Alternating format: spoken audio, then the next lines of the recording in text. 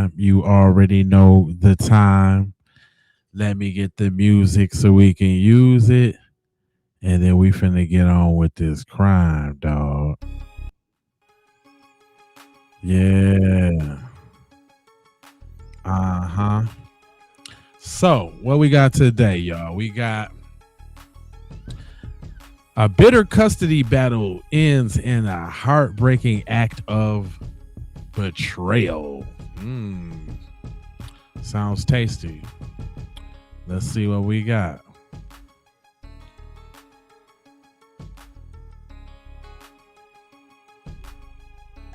Boom.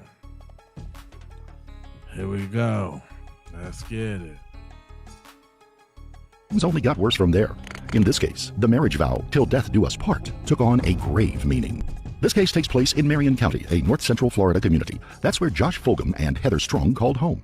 He was 27, she 26. Their relationship had spanned a decade, more than a third of their lives. It was a roller coaster ride, shadowed by violent outbursts and infidelity. There were breakups, followed by makeups. Despite their problems, the pair couldn't seem to sever the bonds that tied them. Part of their connection was the two children they shared, an 8-year-old girl and a 2-year-old boy.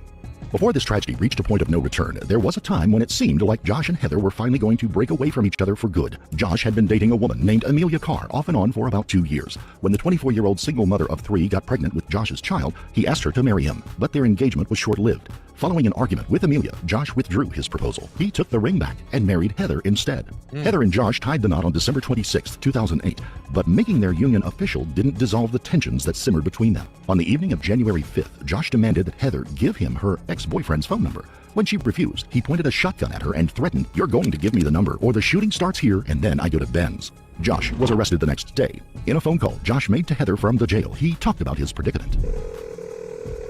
Hello? Hey, please don't hang up. I'm not. And I'm glad you do this. Josh, the code. I can't. You promised me. You promised me. I can't live like this. Well, we're not supposed to answer a line. You're not going to do that, Josh. You're going to kill me when you get up there. Josh was in jail fuming for a month. The anger he felt for Heather reporting him to the police intensified. Meanwhile, Heather was moving on. Just 3 days after Josh was arrested, she started living with another man named Jamie Acom. Jamie was no stranger to Amelia. They had known each other since Amelia was 15 years old, and they had once been in a relationship as well. Jamie had fathered one of Amelia's 3 children. He was also the person who introduced Amelia to Josh and Heather. Despite all the back and forth between Heather, Josh, Amelia, and Jamie, and the tensions it spawned, the 4 of them still hung out sometimes. The 2 women even babysat for each other's children occasionally. Amelia described their complicated relationships to Marion County Detective Donald Bowie after Heather went missing. I hope and pray that you know nothing. I think someone that you need to speak a little bit more to would probably be Jamie Acom. Hey, Chris in here. Because you mentioned the triangle, which would be Josh and Heather. But it's more of a square because Jamie's got a lot of anger and animosity towards both me and Josh for multiple reasons. Listen to me. Listen to me. I understand. But listen to me. Put yourself in my position. Oh, I'm trying to. Josh is telling everybody that he was the last person with her. Okay, why would he say that if he'd hurt her? After Josh was arrested for pointing a shotgun at Heather, Amelia did what she could to get him out of jail. She made calls on his behalf and lent him $1,700 towards his $5,000 legal bill. He was released after 31 days. Josh could be convincing where Heather was concerned, and he persuaded her to retract her statements to police that led to his aggravated domestic assault charge. Just 1 week after signing that paperwork, Heather disappeared. The last time anyone heard from Heather was on February 15th. That day, she took a call from Josh while working her shift at the Iron Skillet, a restaurant located in a local petrol station. Co-workers noticed that she was visibly upset after the call. Josh told Heather that he was seizing custody of their 2 children immediately because of information he found out about Jamie Acom. The next morning, on February the 16th, Heather didn't show up for the morning shift. That wasn't customary for her. According to the manager, she had always been reliable and a responsible employee. Heather's cousin in Mississippi, Misty Strong, was worried as well. Typically, Misty communicated with Heather daily by phone or email. Josh told everyone who inquired that Heather had gone to Mississippi, but Misty had not heard from her, and neither had her mother. Misty filed a missing person report on February the 24th. Police opened an investigation. At first, Heather's status was listed as missing, but as the detectives began asking questions, that was escalated to missing and endangered on March the 18th. Detectives spoke to the Iron Skillet's bookkeeper and found out that Heather's bank card, which was tied to her paycheck deposits, had been used several times from the 16th until the 19th when the funds ran dry. They pulled security footage and spotted someone using Heather's card. Of course, it was not Heather. The person wore what appeared to be a leaf blower. They knew Josh was employed by a landscape maintenance company.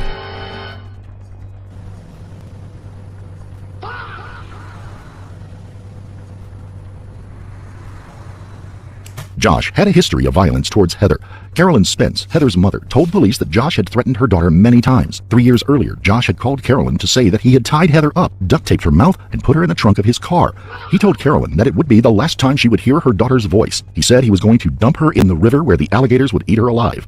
Carolyn could hear Heather's voice in the background mumbling, as if her mouth was gagged. Josh quickly became a suspect in Heather's disappearance, the prime suspect, and police also thought the woman who was now 8 months pregnant with Josh's child, Amelia Carr, might know something about what happened to Heather. It was hard to imagine that she had killed Heather while she was 7 months pregnant, but it was too early to rule out any possibilities. Josh and Amelia were questioned at the Marion County Sheriff's Office. They were placed in rooms that were side by side. For the next couple of days, detectives interviewed them separately for hours over multiple sessions. They bounced back and forth between the two rooms, gathering information as they compared Josh and Amelia's stories. She said she wanted to get the hell out of Dodge. Want me to keep kids, but when she gets it cleared up, she's coming home. And Heather always comes home. She always does. I've always taken her back, but this time I'm not taking her back. At first, Amelia protected Josh and told the police that he would not hurt Heather. Do you honestly, you think Josh is capable of doing something or would do something to her? Honestly, no. Why? I really don't, because in 11 years of all the crap they've been through. He's beat her ass in 11 years. Yeah. I have reports like this where he has threatened her. He's beat her ass and he's pulled a gun on her and Benjamin. And that's what he went to jail for. When that got tossed out. You know why he got tossed out? Why? Because Josh's mom called Heather, threatening her. And Heather went and dropped charges. That's why that got tossed out. As police grew more skeptical of Amelia's story, she backed away from her original narrative. She indicated that she knew more and asked for immunity as a trade-off for providing information. Her defense for everything she had done so far was that she feared what Josh might do to her if she did not comply with his wishes. She's on the phone now. Lex. Can you make sure nothing happens? I'm scared. Sergeant Piper came to me and told me that you had some new information that you want to talk to me about. No one has promised you anything, correct? No one's coerced you in any way. This is all voluntary and your free will to talk to us. To me, correct? You understand that your rights still apply? Yeah. Okay. You gotta tell me the truth. From point A to Z. Okay. Tell me. In earlier interviews, Amelia had denied knowing anything about Heather's disappearance, but then she changed her story. In the last week and a half, things have been really tense. And every time I mention going home to my mom, he would tell me, I wouldn't do that. You're not going to take her. You got to take my kids home. And I asked him, what are you talking about? And he told me, you don't want to tell me what she did. And then Missy said she's in Mississippi. He goes, she's closer than you think. And we kind of got into it. And that's when he told me that I don't know if he said he strangled or he choked her or whatever. But he said he did that. And that he was in that trailer. Now see, what I don't understand is when he told me that he killed her, I don't know where, but I know he had her in my mom's trailer. That's what he told me. She wouldn't come there willingly. There's no way that girl would come there. How he get into that trailer? It doesn't lock. See, we store stuff back there. And the door, it doesn't lock. It doesn't even latch. Which door? The only one that we use, me and my mom, it's the closest one. With only a wall separating Josh and Amelia at the police station, they could sometimes hear each other's raised voices. At one point, the interview room camera captured Josh with his head pressed against the wall, trying to hear what Amelia was telling detectives. Some statements you have made. I'm telling you, if you want me to go down this road, it's not going to look pretty for you. You know, there's a lot of people that we're going to be talking to. Oh, no. Okay. And if there's something you need to tell me, this is the time to tell me right now. Oh, I'm hoping you guys find her. I mean... Well, we're going to find her with your help. I mean, maybe... With your help, we're going to find her. Okay? And I need you to understand that. I need your help. And I'm here to help. I mean, we've got kids who need both parents. If you know something, this is the time, this is our opportunity, because you want to see that baby being born. Oh, yeah. You know what I mean? Okay? You don't want something to bite you in the behind if you know something. No. Okay? On February 15th, the day that Heather disappeared, she finished her shift at the restaurant at 3 p.m. and arrived home a half an hour later. Jamie was there but left soon after. That was the last time he saw Heather.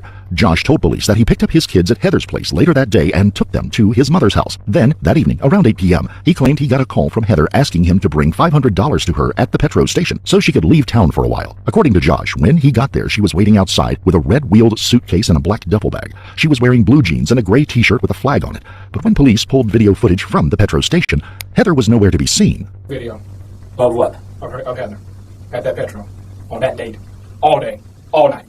A few days after Heather's disappearance, Jamie got a call from Josh. He said he was back together with Heather and that Jamie needed to move out, which he did the next day. Josh warned Jamie to never contact Heather again. Police still don't know if Heather had decided to leave town on her own or if something horrible had happened to her. As proof that her disappearance was voluntary, Josh showed detectives a letter his mother had typed up for him on the computer stating that Heather was giving her 2 children to him. He claimed it was Heather who signed it. Why? She didn't handwrite a letter.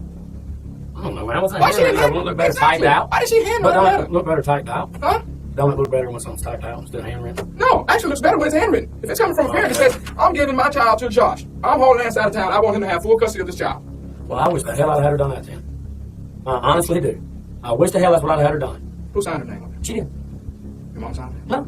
Heather signed her name. You signed her name? No. Heather signed her name. Your sister signed her name? No. Did you know you got handwriting analysis, right? Yeah. Okay, did you threaten her to sign her name? Man, come on now. This shit's not going too far. Huh? This is, no, I did not. You wanted them kids. You didn't want her to have No, them. I'm going to be honest with you, man. You I'm didn't want having her cat no. You didn't want her. She was sitting up there telling you. She was telling you. You won't never see them No, kids. she was not. No, she wasn't. Josh explained to the detectives that Heather believed there might be a warrant out for her arrest, so she wanted to skip town by herself until the heat died down. But everyone else who knew Heather insisted she would never abandon her children. Heather had taken off before to stay with family and friends in Mississippi, but she always brought her children with her. At first, Josh and Amelia vehemently denied any involvement in Heather's disappearance, but as law enforcement drilled down on their stories, the accounts provided by Josh and Amelia began to disintegrate. Amelia held out longer than Josh, but detectives picked apart her web of lies and started to suspect that she may have taken part in the murder. All these things, and what do you think that you are guilty of then? I know he was. What do you think? It would be appropriate.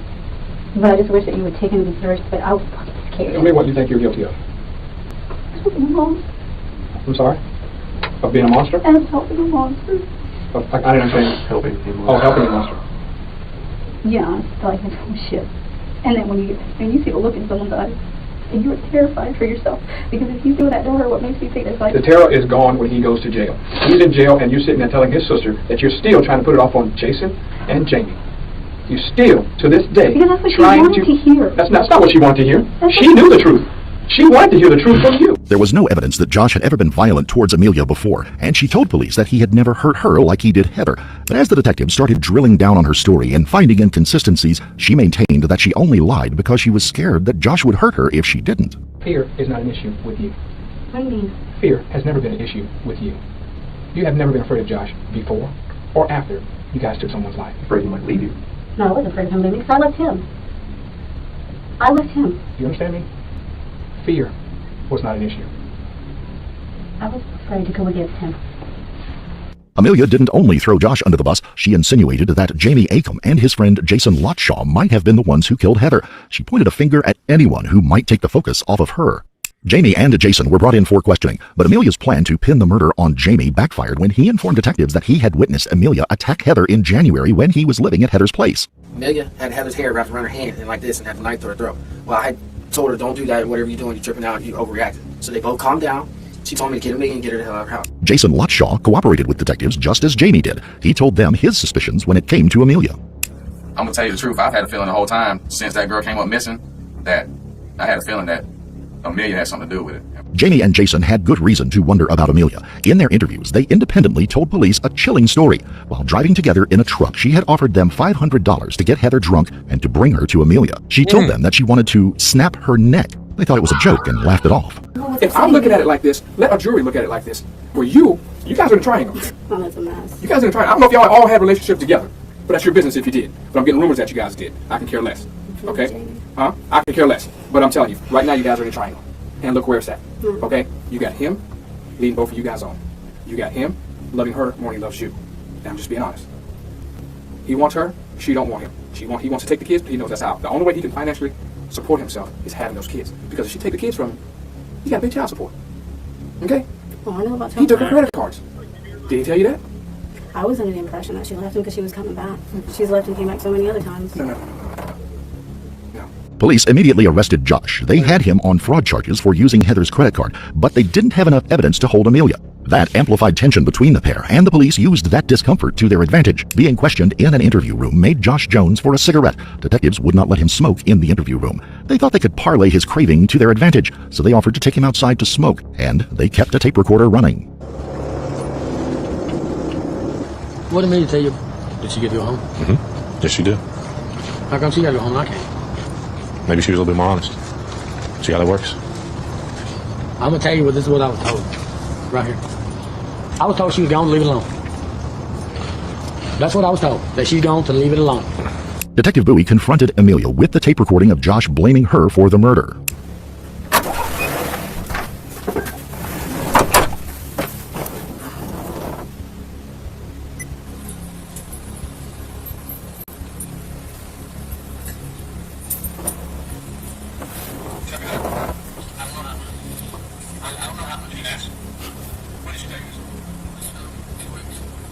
Hey, Trina.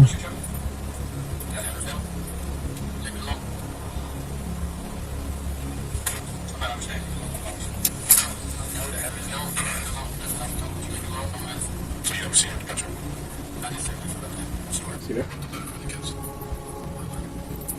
Your heart is about to jump out of your chest. Because I was home at my mom's. Your heart is about to jump out of your chest. That pisses me off. Okay. Don't do this to yourself. But what? Don't Okay. do this to yourself. Ask my mom. I was home Don't do that this to night. yourself. What is he saying I did? That you set it up. Set what up though?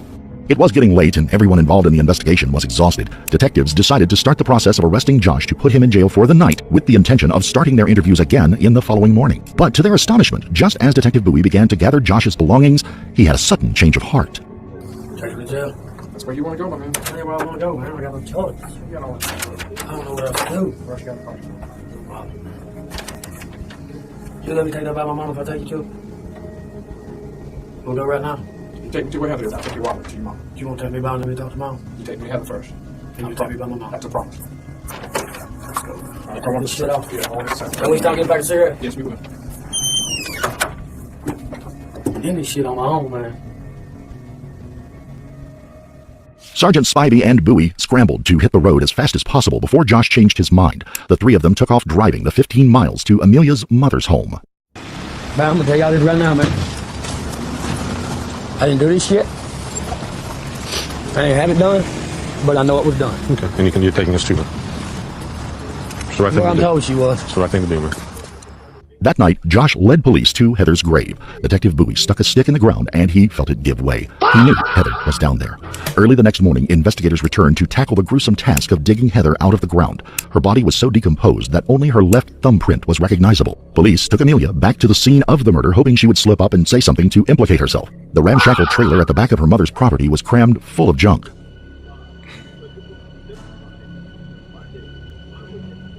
Bathroom door. That's when I came in here. And I saw her on the chair. She was taped to it. I just kind of stopped for a minute. I didn't know what to think or what to do. And then I just went up to her and I was checking for pulse. She didn't feel anything. I didn't feel anything. I just kind of looked at her. Started to cry. I didn't know what to do, what to think. I turned and kind of started walking out. I saw her on the back step and I cried. On the fourth day of the investigation, Josh sent word from the jailhouse that he wanted to speak to the detectives again. It was Saturday, so they had to come into the police station in casual street clothes. Both detectives are skeptical because they're sick and tired of getting a runaround from Josh and Amelia. But this time, Josh was ready to talk. Being locked up in jail loosened his lips.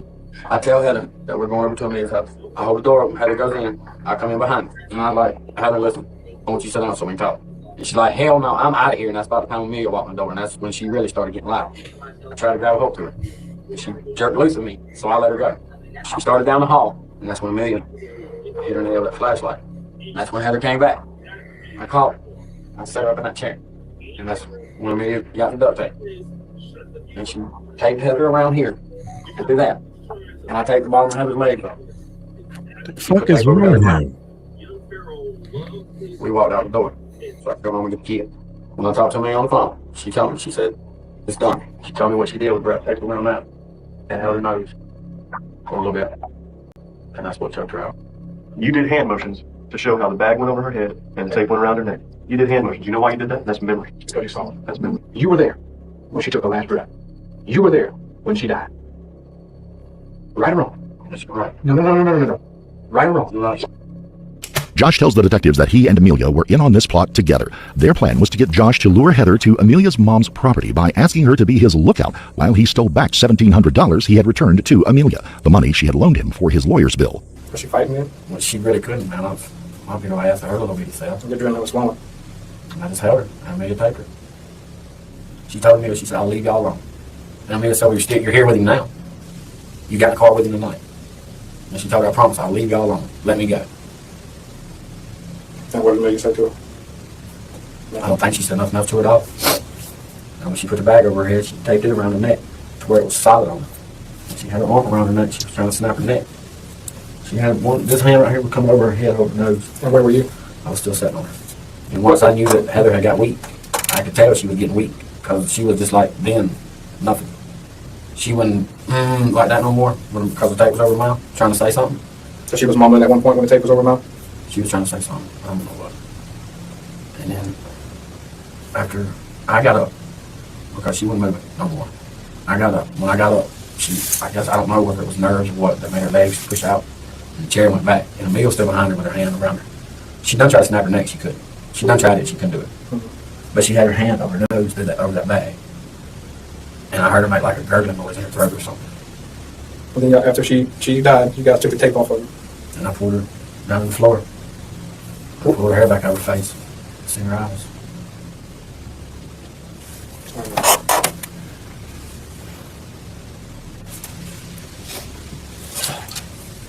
I know you know. Let's talk about it now. I know you know that.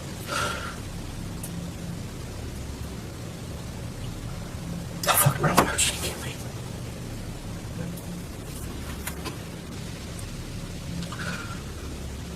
Josh admitted that jealousy played a big part in his decision to kill Heather.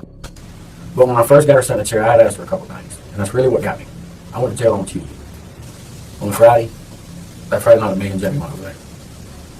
And I guess Jamie and Heather was drinking or whatever. I don't know. That's what Amelia told me.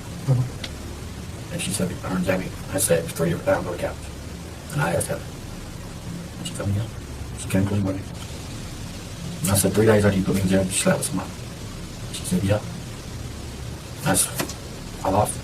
I didn't care then. When it was over and Heather had stopped breathing, they peeled the tape from her body and pulled the bag off her head. They stuffed her in a black duffel bag, the same one Josh had falsely claimed he saw Heather with at the gas station. It was too small for her body, so her head stuck out. Josh couldn't bear to look at the face, so they covered the head with a blanket they found in the trailer. They hid her under a table in the trailer until Josh could come back the next day after work to bury her. He does a lot of digging in his job as a landscaper, so he dug the grave in just about 20 minutes. They found a board from the property and laid that over the body before covering her with dirt. They grabbed some things they found around the yard and piled them on top of the grave as well, springs from a mattress, an orange chair, and the remnants of a television. After his confession to police, Josh seemed relieved, like a weight had been lifted off him. He asked the detectives if he could call his mother. I need to talk to you, Mom. I want to talk to you. No, I don't need to talk to her like your mom. I'm guilty. No, I don't. I'm guilty. I done it, Mom. I didn't do it by myself. But I done it. I just got sick of it, Mama. I wanted my babies. I was just tired of her running off, keeping them from me. I was sick of it. Josh had detailed the horrific murder of Heather Strong. Detectives had his story, but they still didn't have much evidence against Amelia. It was Josh's word against hers. Luckily, they received a call from Josh's sister, Michelle, on Monday afternoon. She was upset that Josh was going to go down for a murder that he and Amelia had committed together. Why should she walk free? Michelle agreed to let police place a recording device in her vehicle while she met with Amelia. Sergeants Bowie and Spivey watched Michelle pick up Amelia and followed them around to a park. Police waited on the other side of a building and listened to the conversation using a monitoring device. Amelia told Michelle that as long as Josh stayed quiet, they could pin the murder on Jamie and Jason because they were already being scrutinized by the police. Amelia justified it by saying they both needed to stay out of prison for the sake of their kids. This is a mess, Amelia. I mean, it's breaking my heart. He shouldn't be in there. I'm telling you right now. I want the true story from you. You got to tell me the truth so I can help you, John. What else did he tell you, Michelle? Man, please tell me your side. What did he tell you? And do you know you ever reported phones? No. Please tell him just keep his mouth shut and to keep his head up because everything's going to be okay. I don't know when. But he's got to stop talking to them. So what is he going to do now? Because he confesses to this. I'm both for him. And both of their kids. So, tell me what happened that night because 3 heads are better than 2. Yeah. As hard as you think it is to give me details or that I can't handle it, it's what we're going to have to do so that we can get stories straight. When I got out there, he was talking to her. She tried to run for the door, and she knocked me down. He dragged her back, and he started to take her to a chair so she couldn't run. What happened next? He put the bag over her head. He tried to snap her neck. That didn't work. You did? Yeah. I was a freaking detective. Oh, crap. Uh-oh. Hey, how you doing? Hey, your mama told us you were up here. Okay. Can we talk to you for a second? Yeah. Amelia was transported back to the Marion County Sheriff's Office by the detectives. Almost a week after the first time they had interviewed Amelia, they decided to interrogate her again. And this time, they confront her with the secret surveillance recording from Michelle's car. Today, you had a conversation with Josh's sister. That conversation was recorded. Oh. You, out of your own mouth, admitted to being there. You used some of the words that I just used. I waited in the house for a few minutes, just like I was told. There was a recorder in her car. There was a microphone in her car so we could listen to you. We didn't just stumble across that car. Okay? We heard everything. Now, let's go back to what I was just saying. You have shown no remorse. I'm not trying to be mean, but quite frankly, so far, you have shown that you're acting like a cold-hearted, hateful person who killed the mother of 2 children, okay? I don't cry. No, because you sit right here stone cold and stare at that man's face and lie to his face. After you told that girl today, you tried to break her neck. Remember that? Do you remember that? Remember those words? It came from whose mouth? But is that right, that you were there with Josh when Heather took her last breath? I can't hear you. Detectives had finally cracked Amelia's shell of denial. She admitted that she was there when Heather died. Now it was time to coax her into demonstrating exactly what part she had played. Show me where you were standing at. If I'm her sitting in this chair, show me where you were standing at. Which time? The first time. The only time. It's okay, I trust you. Come on. Okay. When? How far back do you want me to go? When you were standing behind her, After she was taped, and I put the bag over her head, and he taped it, and I pulled the tape, and he taped it. I made a little attempt because I was scared and I was shaking, and I told him I couldn't do it. I couldn't do it. How many times do you think you tried? Once or twice, and I couldn't. How many times do you Twice. think you tried? Because I couldn't do it, and I told him I was shaking so bad. I said, "Josh, I can't do this." So then I stepped back, and he went around and he took care of it. But you tried to snap her neck because you wanted it to be Because I was quick. scared. You wanted it to be quick. Yeah, I didn't want. You didn't want her to suffer, so you tried to break her neck. And I couldn't do it because I was shaking so bad. So that I just stepped back, and he took over. And he held his hand over her nose and her mouth, so that she couldn't breathe. Only you and him know exactly Yeah, I who know. did what, because one's pointing at the other one. But both of you guys were there, present, assisting each other when she took her life. Correct? So even though I didn't kill him, we were charged with the same thing as him. Exactly.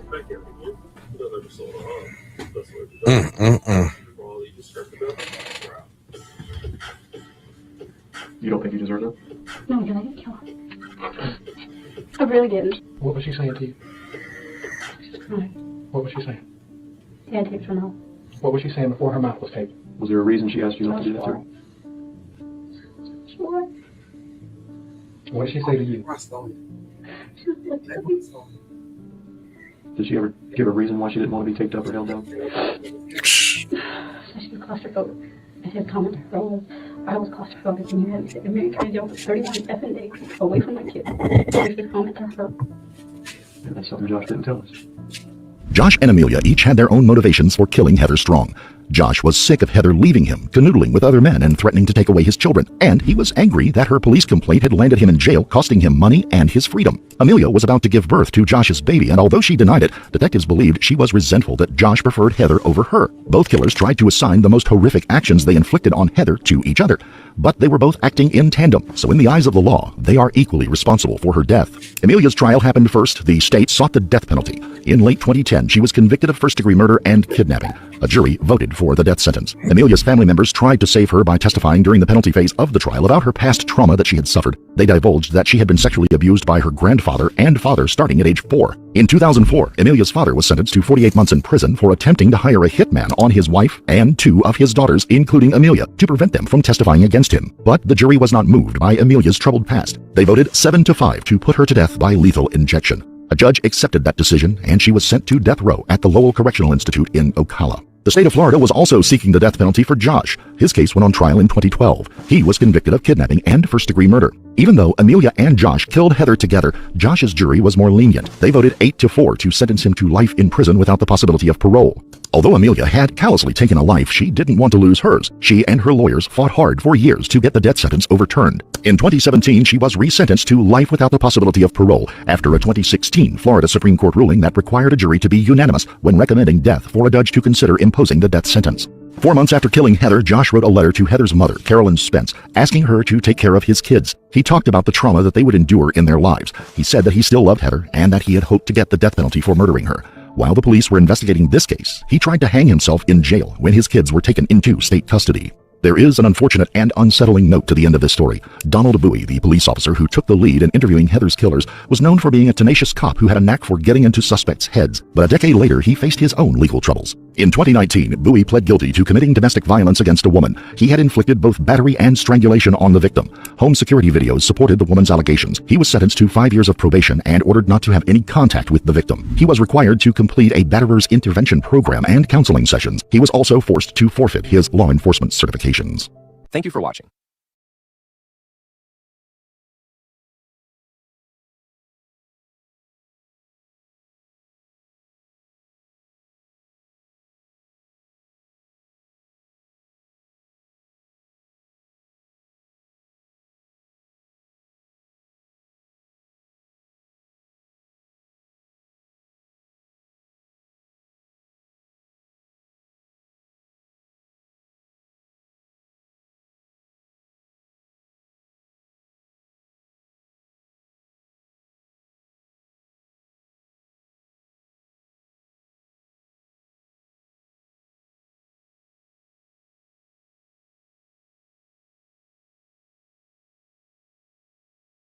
My bad. That I said that dude had the hairline of the Black Power Ranger. But I'm doing something new tonight, man. We gonna do crime talk tonight, as y'all seen in the thumbnail, and as y'all see in the chat. I got the link. So if y'all want to come up and talk crime, I would hope that you ain't finna tell no crime you currently done that you can go down for. Maybe one that you witnessed or that you was a part of. If you want to share, you know what I'm saying, just let me know. We gonna try to do it between videos. So you know what I'm saying. If you don't want to come up, you gotta let me know you want to come up first. You gotta put that in the chat, and then I'll see you, and then I'll bring you up. Otherwise, we just gonna keep it rolling because I got another one for y'all too. This one is like the women of crime. It say this person took the police on a high-speed chase and didn't know it was gonna turn out that way.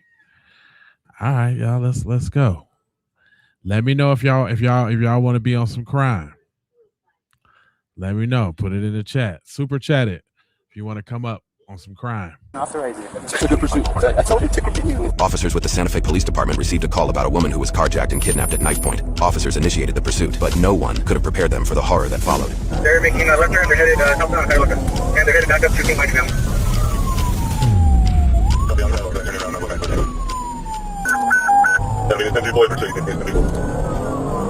We're going back eastbound on St. Mike's, passing Pacheco. We're being in and out of traffic. 254, go ahead, I got Tom. Let's just make sure that the third officer goes to get 49, please. Meanwhile, you guys stay on it, please. Santa Fe notify the SONS. So eastbound, speed about 63, and we're passing both off. Now turning on west, via west. Yeah, this was a good one. Just turn on Royal Tucson. We are now headed back northeast over I-25, continue over I-25, and just be flipping around now, and we're going to be oncoming traffic. We're going to be oncoming traffic going over I-25. Now he's headed on to I-25, wrong direction, and he's going to be headed on to the front road. Yeah,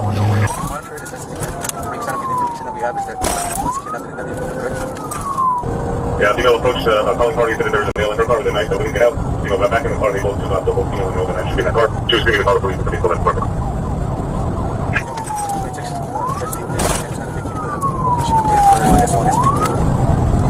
Yeah, we're still currently headed southbound, opposite lane, and we are headed on to the exit tonight.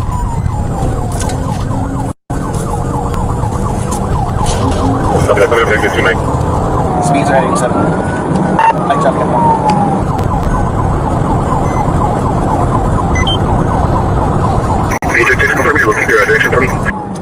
Headed 7 south on I-25 in the northbound lane.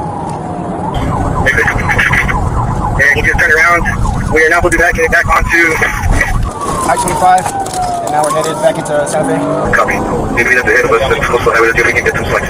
So we're again headed in the opposite lane of travel. So we're traveling north in southbound traffic.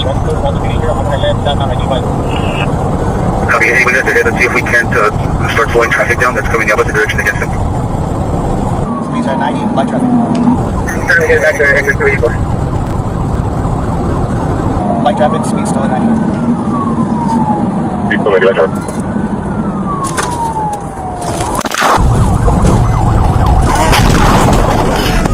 Oh!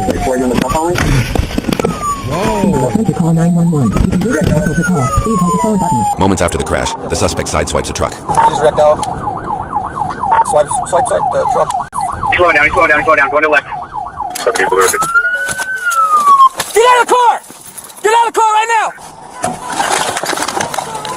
319 myself and another unit. Just got into head-on collision here. Let me see your hands! Walk to me! Where is he? Where is he? Walk back to me! Walk back to me now! How you guys come for? I got the female coming back to you right now. Probably one outstanding in the car. Come back to me. Let me see your hands. 319, I'm 10-4. I'm going to check on the other unit. Come back. Where is he? What is he? Is he in the car? No, he went that way. Come here. Get down. Let me check you. Get in the car. Okay. Get in the car.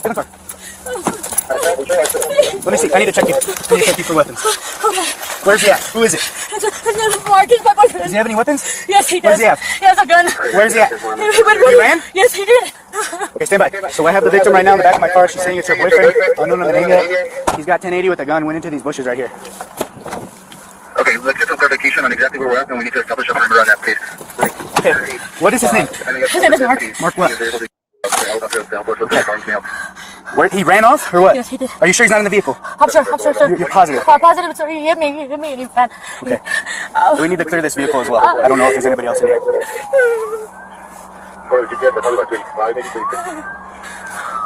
Oh, he was gonna burn me. Did he stab you at all? Did he hurt you at all? I don't know. Okay. What kind of gun does he have? He had a knife to me too. He has a gun or no? A gun and a knife. Okay. What's his last name? Hello, Santa Fe 911. Hey, this is 319. I need a 55. Okay, where are you? I was involved in that pursuit. And the northbound lane, question mark. We have the suspect flashed at DOT. He went this way or what? I don't know. Somebody try to get it.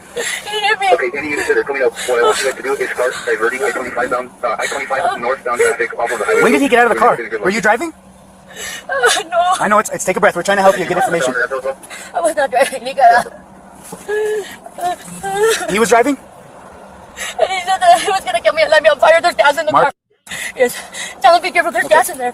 I think I'm okay. Hold on 1 second, okay? Give me 1 second. I'm going to get you over to a medical dispatcher. That way we can take all your information. Okay. Somebody's saying that the suspect is a Mark. No date of birth. Apparently there's gas and fire in the car. I didn't see anybody exit besides her, so he may still be in the vehicle. I can see inside the vehicle, but all the airbags deployed. I can't see if there's a driver in there. What's he wearing? Okay, yeah, let's see. What's he wearing? I want to know if anybody has any information. He's wearing a red shirt. Another black jacket. A red shirt and a black jacket? And dark jeans, dark jeans, any hat, anything like that? He had a black hat. Red shirt, black hat, jeans, and a black jacket.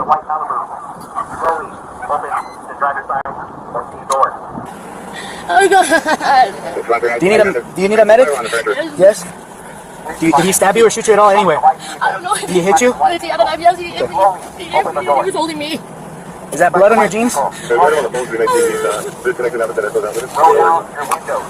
We're gonna get a medic stage for you, okay? We gotta figure out what's going on right now, okay? Just stay calm. I know it's hard right now, but we're here for you, okay? She's with me. We need to get her out of here, man. You wanna get her? Okay, hey, I'm gonna come around. Hey man, come out for me. Come out this side. You're okay? Come on. We just want to get you out of here, okay? You're safe. We got you. Do me a favor. I'm gonna pull up. Just stay right back here by the tire, right here. I'm gonna pull up. Josh, do we have a location on when the crash happened as far as if anybody got out or not? Right now, all we saw was a chick run. The guys are on her as this, pretty quick on her. Nothing on anyone running out. Zero. 322 is going to take our victim and get her immediate medical attention. Get out of here, it's not safe! Go! But if we do come down to an approach, if we do come to that, it's going to be a vehicle approach. Okay. And I recommend 2 vehicles. Mine could be one. This angle, one, this one angle. You come too much smash windows and stuff. If it comes to that. It did look like she might have gotten out of the driver's seat, but again, I didn't see it fully. She advised she wasn't driving, though, that he was. I'm sorry, can you 10-9 that again? Let me get my rifle. We don't have the chicken salad? We have the girl. Oh, so it's just him in there? Hey, it's just him in there. Oh my god. Where is this at?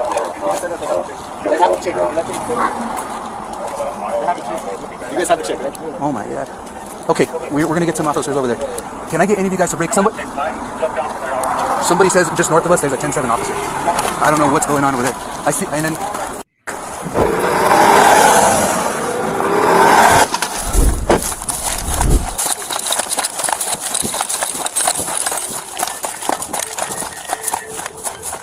I don't know exactly what I'm...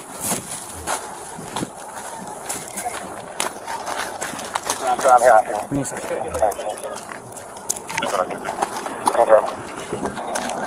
This guy is probably hurt right now, and your officer is complaining of chest pain.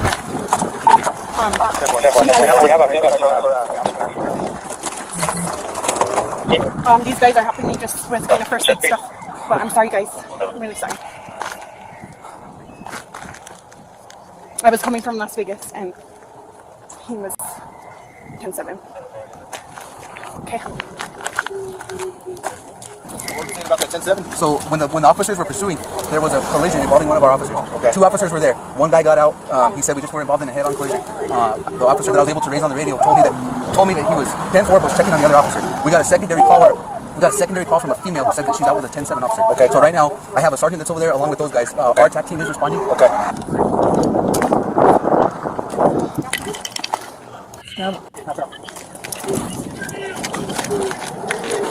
Some water, brother?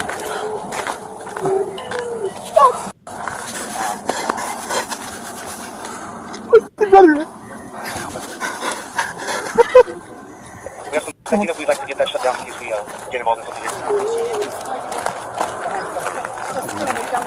You guys saw anything? Wait off to the side.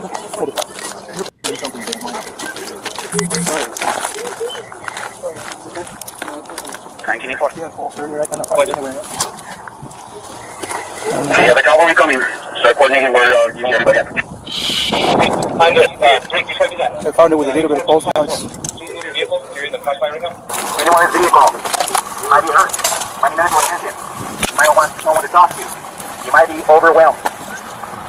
That being said, let us know you're in there to assist in all those issues you might have. Sorry for your loss, man.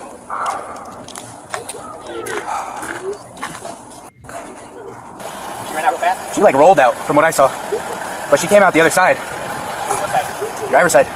But she said she wasn't driving.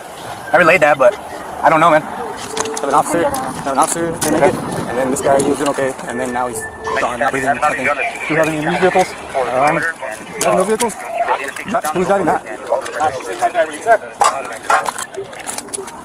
Money. Yeah. Check to see if you have a pulse on it.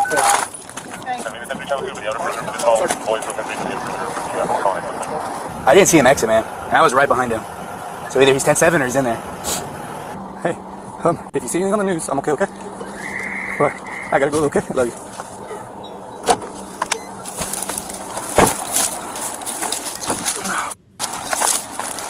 She didn't get stabbed or anything, but he threatened to light her on fire and stab her. Said he has a gun and a knife, but I didn't see any blood. She said she doesn't know she got stabbed. Hey.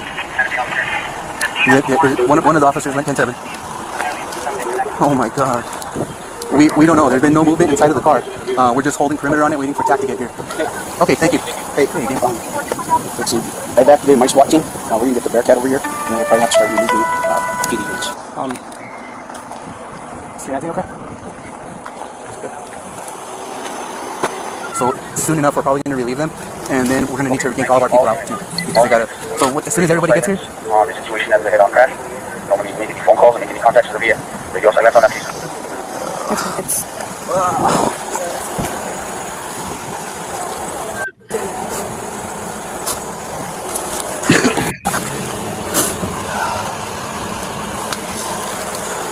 You guys can just slowly start.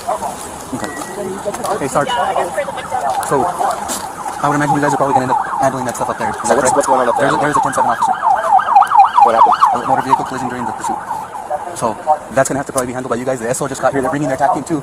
And eventually, we're going to have to start, if you guys are going to handle that, obviously, we're going to have to start relieving you guys and replacing you with county TAC guys. And then probably pulling all of our people out for now. Okay. So this explains to me. So the initial call, if I remember right, was a kidnapping where the woman got it back in the car, made herself a victim, and stayed with the guy, right? I don't have no information. What I'm getting at is we had no information beforehand that they were boyfriend and girlfriend. Okay? Not that I remember. No, it said that somebody had at knife point. She screamed, "Get the Call cops." the police. So that's why I authorized the pursuit. They want Guerrero to go back to anyone's house. He's not here. Is that here today? Yeah, he's not here. Okay, I thought he showed up. Like they're like that. Yeah, no. So I just checked on Adriana. She's in a bad way now. So you okay? I wasn't there, but I'm pretty He's right where you're able to make it through this. We don't know if this guy bailed. Okay, guys, your cat's here. They were bringing it down the shoulder. Hey, hit it from here. It won't glance. So you're right. I can authorize it. It's all right, bro. It was a good pursuit. Okay. It's a good pursuit. I told you to continue. It's okay. It's a good pursuit. Done. You don't know if the subject to the vehicle. All right, All right. The information we had is a solid pursuit. We're moving it back to We didn't do anything wrong. if we could get look up here, I want him at the Take a minute, bro. Take a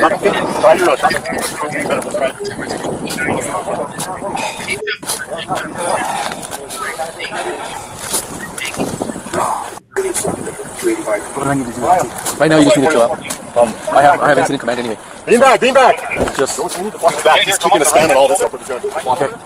So, take a minute. You're not hurt, nothing like that? No. Okay. Let's go back to incident command. I got this. SWAT. You guys got this out, right? Have it. SWAT's activated, activate, and fade. It's gonna be a long day. Beam back. Beam back.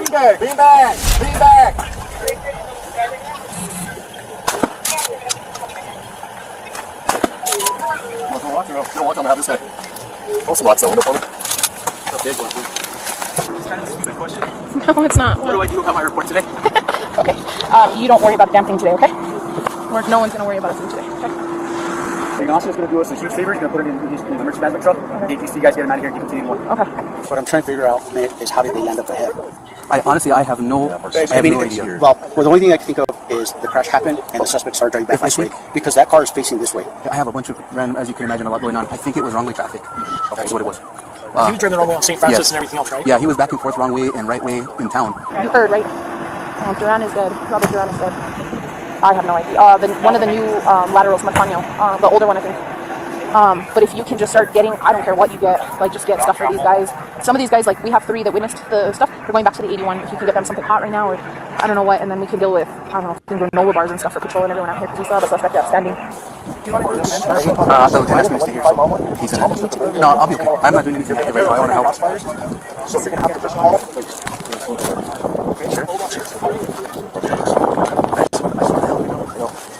You are? Right now? There's somebody sitting right now? We're going to get you out of this. Okay? Get you out. I don't know if we have this anymore, but today's Ash Wednesday and these guys are really religious. Do we have that available? Please search up. Let's see if I can do someone will donate their services to us. Hugo just called me. They're getting the bird up in the air, headed this way in case this guy did flee on foot. Okay. Yeah, I'm okay. But I was calling to see. Sorry, Jenna. I'm trying to just get through this. We have 2 scenes. So I'm sorry, I'm rambling. There's one scene and it's still active because one is outstanding. So, okay. So have Eric or whoever, when they're ready to bring food out to one of the scenes, let me know. Okay, so I can guide them in.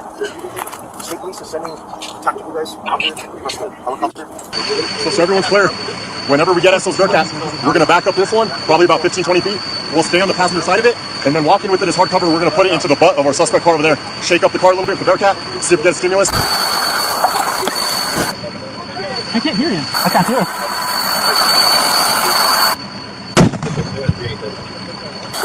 Bearcat's here. Probably, but he could at least give Duran last rites since he's here. Let's do that before we move him. You all split up for it? For the most part. Some about the shooting, car crash, guy had a gun. That's kidnapped. One possibly in the back. 386 177. You got a red 286 177. Good accident. You got 95. Not facing the wrong way. What? Really? Yeah.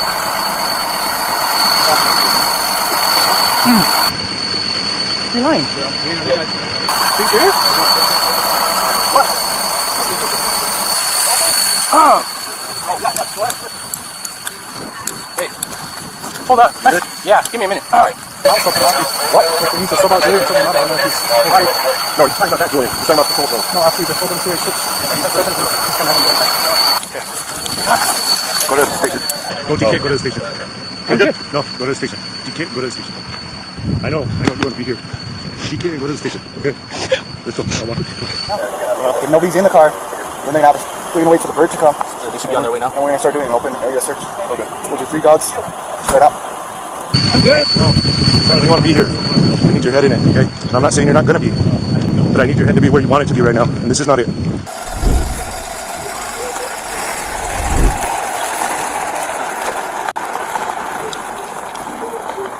Who with me? Can you get him to the station, please? Sounds like it was the rat.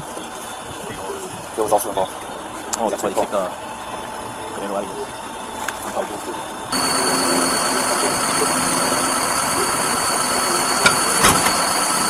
I'm not gonna break it. What are you?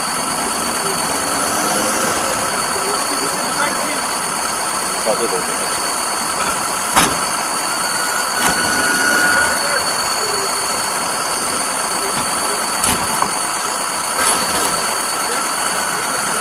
There you go.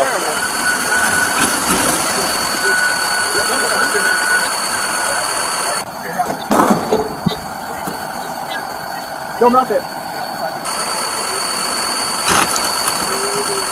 Anything? Anything? Anything from the turret? You just got up now. No contact.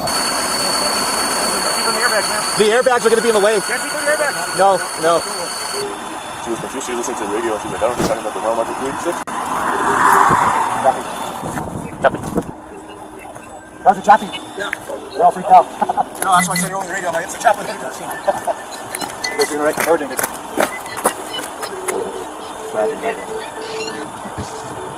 Are you going to quit that? When I die, I guess. You know, I don't want to hear I all know, of that's this. why I'll run he'll smoke a cigarette before you run. Talk. What the happened at the end? God damn. I don't want to hear all that bullshit. Can you tell? Come on, let's do this. Okay, god damn. I'm sorry, y'all, but I ain't got time for all that bullshit. Like, let's get to the action. So then he called, and then they took off. And then she was the driver. That's what the caller said. And the caller said he didn't see a knife or anything. He saw something black, like the diameter of like a broomstick, but he couldn't like see. Oh man, if this was like a Code 20 gone bad, even worse, it's going to be a simple assault. A simple assault. Execute this thing. As the multitude of law enforcement teams continue to search the area for Mark, investigators combed through surveillance video from where the initial 911 call took place and found no evidence of a kidnapping. We have to eliminate the two. If not, all we have is the footage of the car and it driving out. Meanwhile, back at the police station, the victim, Jeanine Jaramillo, recounted her side of the story. He was trying to take out the knife on me again, and I thought he was going to stab me, and he stabbed the car. Where did he stab the car? He stabbed the car on, he went around the car, he went out the car and got around to my side. He opened the door, he was like, oh, good, trying to choke me. He was choking me, he was choking me, and telling me that he was going to kill me, and then he moved off me and he got the knife. I went to the driver's side, and I jumped over to the driver's side, and he got into the passenger side, and then that's when he tried to, I thought he was going to kill me at that point, because he put the knife right into the door of the driver's side. Yeah. Do you remember going the wrong way on the highway? No. Investigators later found a previous incident in Cibola County 7 months prior, where Jaramillo drove a stolen blue car through a fence. She escaped in a pursuit exceeding 100 miles per hour and was later questioned by officers at her home. And he ran the other way. Ran what other way? Like, the car, he ran to the left-hand side.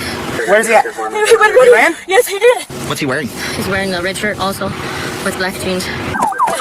What's he wearing? He's wearing a red shirt and another black jacket. A red shirt and a black jacket? And dark jeans. According to the New Mexico Department of Public Safety, investigators learned that the Chevy Malibu was reported stolen 2 days prior, and the key fob to the vehicle was found in the back seat of the police vehicle she was placed in after the crash. Data from the vehicle's computer showed only the driver's seat was occupied at the time of the crash, indicating there was never a second person in the vehicle. DNA from the driver's side airbag also matched Jaramillo's DNA profile. New Mexico State Police arrested Jaramillo on March 5, 2022, and charged her with 2 counts of first-degree murder, great bodily injury by vehicle, receiving a stolen vehicle, aggravated fleeing a law enforcement officer, making a false report, and reckless driving. Her case went to trial where she pleaded not guilty, and on December 12, 2024, the jury returned their verdict. We find the defendant guilty of murder in the first degree as charged in count 2. I'd like to say I'm sorry to the family with all my heart.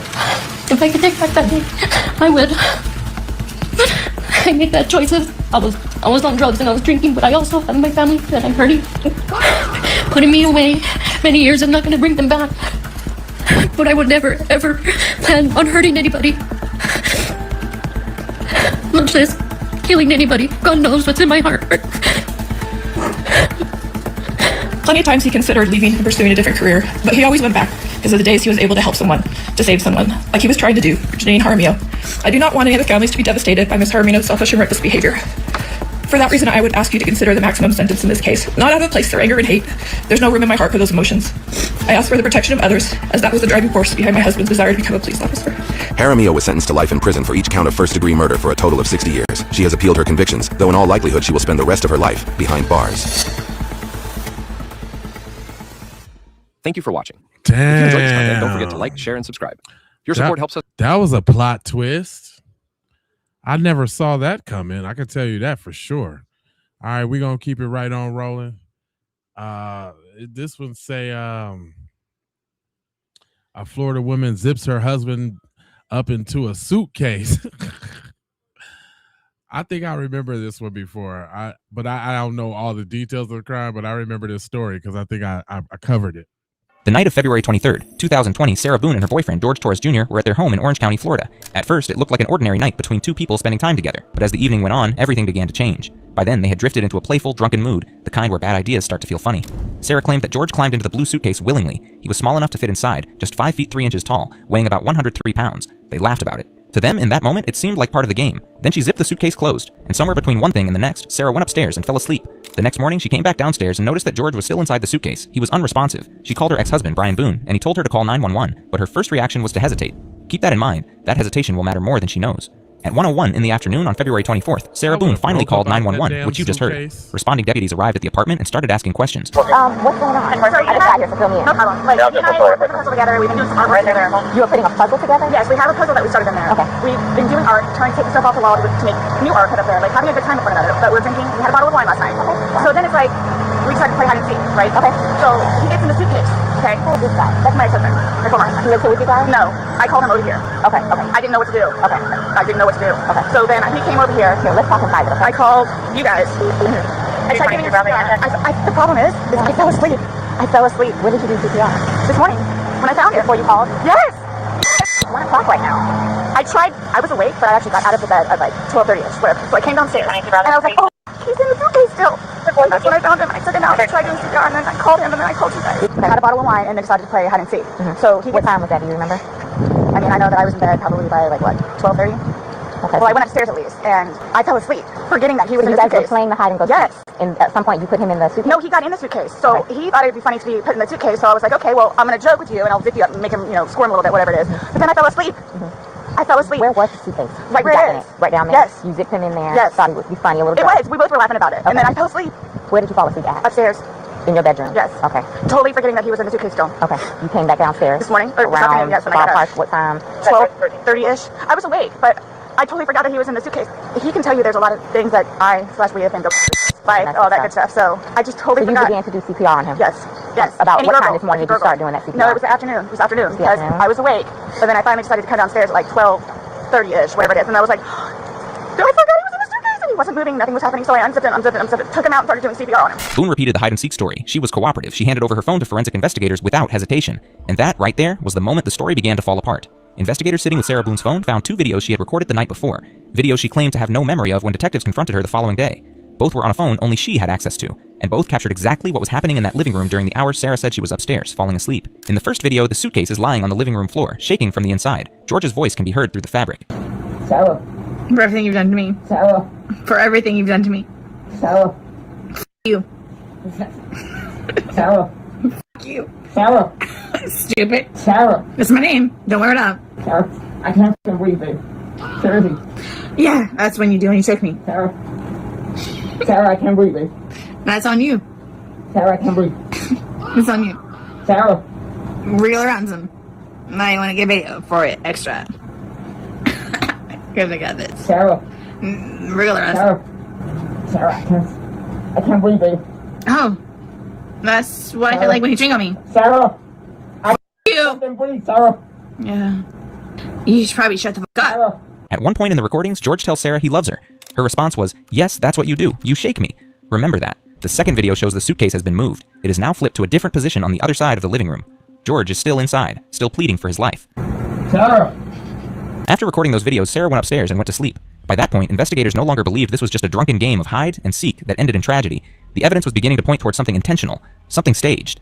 But what made the case even more complicated was the history between Sarah Boone and George Torres. Sarah was 42. George was also 42. By the time they found each other, both of them were already deep in a years-long struggle with alcohol. Their relationship revolved around codependency, explosive arguments that never truly ended, and breakups that never seemed to last. There had been multiple documented incidents of abuse throughout the relationship. Sarah had called police on George several times, leading to 4 separate arrests. Yet each time, she bailed him out of jail herself. Then, in 2018, the roles were reversed. Sarah Boone was arrested and charged with battery by strangulation.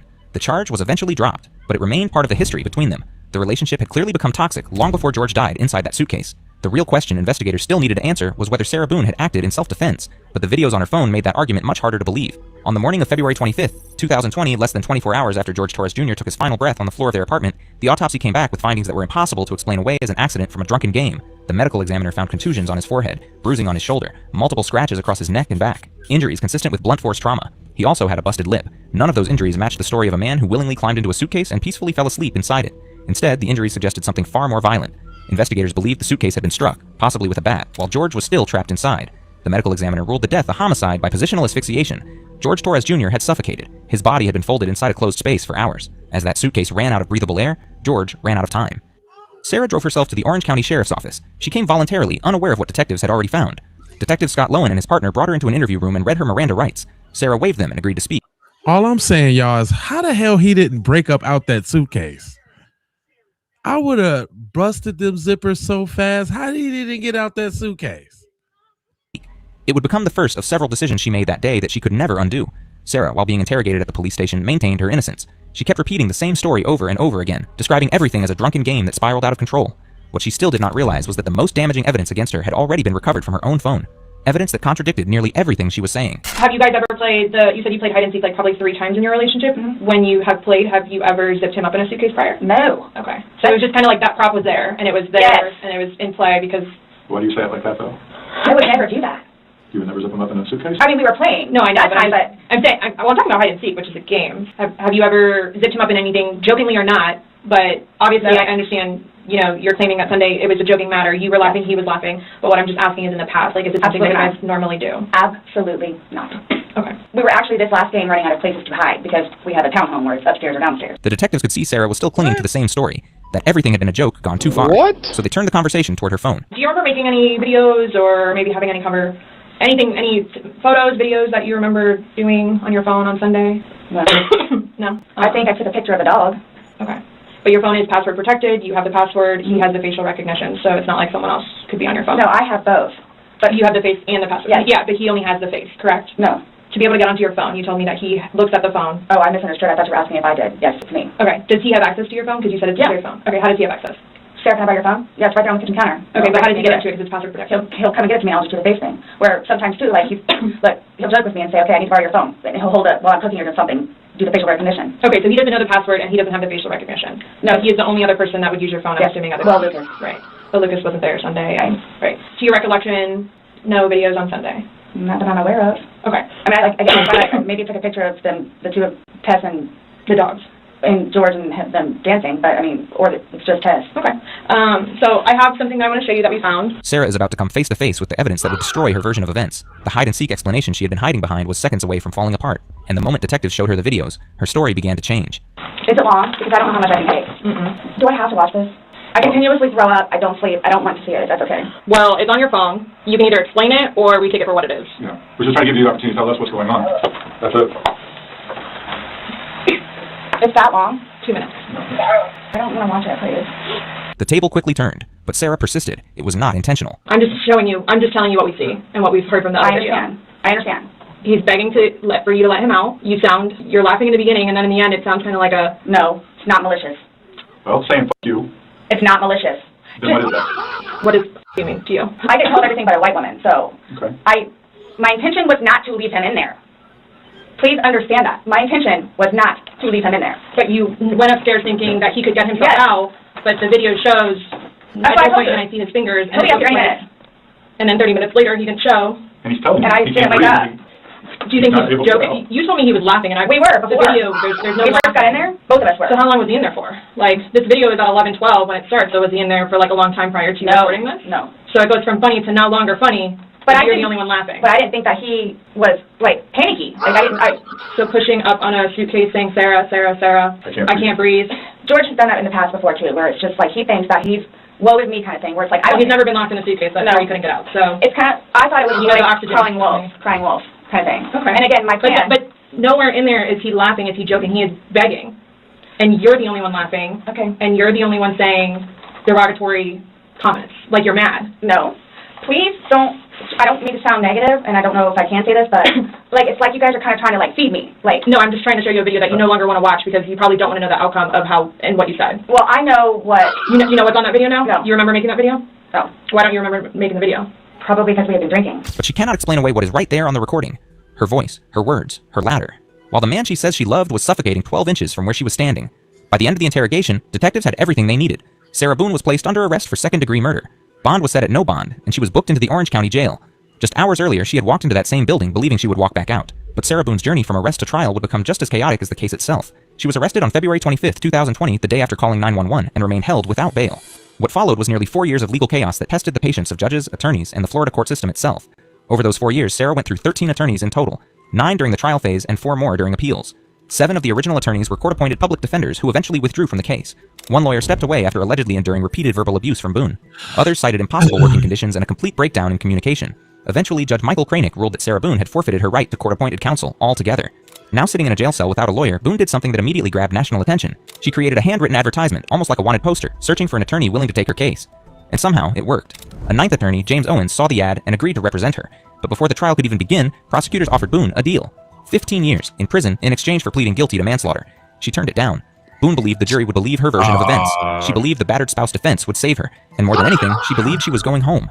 What the defense failed to fully grasp was just how devastating those 2 videos would be once they were played inside a courtroom for 6 jurors who had never heard George Torres' voice before. The trial began on October 14th, 2024, in Orange County, Florida, with opening statements starting 4 days later on October 18th. Assistant State Attorney William J. stood before the jury and told them exactly what they were about to hear. Ladies and gentlemen, what the evidence this case is going to show you is that this defendant zipped Jorge George Torres shot in a suitcase. She was able to do this because at the time of his death, he only weighed 103 pounds, and she did this with the malicious intent to punish him, and then she went up to sleep and left him to take his final breaths on this earth alone. How many breaths those were, we don't know. The evidence is going to show that it was at least for about 15 minutes, because there's going to be 2 videos that the defendant herself took of this event. The evidence is going to show George Torres is dead because in this defendant's judgment, he deserved it. Now, the conscious disregard for whether he lived or died, you will see and hear in videos. He told them what they would not hear during the 911 call. No tears, no sorrow. He also pointed to the fact that Sarah's first instinct was not to call 911, but to call her ex, Brian Boone. The prosecution argued this was evidence of premeditation. The defense opened differently. Attorney James Owens laid out the years of documented abuse. Owens told the jury that Sarah Boone was justified in what she did, that she was a woman pushed past her breaking point by years of violence, that locking Torres in the suitcase was, in her traumatized mind, the safest thing she could do that night. Sarah Boone and George Torres were down and out, as you can be. Their lives centered around alcohol. Both of them suffered from, used to be called alcoholism, now it's called alcohol abuse syndrome. And so day to day, they struggled with the use of alcohol. You can imagine that. It affected their jobs. It affected keeping employment. It affected even getting a job. As codependent as you can be towards each other. And you're going to learn, with all that, was domestic violence. And that George Torres physically abused Sarah Boone. And she suffered from the effects, the psychological effects that one suffers from repeat violence from an intimate partner. The defense called Dr. Julie Harper, a licensed psychologist of 22 years, who testified that Boone suffered from anxiety, PTSD, and battered spouse syndrome. Harper told the jury that someone suffering from battered spouse syndrome might react in ways that seem completely irrational to outsiders, including locking a person in a suitcase out of fear of what they might do when they got out. She did note during cross-examination that her evaluation found Boone had narcissistic personality traits, though she did not meet the full criteria for narcissistic personality disorder. The first major climax of the case was not the verdict. It was the moment jurors heard George's voice. Up to that point, George could have been an idea in that courtroom. The defense said she acted out of fear. The video showed her laughing. The defense said she was too traumatized to think clearly. The prosecution pointed out she had been calm enough to record 2 separate videos, narrate her grievances clearly, flip the suitcase over, and then walk upstairs and sleep through the night. The defense said she was a victim. The prosecution said George Torres was the one who suffocated. Remember those autopsy findings from earlier, the bruising on his forehead, the scratches on his back, the blunt force trauma. Here's what an expert witness for the prosecution had to say. In regards to these blunt impact injuries, how is it that you come to the conclusion that these injuries were the result of blunt impacts? So these are typical wounding patterns for blunt force trauma. And when I say blunt force trauma, that can mean something striking a part of the body, or on the other hand, it can be the body striking an object. And that causes injury to the skin, and to the soft tissue, and sometimes the deeper tissues, depending on how severe or how strong that blunt force trauma is. Are these injuries consistent with a person being struck with a baseball bat? They could be, yes. Are they consistent with a person being pushed down a flight of stairs? They could be, yes. Can you say whether or not these injuries occurred while George Torres was in the suitcase? No. Why is it that you cannot say that? So all of these injuries seem to have occurred around the same time, meaning that they're relatively acute or new. They're not things that are healing or something that happened last week. So they all occurred around the same time. But you can't really look at a bruise or a contusion and say, oh, that happened 2 hours ago. There's not a good way to do that. Are these injuries consistent with them occurring while he was inside the suitcase? Yes, they could be. The prosecution argued during trial that those injuries were consistent with Boone having struck the suitcase with a baseball bat while Torres was inside, a detail the defense never successfully addressed. Then Sarah Boone decided to take the stand in her own defense. When a defendant testifies, everything changes. The jury no longer hears only from lawyers and experts. They hear directly from the person accused. That can humanize a defendant. It can also expose every weakness. On the stand, she told the jury that Torres had climbed into the suitcase himself and was trying to lay flat so she couldn't find him. I zipped him up. We thought it was funny, and we're joking about how he was, I guess, small enough to fit inside of the suitcase. So what happened then? From there, it was just, we were laughing about it, and it was just strange that he was small enough to fit in there, and then I kind of moved it around a little bit with him in the suitcase still. It was still funny that he was still in the suitcase. I think he and I were just kind of, couldn't believe that he could fit in the suitcase. Did you eventually close the top? Yes, the top was already closed. As he was settling himself in there, that's how I knew he was in there, was because the top was kind of flopping a little bit. So he had gotten in there to hide, and he pulled the top? Yes. On top of it, but you could tell he was in there? Yes. You saw him right away? Yes. All right. So at some point, did you zip him up? Yes. Did you? And what was he saying or doing when you were zipping him up? I just thought it was funny. Were you both laughing? Mm-hmm. Yes. And so you zipped him up. Were y'all still laughing once you zipped him up? Yes. Okay.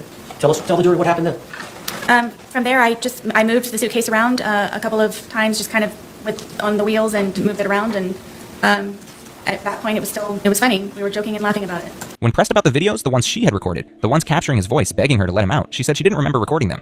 She admitted they looked bad. She told the court she had lied to police initially because she was afraid of being arrested. That admission was a turning point. For 4 years, her story had been that this was an accident, a drunken game gone wrong. Now, on the stand in 2024, she added a new layer: self-defense. She claimed she feared what Torres would do when he got out of the suitcase, so she kept him in. And then, in the middle of her own testimony, Sarah said something no defense attorney could walk back. She admitted to striking the suitcase with a baseball bat, while George was still inside. I knew the tone, and we ended up, I guess, arguing back and forth with one another, and the things that he was saying very much frightened me, and cursing at me and threatening me. Did he want you to let him out of the suitcase? I'm sure so. Okay. Go ahead, tell the jury. And it got very heated very quickly, and he continued to push on the suitcase. And my fear was that he was going to break out of the suitcase, knowing that it was a broken suitcase. His hand started to come through. His hand started to come through this way. And so I shook the suitcase, trying to get his hand to go back in, shaking it, and telling him that, please stop doing this. Please stop doing this to me. Please stop doing this to me. And so what did you do? What? The second reaction that I had, I see that, and I grabbed the baseball bat and was trying to poke his hand to go back in, to please don't break through, please. So I hit his hand. Did you hit? What? Outside part of his hand. Yes. We've seen the photographs of his left hand. Did you cause the bruising there? I'm guessing yes. Now, you've seen the bat. It's a used bat? Yes, I bought it for my son. Is this the bat you used? Yes. You said you poked him with it? Yes, I What? I held it with the skinny part here and then prodded at it, yes. You grabbed it with both hands here? Yes. And then the barrel of the bat, the big part of the bat is here? Correct. And you thrusted it into the different areas of the suitcase? I started with his hand, and his hand What? was still trying to get out. trying to do that. So I started to push on the suitcase around it, hoping to have his hand retract and go back inside. What? You made those injuries. I did. We've seen the photographs. Yes. We see the bruising. Is that from that bat? Yes. That admission changed everything. The jury had spent days weighing two versions of Sarah, the battered spouse or the battering one. Now they had a new question altogether. What else had she lied about? The prosecution's response during cross-examination was direct. If she genuinely feared for her safety, why did she go upstairs and sleep? If she truly believed George Torres was capable of harming her, why did she leave him alive and contained and simply go to bed? But the jury was about to hear one more piece of evidence before closing arguments, and it sealed everything. Prosecutors presented text messages pulled from Boone's phone during the investigation. The messages painted a picture of a relationship defined by anger, jealousy, and resentment. They directly supported the prosecution's argument that locking Torres in the suitcase was not an act of self-defense. It was an act of punishment. Jurors also watched footage of Sarah berating George that same night, seeing with their own eyes the contempt she had for the man she claimed to fear. I'm going to try and cancel plane tickets. No. Because I don't do special things for people like you that are doing this like to me after I asked you at 1:21 in the morning. I wanted to be asleep. I wanted to stay asleep, which is why I got into bed at 8:30. I told you not to step foot in the bedroom. So what do? Nonetheless, you're drunk. The amount of alcohol, I know how much is alcohol. I know how much it is. That's why I could smell you in the bed before you actually got me up. You're despicable. I'm not despicable. I'm not even doing anything. Leave me alone. Okay. You're not gonna remember. Okay. Yeah, okay. Well, I'm not doing nothing right now. Get away from me. Get away from me. You do everything to me all the time. All the time. Heartache and pain is what you cause me. Heartache and pain. Keep going. And I dare you.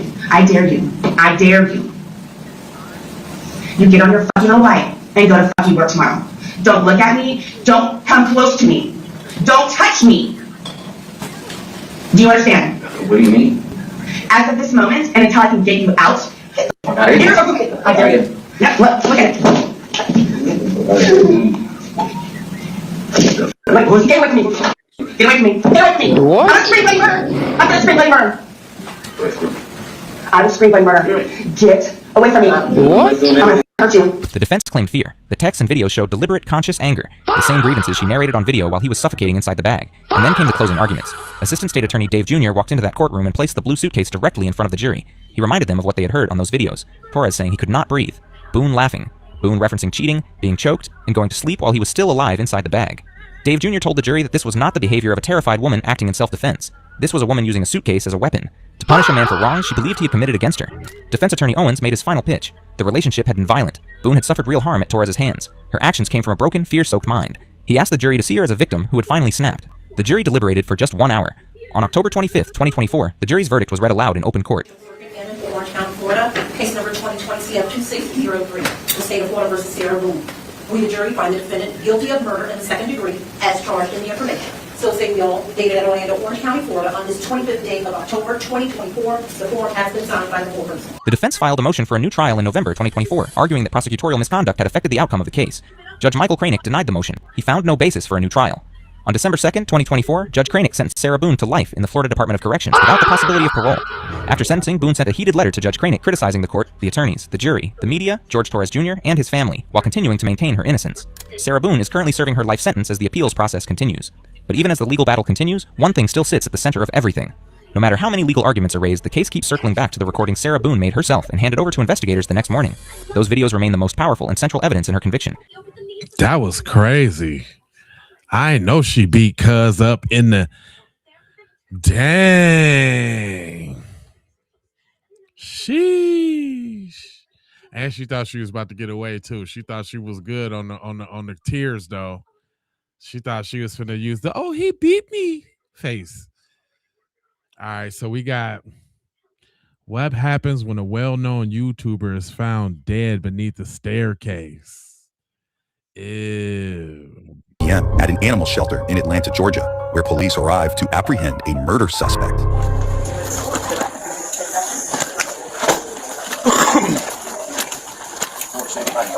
I got you. I'm with you.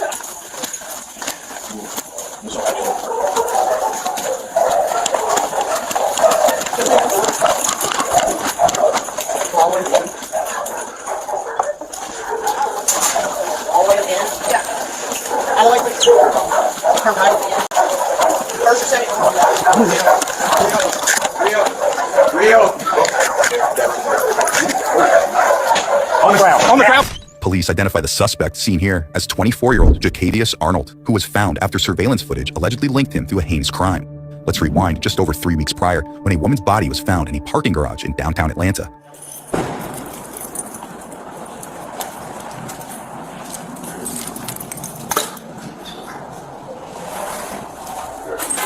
Oh, yeah.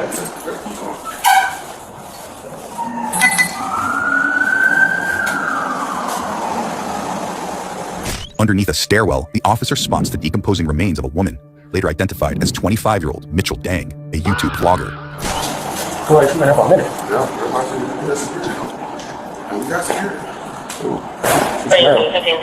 still on here? As soon as I got here, I smelled a strong stench as soon as I got by the elevator. And I used to just go down here and clean up and shit like that. But you know, you think it's a dead rat or something like that. I kept walking. I said, I don't see that. So some shit just walk a little farther. When I walked a little farther, I said, oh.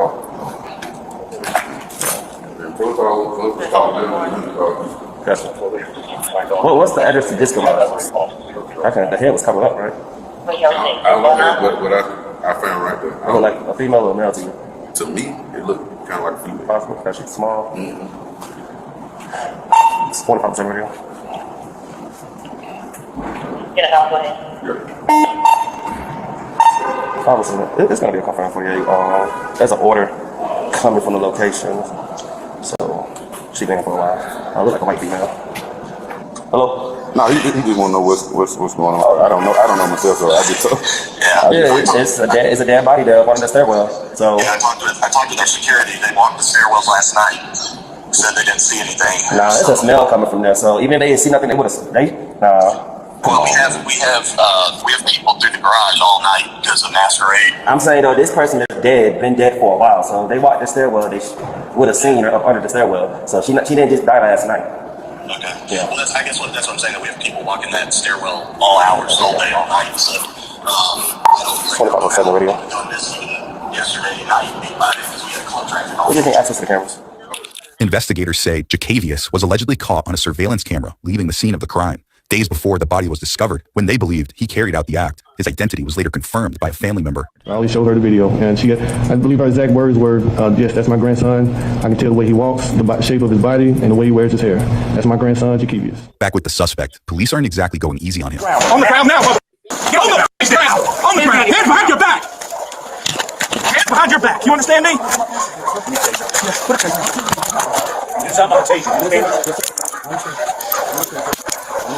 Do not move.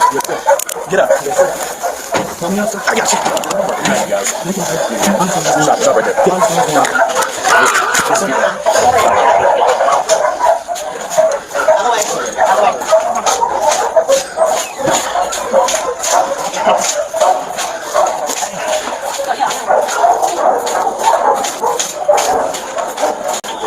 Wish me luck, brother. As police escort Jacavius out of the building, let's return to the crime scene, where police secure the area and investigators try to piece together what exactly happened here. Yeah, me fuck with that. You saw it? Yeah, come on, bitch, right there.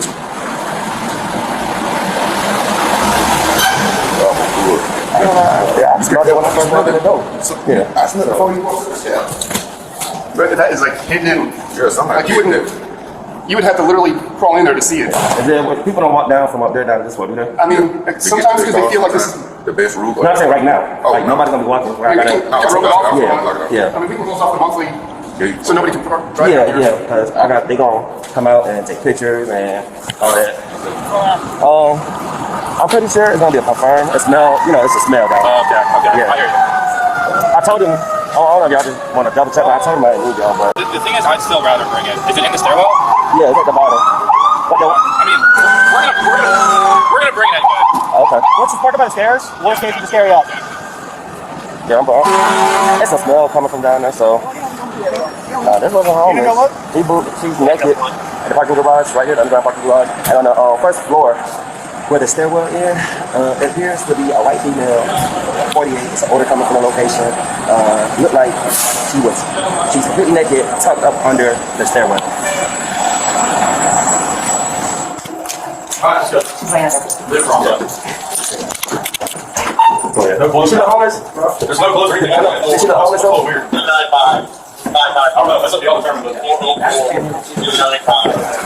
Yes, he's under the stairwell.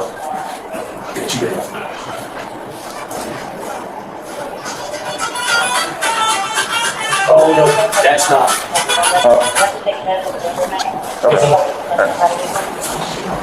The natural view? No. Right. Before you come down the okay, it's that architect on the right. Turn right into the park. Homelessness. There is an orange cap for like a hypodermic needle, but I didn't see any other needles. Well, there's a needle laying right back there. So, just the way this body's positioned, it doesn't look like, and the way she's shoved up, she is shoved all the way up underneath the step. Yeah. Does that make sense to you? So, the department can smell it called in. But look, they got security that's supposed to walk the stairwell, and they said they walked it last night. No, they didn't. That's what I told them. What up, Sarge? Next, investigators notice a critical piece of evidence that would help lead to Mitchell's identity and eventually to her suspected killer, an event wristband. She gave it down. Oh, yeah. But he also, one of the parking lot managers. Well, you got the name on it? I don't know. Sometimes some of them are just so generic. Yeah, that one don't look like it. But they also said it was a comedy club that just opened up too. Oh, dang. Alley Cat Music Club. Who? Alley Cat Music Club. Alley Cat. Now, investigators noticed the words Alley Cat Music Club printed on the wristband. That was traced back to a popular music venue called Alley Cat Atlanta, listed as just a 2-minute walk from the parking garage. Yeah, they had an event this past Saturday. They got an Instagram, so it was this past Saturday. What kind of event was it? It was Victor Calderon and Jimmy Marcon Orsini.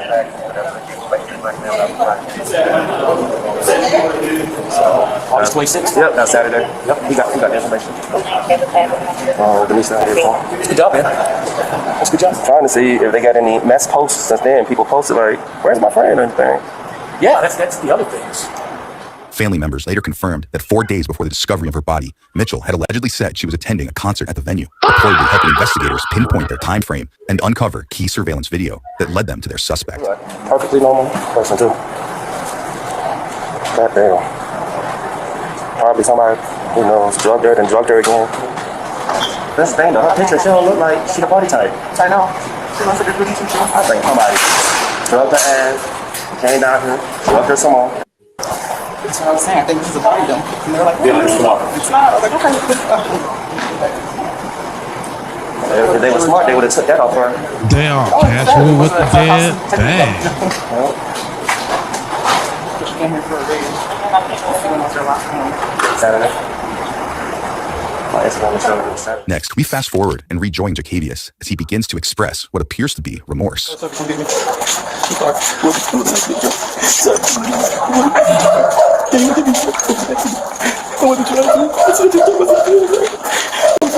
really am. Thank you. Forgive me. Thank you. Thank you, sir. Thank you. Thank you. Just shut up. Thank you. I needed this. I really did. I need to go in. I needed this because I am a horrible person. I really am a horrible person, brother. I need to go down for a long time, brother. I have no words. I have nothing else. This is all I can say, brother. I wish you the best, brother. Where you at? We need to secure him in one of y'all's cars. Okay, that's quick. Put him in this car. Yeah. Let's go. Like right? No, Sarge. Quick, tight. Very tight. Good. Good. You want to listen to me a little bit? Tap it. Tap it on my wrist. Just tap it. Just loose. Tight, very tight. Just tap it. I'm not going to do it. Just tap it, sir. Yeah. No. Yes, sir. Yeah.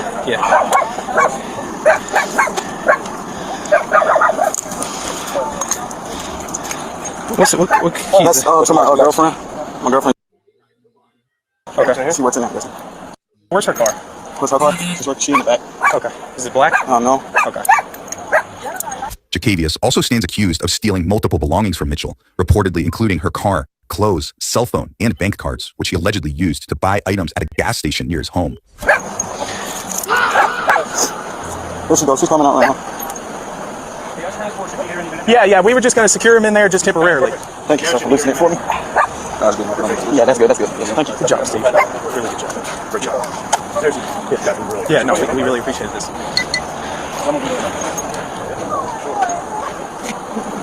Let's just go through there.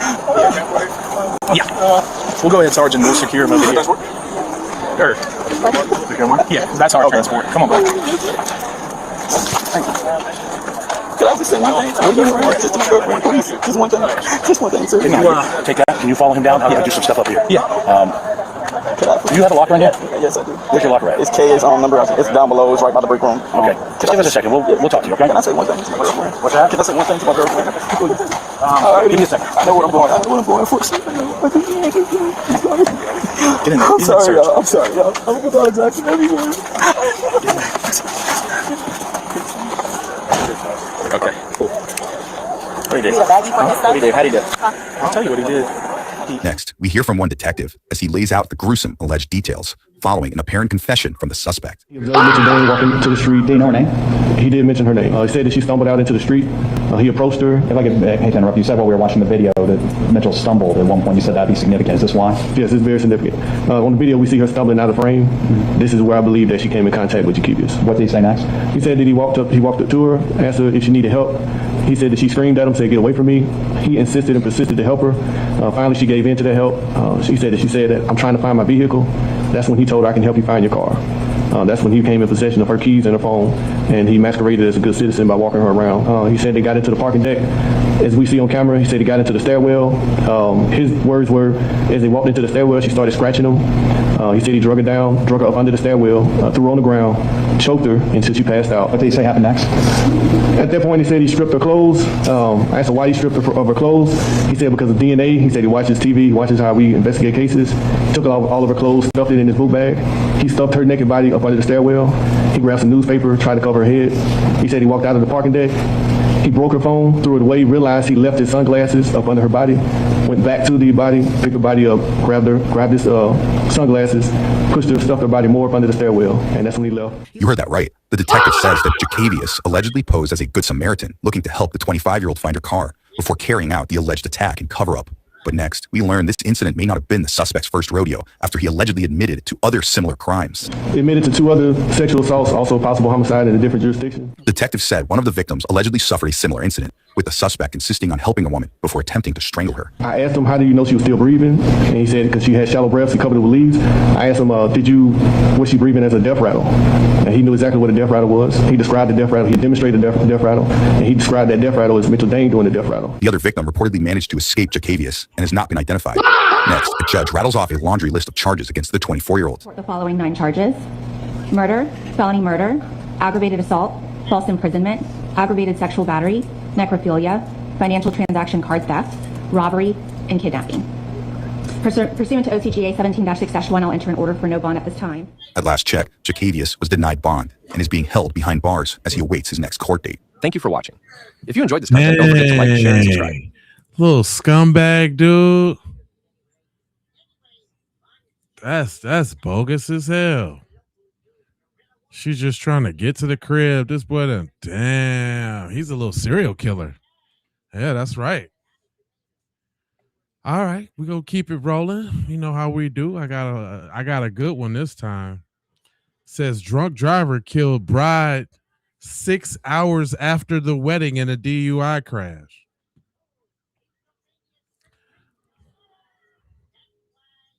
This one, yeah, that sounds wild to me.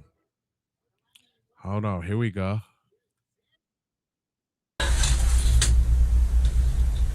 I want the right to call my dad right now. Nobody proved anything.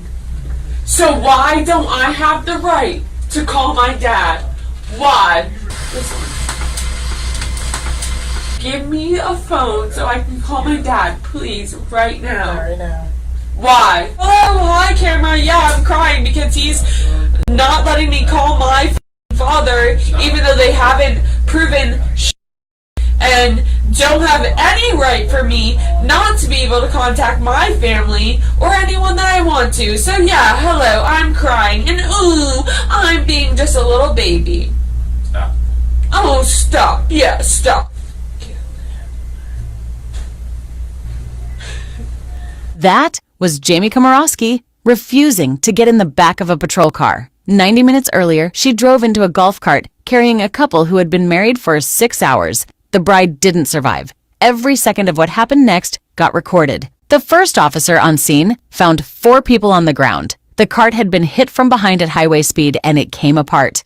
Those things are built for a parking lot, not for that. 2 cell phones were lying in the road and nobody picked them up because the people they belonged to weren't conscious enough to ask. On April 28, 2023, Samantha Miller married Arik Hutchinson on Folly Beach, the bottom edge of Charleston, South Carolina. She was 34. The day went perfectly. Around 10 at night, they left the reception in a golf cart, 2 of Arik's relatives driving them back to the rental house. Golf carts are how the island moves. Everybody uses them. They'd been married about 6 hours. Behind them, headlights were closing at 65 miles an hour. Watch what she asked about, and watch what she never asked about. I'm okay. I feel fine. I just want my boyfriend to come.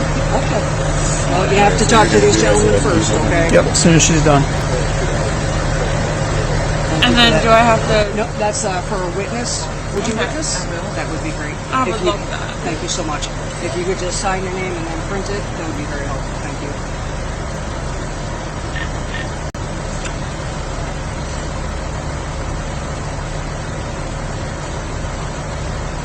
I appreciate your Is assistance with everyone that. okay? Thank you. Several had to go to the hospital, honey. All right. Your name's Jamie, right? Okay, I'm Sergeant Halpern. I got to ask you a couple questions. Do you remember what happened? I was driving, and then all of a sudden something hit me, and I was just Which way were you going? towards my house.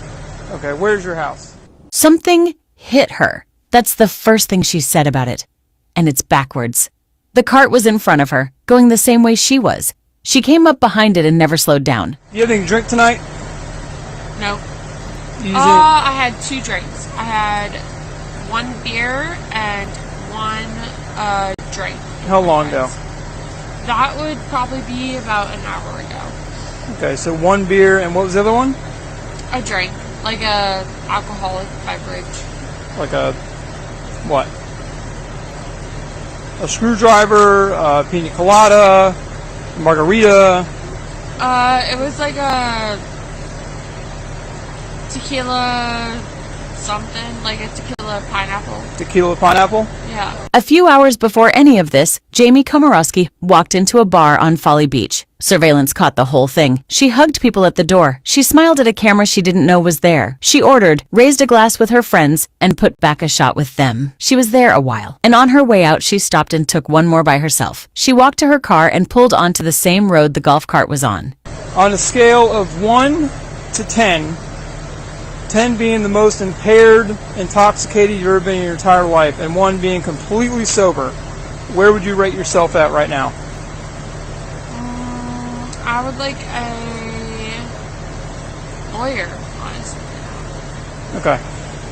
So what I want you to do is look at this pen and don't move your head. I'm going to check your eyes. Okay? Are you willing to do that? Me up right now. Okay, are you willing to do that? Can I check your eyes real quick? No thanks.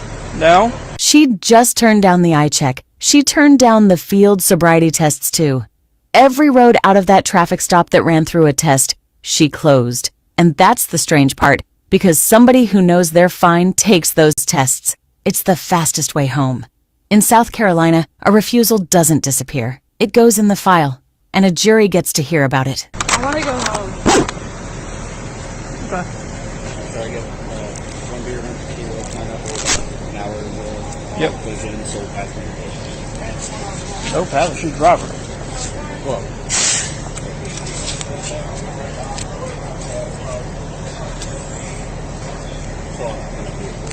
Yes. Who are you? I'm staying in the house. Okay, you're not related at all? All 3 of them are witnesses the same. Okay. I just didn't know if you were like the mom or Get out of the car. someone like that. All right. So your name's Jamie, right? Yes? Okay. I need you to stand up for me. Okay. All right. How do you feel? Good. Feel okay? Okay. All right. Just put your hands behind your back. Why? There you go. Put your hands together. Put your hands together. Like that. Because you're under arrest for suspicion of DUI.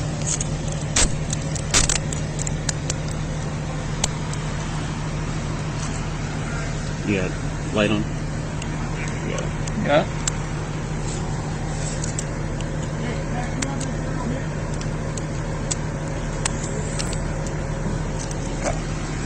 Walk over here.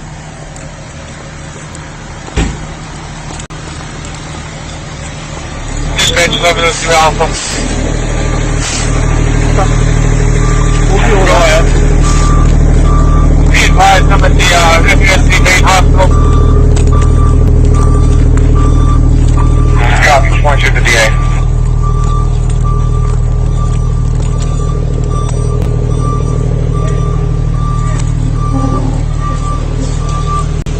Alright, step over here. Face my car. Go. Spread your feet.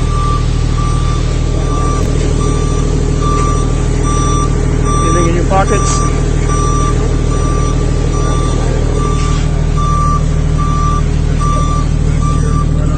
I would like to call my father if that's okay.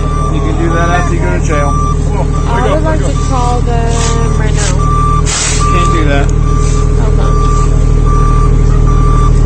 Why not? Because you're under arrest right now. Why? For suspicion of DUI. For what? What am I under arrest for? What am I under arrest for? For DUI, I just told you that. Wait, how?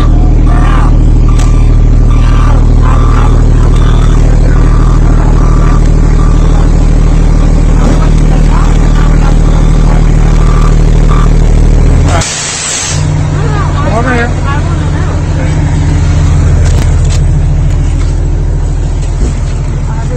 Relax.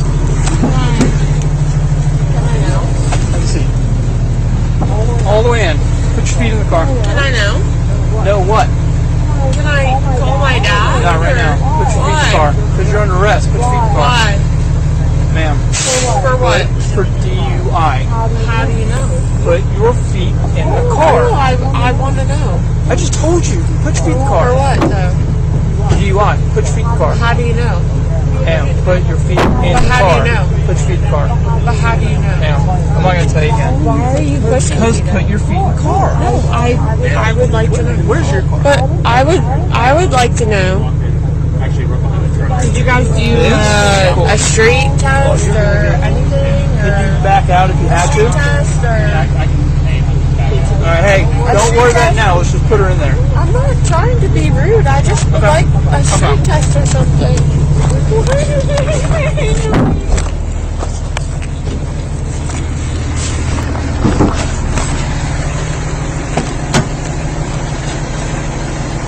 I don't Have a seat. understand.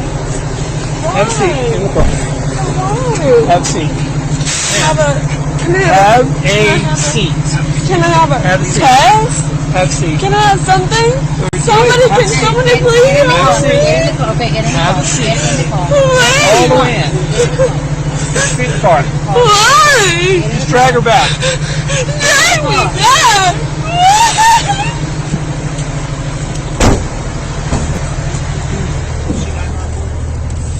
What's that? Yeah. You need a kit? No, I'm going to go to the station and see if she can breathe and do all that. Then I'll take her to the hospital, get some blood work. Signs of impairment. 41. Unsteady on the feet. Glossy eyes, bloodshot, slurred speech, strong odor of alcohol in her breath and person.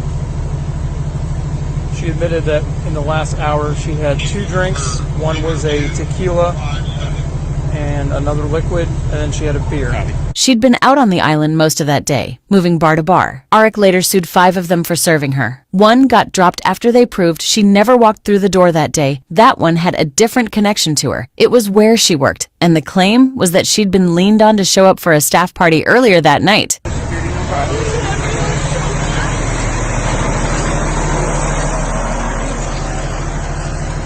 Alright. good. So, yeah, I'm going to take her. Sure. I'm also doing a warrant for blood draw. And there it was. While she sat in the back of that car telling everybody nobody had proven anything, a sergeant was quietly lining up a judge to sign a warrant for her blood, a breath test she could turn down. A signed warrant she couldn't. She had no idea that conversation was happening. She spent the next 90 minutes arguing about a phone call while the answer was already on its way to her. They put her in a small room at the Folly Beach station with a breath machine and 3 officers. She sat in there for the better part of 2 hours. And somewhere in the middle of it, she did something to that camera in the corner that put her face on every screen in the country. Just have a seat real quick. No, I want. Have a I'm seat. not. I want. Have a seat. Why did you? Right now, we're waiting for a sergeant to get here, and then we're going to go through some stuff. I just want to go home with somebody. I want to call my dad. That's not going to happen right now. Why? Like I said, right now we're going to wait. Why can't I call my dad right now?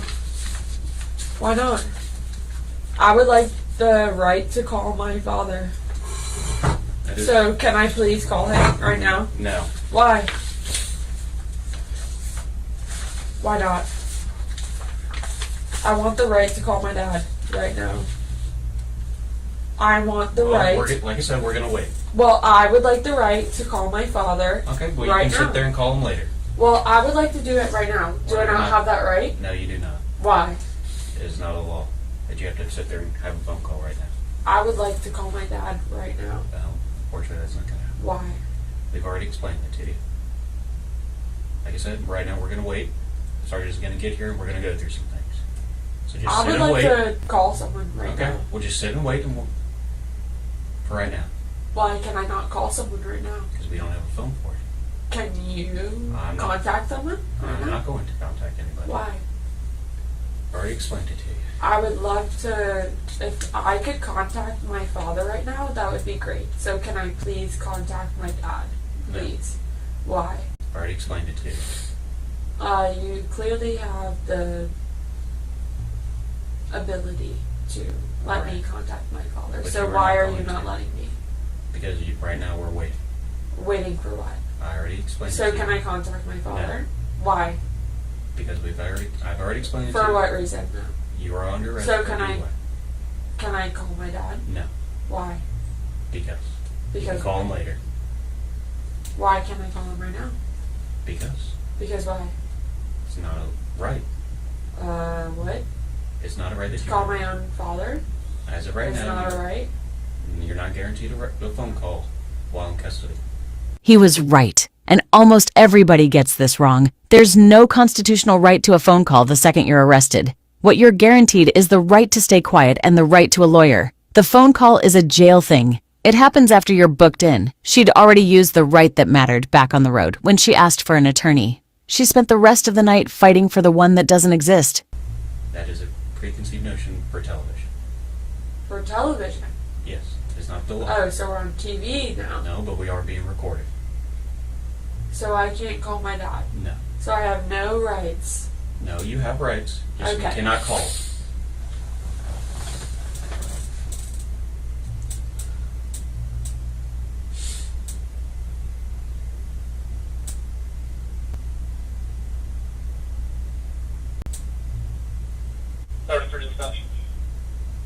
Why don't you ask him if I could call my dad?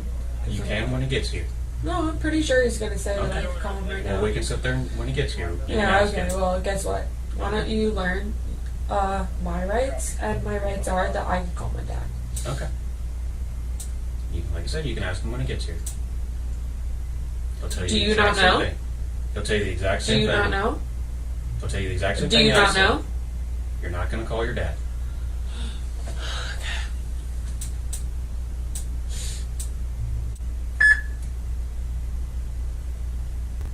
Beep. Where you from?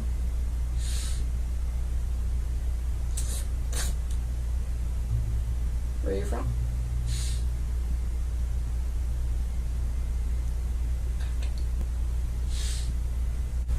Can I have a tissue?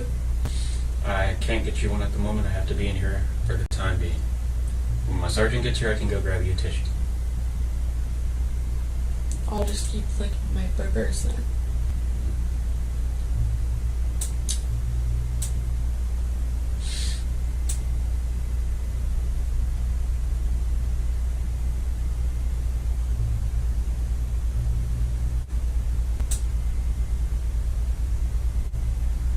Sorry if it keeps running down my nose. I don't mean to be rude, but I can't really get them off of my... Well, like I said, I'll get you a tissue when my sergeant gets here.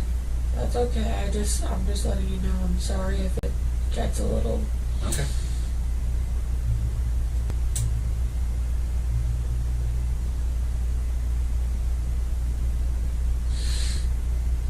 I like that little spinner machine. That's kind of cool. What's it for? It's for this machine right here. What does it do? Test the blood alcohol content. Oh. So it has to spin it. It's a special solution. What kind of solution? I'm not sure. I just know it's a solution that is designed to go with this machine. Oh. I feel like you should know that. They give it to us pre-made, and we know how to sit there and put it in the machine. Pre-made? So it's like a Capri Sun and you just squirt it in there? No, it's controlled by the state. Well, you said pre-made, so... Yeah.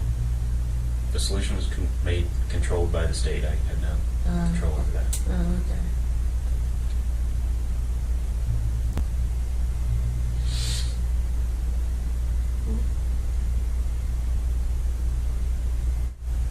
Sorry if my nose starts to run. Alright, like I said, I'll grab you tissue when the sergeant gets here.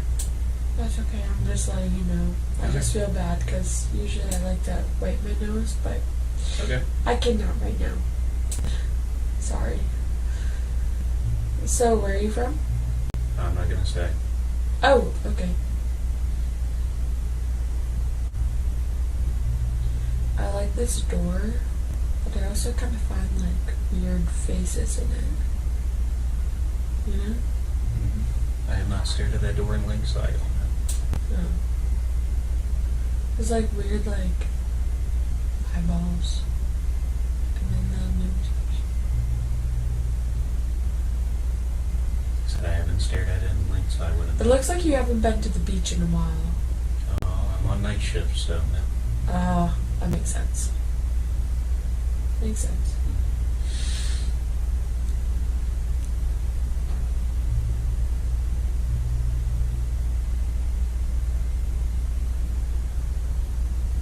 Usually I look like that door during summertime.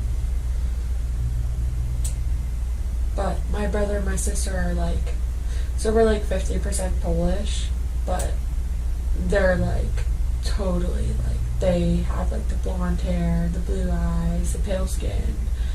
And then my mom is like Hungarian. So I got like the Hungarian side, and they got like the pale skin, blue eyes, blonde hair, and I'm like the dark skin, like, you know. Right. So, you know, but I think it's kind of funny because, you know, genetics are weird. Like, you know, like parents. My dad's 100% Polish.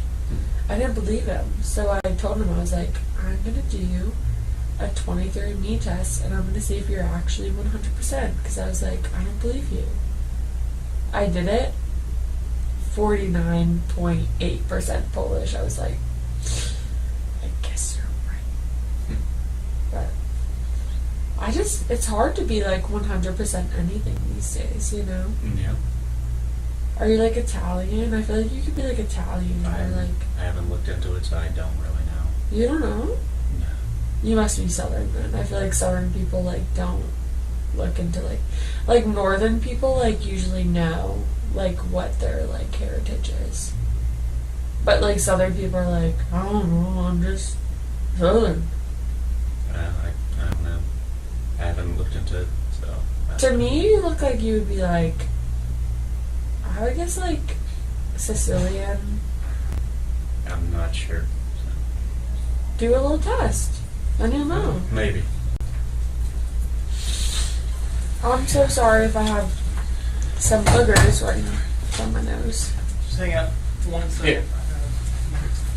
Can you give me a tissue so I can Like I said, rub my once he gets nose in or here- something? Yeah, once he gets in here, like I said, I'll grab you a tissue. Do you see my nose? I said I'll I grab have you a a tissue. booger running from it. Okay, I understand. He's grabbing one thing, and then I'll grab you a tissue. Okay. I'll just sit here with my boogers running.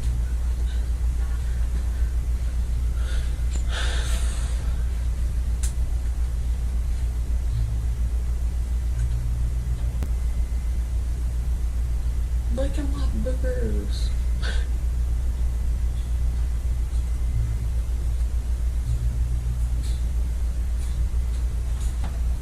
Fuck. Kill it. Kill it. Kill it. No, it'll be fine. Kill it. Sorry.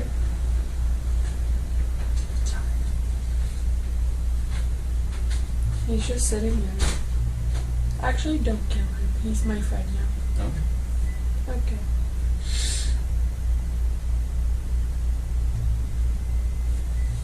Look, there he goes. Look, he's coming towards you. Careful. He's right under you. Okay. Oh, there he goes.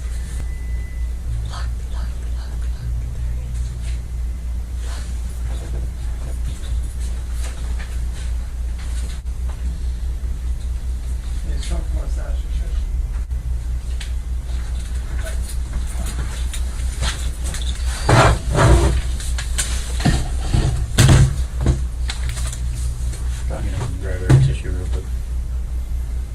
Sorry, my nose is we'll get running. tissues. You can head back to the scene. Search Tito 310. Yeah. And do all that. Okay. Thanks.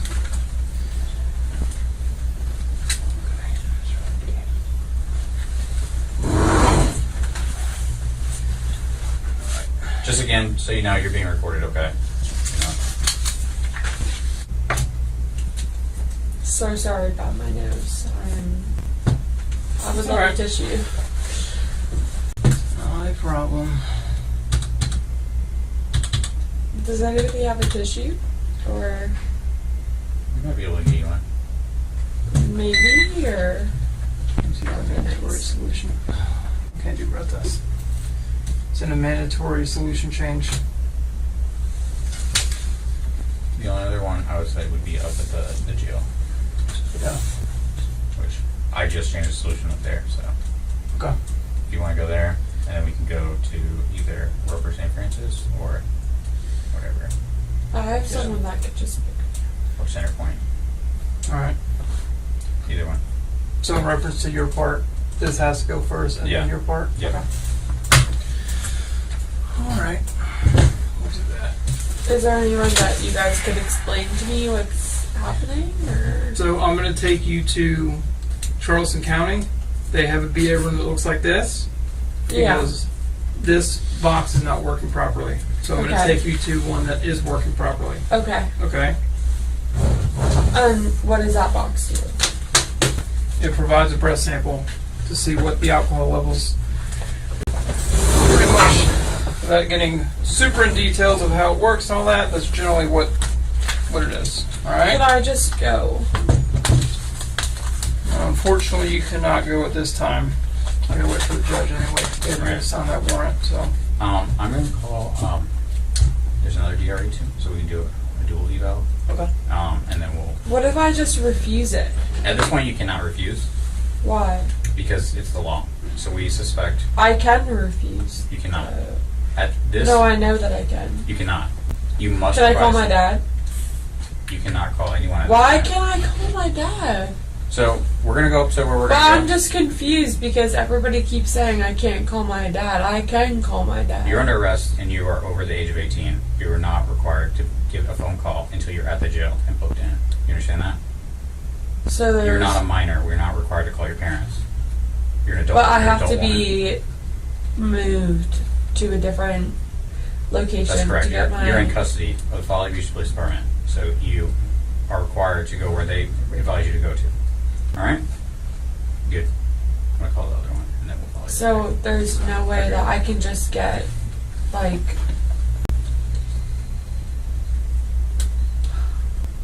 Just hang tight. It's going to be a little bit. A judge is on the way to sign some paperwork. I'll call the other one, and then whenever I just want to, like, get it over with and go home.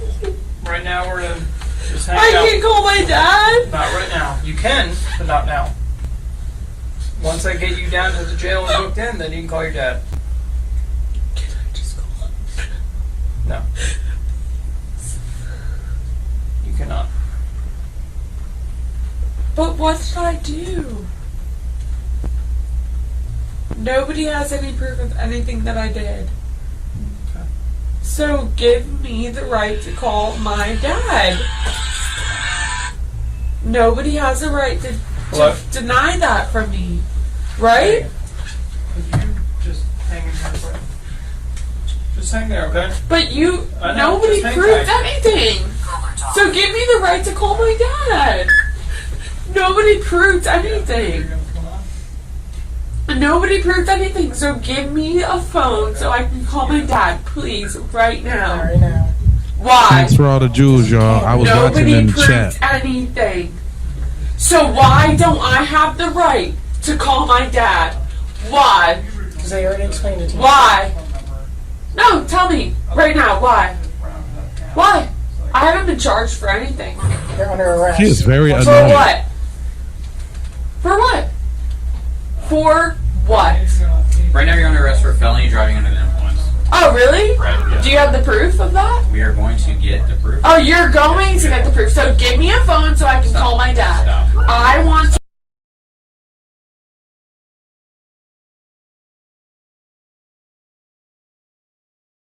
to call my dad. Stop. You're making this so much worse for yourself. Really? You are. I want to call my dad. You don't have proof of anything. So give me a phone so I can call my dad. Stop. I want to call my dad. I suggest that you stop. I suggest that you give me something so I can call my dad, please. Are not. Why don't you want me to? Allocated the Why are you being so mean? No one is Why being can't I just call my You're not dad? listening. You're not listening. Please. You're not listening. For what? You were not a minor. You were not required to get a phone call until you are booked into the jail. Really? I'm 25 years old. You were not a minor. You were over the age of 18. You don't have proof of anything. I didn't arrest you, ma'am. For what? I did not arrest you. Right. Folly Beach arrested you. So can I please get a phone call? You may not. Why? Because you're in custody. For what? For felony driving under the Oh, really? Really? Did you prove that? I was not there. I'm telling you what. Oh, okay. So you have no proof. So please give me a phone so I can would call suggest that you someone. stop. Okay. You seem like you might be a little bit more. Can I have a phone so I can call my dad, please? I have a phone call. Why? Because Why are you being so mean to me? No one is being mean to you. No one proved me for anything. Stop. Stop. You're a grown adult and you're crying on camera. Stop. Hello, hi camera. Yeah, I'm crying because he's not letting me call my father, even though they haven't proven and don't have any right for me not to be able to contact my family or anyone that I want to. So yeah, hello, I'm crying and ooh, I'm being just a little baby. Stop. Oh, stop. Yeah, stop. I'm waiting for her to say, you know who my dad is? Let me call my dad. You're not allowed to call anyone. Why? You're in custody. Why? You're under arrest. Why? Because Folly Beach arrested you. Give me. I want to talk to my dad. Give you the reason I want to talk to my lawyer. I want to talk to my dad. Oh, I can't do that? Really? We're not asking you any questions. You guys? Okay, never mind. I'll let this camera talk for me. It's fine. Don't let me do that. It's okay. You guys look actually more dumb by letting this camera do exactly what you're doing. I'll just sit here. She was right about one thing. The camera did talk for her. Every second of that room ended up in a prosecutor's file. A judge watched it. So did the family, sitting in a courtroom. A year and a half later. It might be smart if you just let me call my dad, but... Yeah, you're not calling anyone. Okay. I mean, I have the right to, but... You don't. That's not right. Oh, okay. How come? Because it's not right. It's not in the Constitution that you can call someone. Oh, really? It's in the Constitution. Oh, yeah, the He's silent, Constitution is... so- Oh, okay. Yeah. Got it. She's so annoying. check that one, buddy. He's making me real sick. Where's police brutality when you need it? So, can I call my dad or what? No. I'm asking him, not you, because you don't know He's what going you're to give you the talking same about. answer that you cannot call anyone in here Why? because you're under arrest. You're in custody For what? for driving under the influence. Prove it. Now, you are going to be required to provide a Prove statement it. of breath. No, prove it. You're also going No, to be prove it. required No, to prove take it. No, samples prove of it. No, blood. prove it. Ma'am. No, prove it. I know you You are, said but that what am I I am never under arrested the you. arrest Ma'am. for driving under the influence. are. That's Prove it. correct. I don't have to Prove prove it. anything, ma'am. Prove it. I'm not doing No, anything. prove I it. can arrest you. No, prove it. Ma'am, you can stop playing games, okay? I Can know you you prove are, it? but what am I? We didn't arrest you, so Can we you don't prove have to do it? anything. Can you prove it? Can you prove it? Ma'am, we didn't arrest you. Can you prove it? Anything. No, you can't. So give me a phone We're not- and let me call You're my not dad. calling anyone, okay? Oh, really? Yeah, Then okay. prove it. Then prove that I was driving under the influence. So Then prove Dad's it. dead. Prove it. No, you're saying that I was driving under the influence. I How do said you that's know? what you're How do you charged with. know? I never Real said you were sassy. Okay, so prove I said it. you're charged with driving under the influence. Well, no. I have not been charged with that because that's why not you're in been handcuffs. proven. That's why you're in handcuffs. You don't know why I'm in Nobody has to handcuffs. prove anything until we Can get I to call court. my dad? Can I get a phone call? Oh, I Is want that the last is that word okay? syndrome. No. Are you guys gonna be? Oh no. Okay. All right.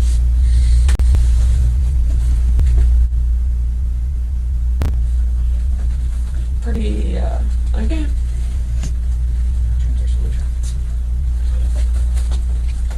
Sick. Yeah, open up that box, dude. I am gonna open up this box. I don't know why you guys have to be so like.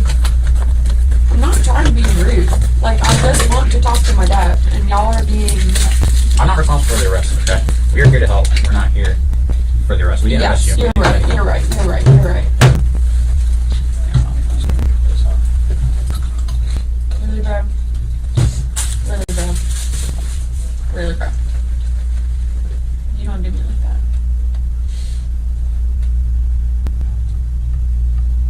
Seriously? Really? No. Okay. It's fine. I get it. Uh-oh, Peppa up tonight. I would just want to talk to my dad. I'm sure you would want to talk to your dad too. You guys probably think I'm like some evil person. I didn't do anything wrong. That's like the worst part. Like that's actually the worst part. I'm just sitting here. Yeah, they're fine. Oh yes, please listen to him and please make sure you throw it away, just as you said, sir. Do whatever you want. If you want to throw it away, you throw it away. If you want to put it in the corner and wait for the other box to come, you do that.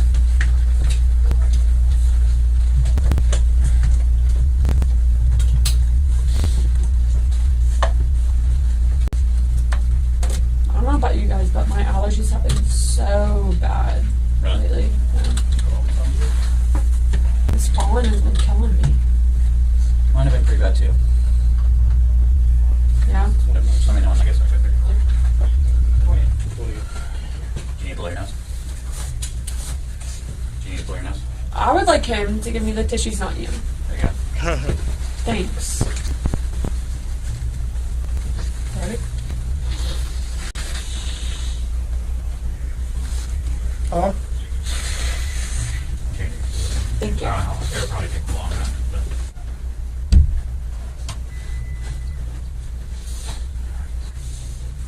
Who made that noise?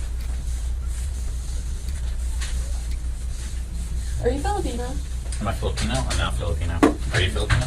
No, my my sister's boyfriend is Filipino and Hawaiian and Japanese. Is that right? Hmm? What are you? Yes. Oh no. What's your last name? Komorowski.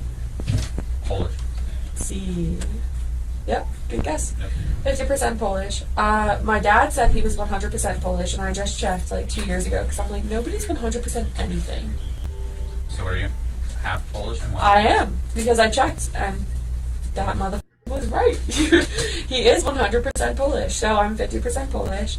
And then my mom is Ashkenazi Jew, which is like her main thing, which is like 25% of her, which is like French and German, and then Hungarian, and Baltic, which is like, you know, like Italian / whatever. So my siblings are blonde hair, blue eyes, pale skin because of the Polish. Right. But I'm the only one that got like the dark skin Dark eyes. and they call me the dark sheep. And I'm like, whatever, I can go to the beach and not have to wear sunscreen. So I think by the time you got out there, it would be just as long. So you just want to wait. Okay. That's not. Sorry for that. I'll get all this done while we're waiting.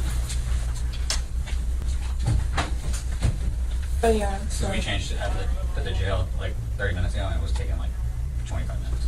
So yeah, about the wait. Yeah. they call me the black sheep. Oh, yeah. I said, whatever. And I grew up in like a super rural area, so we had like a bunch of bats that would like swoop in like in our like yard. Where at? Where you New from? Jersey. No. Originally, but Western Jersey, so like close to PA. And my siblings would always be like, bats like to like sweep in on like people with dark hair. So we'd be like, you know, having fun like in our backyard. Be like, Did you go to school here? I went to Coastal Carolina University, graduated, and then I was like, oh my god, why would I go back to Jersey when I could just live here? You know? Yeah. Yeah. I'm a super like. I'm not a 9-to-5 person. I tried to do it, but now I just like, I'm super into like animal rescue and What do you do for stuff work? like that. Huh? Is that what you do for work? As of right now, I'm like half animal rescue, half surveying. I used to work at Total Quality Logistics. Oh, like roadside survey? No, Total Quality Logistics is, I was a freight broker. I was a broker. Like, it was hard ass work.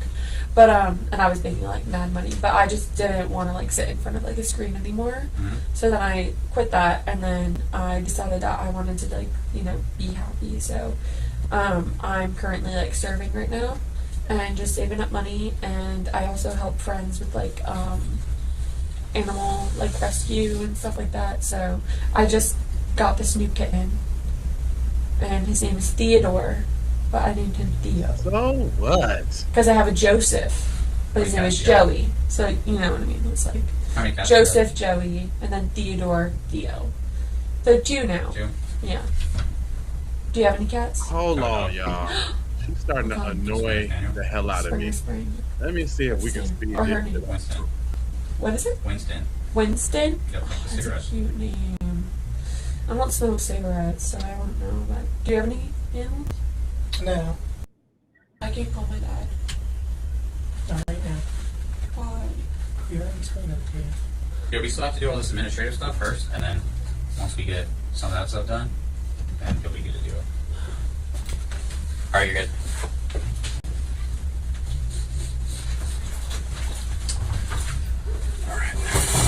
Order 25. Alright, so I'm going to go over a bunch of stuff, right? They've already explained to you that this is recorded. You're also being recorded on this body cam, okay? I'm going to be typing this information, and I'm going to be asking you a couple questions and explaining everything as I go. Calling prompts somewhere on there. Oh, yeah, you got it.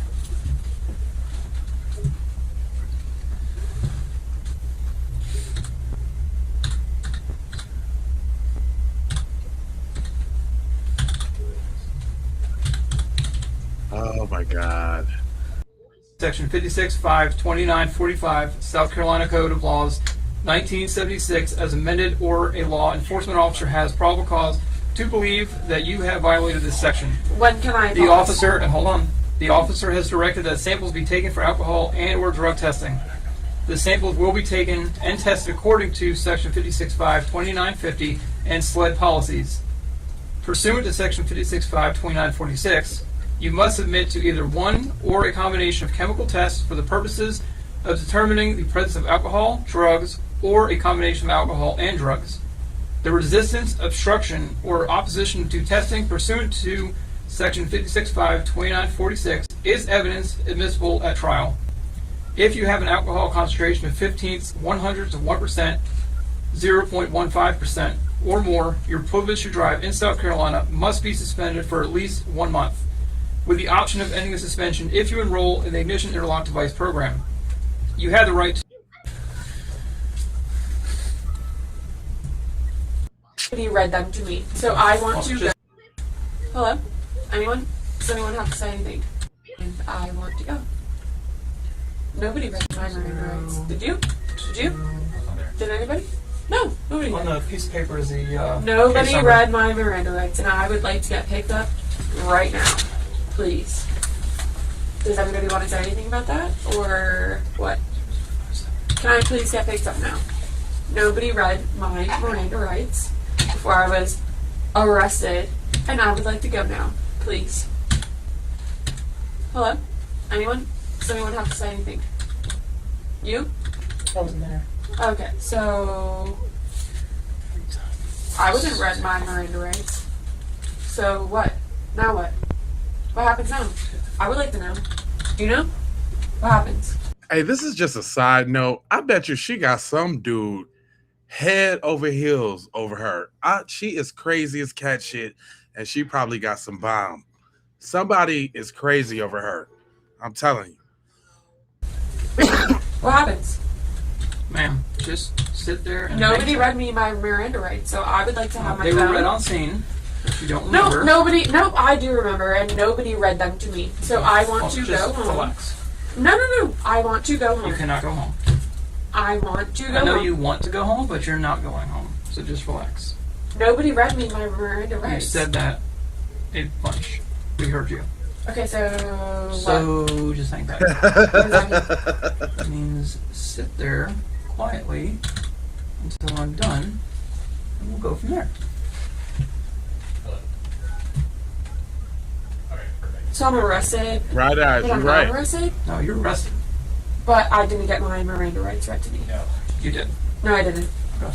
No, I didn't. I will read them to you again if you would like. No, I never got them read to me. Oh, okay. So I'm not arrested right now, actually, technically. So can I please have my phone? No, you cannot. Why? Because I'm arrested? Well, I never got my Miranda rights read to me, so does that make sense? No, it doesn't. So can I please have a phone call? Not right now. Why? Why not? Because I said so. Oh, why?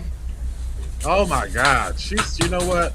She's ruining it for this whole thing. Huh? I'm a little confused here. Let's get to the end. No, you cannot. Okay.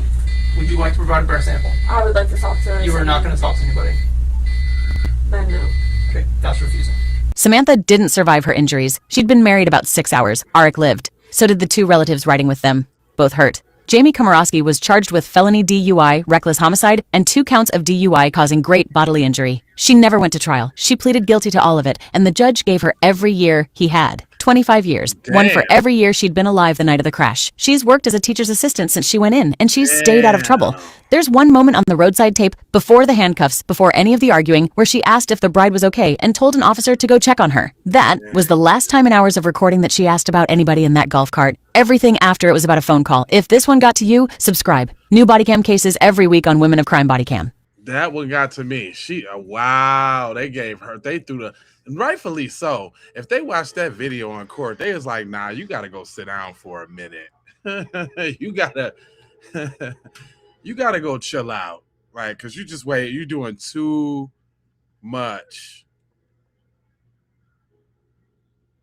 So this one, I think this is one of them, like cold cases. It's a short one, so we can breeze through it. But it says she trusted him. She never suspected him. 16-year-old Fawn Marie Cox was standing behind a cash register at Worlds of Fun amusement park. It would create a two-tiered join. While the rest of the world was watching the Berlin Wall begin to crack, 16-year-old Fawn Marie Cox was standing behind a cash register at Worlds of Fun amusement park, dreaming about simpler things. She'd been saving her tips all summer, every dollar carefully tucked away because she wanted to buy her own car before senior year. Independence, freedom, a future. She had no idea she had less than 12 hours to live. Fawn lived at East 9th Street on Van Brunt Boulevard with her parents, John and Beverly Cox, and her 2 younger sisters, Amber and Felisa. She was the responsible one, the eldest daughter who helped raise her siblings, who worked long shifts without complaint, who roller skated with her sisters on weekends, and never missed church on Sundays. Her best friend Donna McGee lived across the street, and together they'd spend summer evenings talking about boys, about high school drama, about everything and nothing. The cash register dinged. Another family bought tickets. Fawn smiled, counted change, handed over the stubs. She didn't know that the person who would murder her that night was someone she trusted. Someone who had eaten dinner at her family's table. Someone who knew exactly which window to climb through. And for 31 years, he would get away with it. To understand what happened that night, you need to understand one critical detail about the Cox family home. What's that? It was a house where safety was an illusion. The two-story house on Van Brunt Boulevard sat in the shadow of the 9th Street Dogs, a local gang notorious for burglaries and violence. John and Beverly had converted their dining room into a bedroom on the first floor to give their daughters more space upstairs. All right. Fawn had her own room across from where Amber and Felisa slept. The bathroom was old and interconnected, the kind where you could hear everything through the walls. But here's what made the house vulnerable. What? The windows were almost never locked. Years earlier, the family had accidentally locked themselves out. Amber, tomboyish and fearless, had climbed the side of the house to Fawn's second-floor window and gotten them back inside. After that, it became family policy.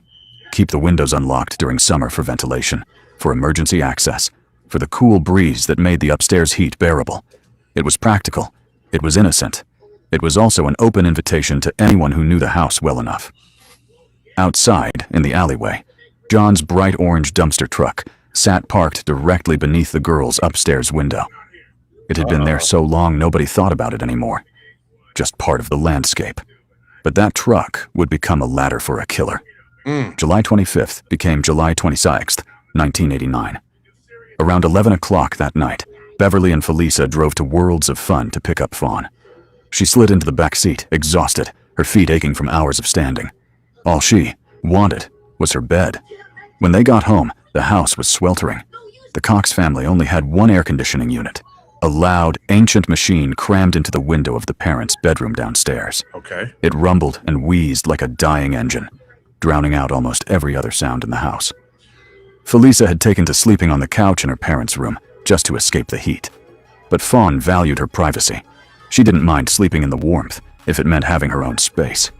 So while her family settled downstairs in the cool air, Fawn climbed the stairs alone. She changed into her nightshirt. Her bedroom door lock had been broken for months, so she wedged a steak knife into the doorframe, a teenager's improvised security system. Then she set her alarm, climbed into bed, and closed her eyes.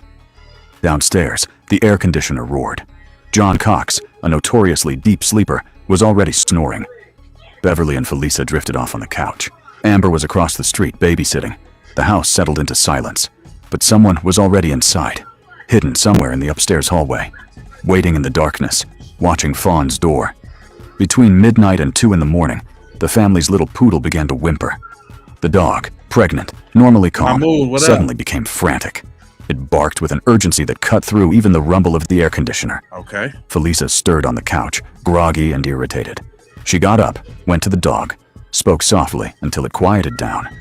Half asleep, she assumed the restlessness was just pregnancy nerves. She went back to bed. Oh, she was That was the only pregnant? disturbance anyone remembered. But that dog knew. Animals sense danger in ways we can't. That poodle was screaming a warning no one understood. The night went on. The air conditioner hummed. The family slept. And upstairs, in Fawn's bedroom, something unspeakable was happening. Morning came slowly on July 26th, 1989. Around 9 or 10 o'clock, Fawn's alarm clock began to ring. It was one of those old, relentless alarms, the kind designed to wake the dead. It rang, and rang, and rang.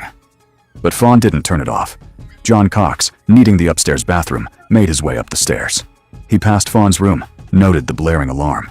The bathroom was connected to her bedroom, old house design, no real privacy. He'd seen his daughter in her nightclothes during these morning routines before. It was never strange, but this morning felt different. He glanced into her room. Uh-oh. Fawn was lying in bed, motionless, in an odd position. He noticed she wasn't wearing underwear beneath her nightshirt. Concerned but not alarmed, he quickly pulled a blanket over her to preserve her modesty, then continued to the bathroom. He thought she was just sleeping deeply. Downstairs, Beverly Cox was growing uneasy. That alarm had been ringing far too long. Fawn was never a heavy sleeper. She called up to Felisa. "Go check on your sister." Felisa climbed the stairs, irritation mixing with worry. She pushed open Fawn's door. "Hey, wake up!" Then she saw it. Fawn was lying completely still. Her body had an unnatural rigidity. Her skin had turned a disturbing shade of blue. There was fabric, a gown, wrapped tight around her neck. Felisa screamed. Beverly Cox ran up those stairs faster than she'd ever moved in her life. When she saw her daughter lying there, lifeless, her mind couldn't process it. For one desperate, irrational moment, she wondered if Fawn had done this to herself. She dialed 911, hands shaking so violently she could barely hold the phone. The ambulance arrived within minutes, but it was already too late. Fawn had been dead for hours, her body cold, stiff with rigor mortis. The paramedics stepped back. This was a crime scene now. When Amber came home from babysitting, she found police cars lining the street, yellow tape across the front door, investigators swarming the house. Her parents were in shock. Felisa was sobbing, and upstairs, detectives were beginning to understand exactly what had happened. What they found would haunt Kansas City for the next 31 years. The detectives who entered Fawn's bedroom knew immediately this was no accident. She had been strangled. The medical examiner confirmed it. Strangulation was the cause of death. But there was more. Fawn had also been sexually assaulted. This wasn't random. This was deliberate, brutal, personal. But the crime scene told a confusing story. In Fawn's closet, blankets had been yanked out and left in a heap on the floor. Down in the yard below the second-story window, the window to Amber and Felisa's room, investigators found a stereo and a Nintendo console just sitting in the grass, as if someone had thrown them out the window, planning to grab them on the way out, then abandoned them in a panic. The entry point was obvious. Someone had climbed John's orange dumpster truck, scrambled onto the canopy of the outbuilding, and slipped through the unlocked window. Inside, crime scene techs collected evidence. Short hairs that didn't belong to Fawn, Toronto, small bloodstains, and critically, traces of semen on her bedsheet. In 1989, that DNA evidence was nearly useless. All they could do was compare blood types. No databases, no genetic markers, just educated guesses. They also found something strange, an old army cap in Fawn's room. None of her family recognized it. Fawn never wore anything like that. Whose was it? And then there was the steak knife, the same one Fawn had used to secure her broken door lock. Found at the scene, possibly used to intimidate her into silence. One detail troubled investigators more than anything. Fawn's bed was on wheels. In a violent struggle, that bed would have rolled across the room unless someone held it steady. Did that mean there were two attackers? One assaulting Fawn, the other keeping the bed from moving? But if that was true, why did the DNA evidence show only one person? It was a question that would go unanswered for decades. Within weeks, police attention turned to the 9th Street Dogs. The gang was notorious in the area. Burglaries, thefts, violence. Everyone in the neighborhood knew them. Everyone feared them. But there was another connection. Fawn had been dating someone tied to the gang. After her death, the boyfriend was so destroyed, he enlisted in the military and left Kansas City entirely, as if trying to outrun the memory. Then, in August 1989, just 1 month after the murder, police arrested 3 teenagers. One of them was in Fawn's class at Northeast High School. The other 2 were known associates. A witness had come forward with detailed information the police had deliberately withheld from the public. This witness knew things only someone involved could know. Criminals always got For a the first nut on time the since scene. Fawn's death, her family felt hope. One of the teenagers was charged by a grand jury with first-degree murder. He spent 8 months in jail while prosecutors built their case, and then everything collapsed. The DNA didn't match, the fingerprints on the knife didn't match, and the witness, the linchpin of the entire case, suddenly recanted. They claimed they'd lied. They stopped cooperating. Without testimony, without DNA, the prosecution had nothing. All 3 suspects were released. Charges dropped. But before they walked free, one of them confessed. During interrogation, he admitted breaking into the Cox house that night. He described climbing the orange truck, crossing the canopy, slipping through the window. He even gave details the police hadn't released, like how when he threw the tape recorder out the window, the handle snapped off. He told them exactly where he'd hidden it, under a bush near the house. Police searched. They found it, right where he said. This wasn't a guess. This was someone who'd been there, but he insisted he and his friends only came to steal. They took the Nintendo, the stereo, some radios, tossed them out the window to collect on the way out.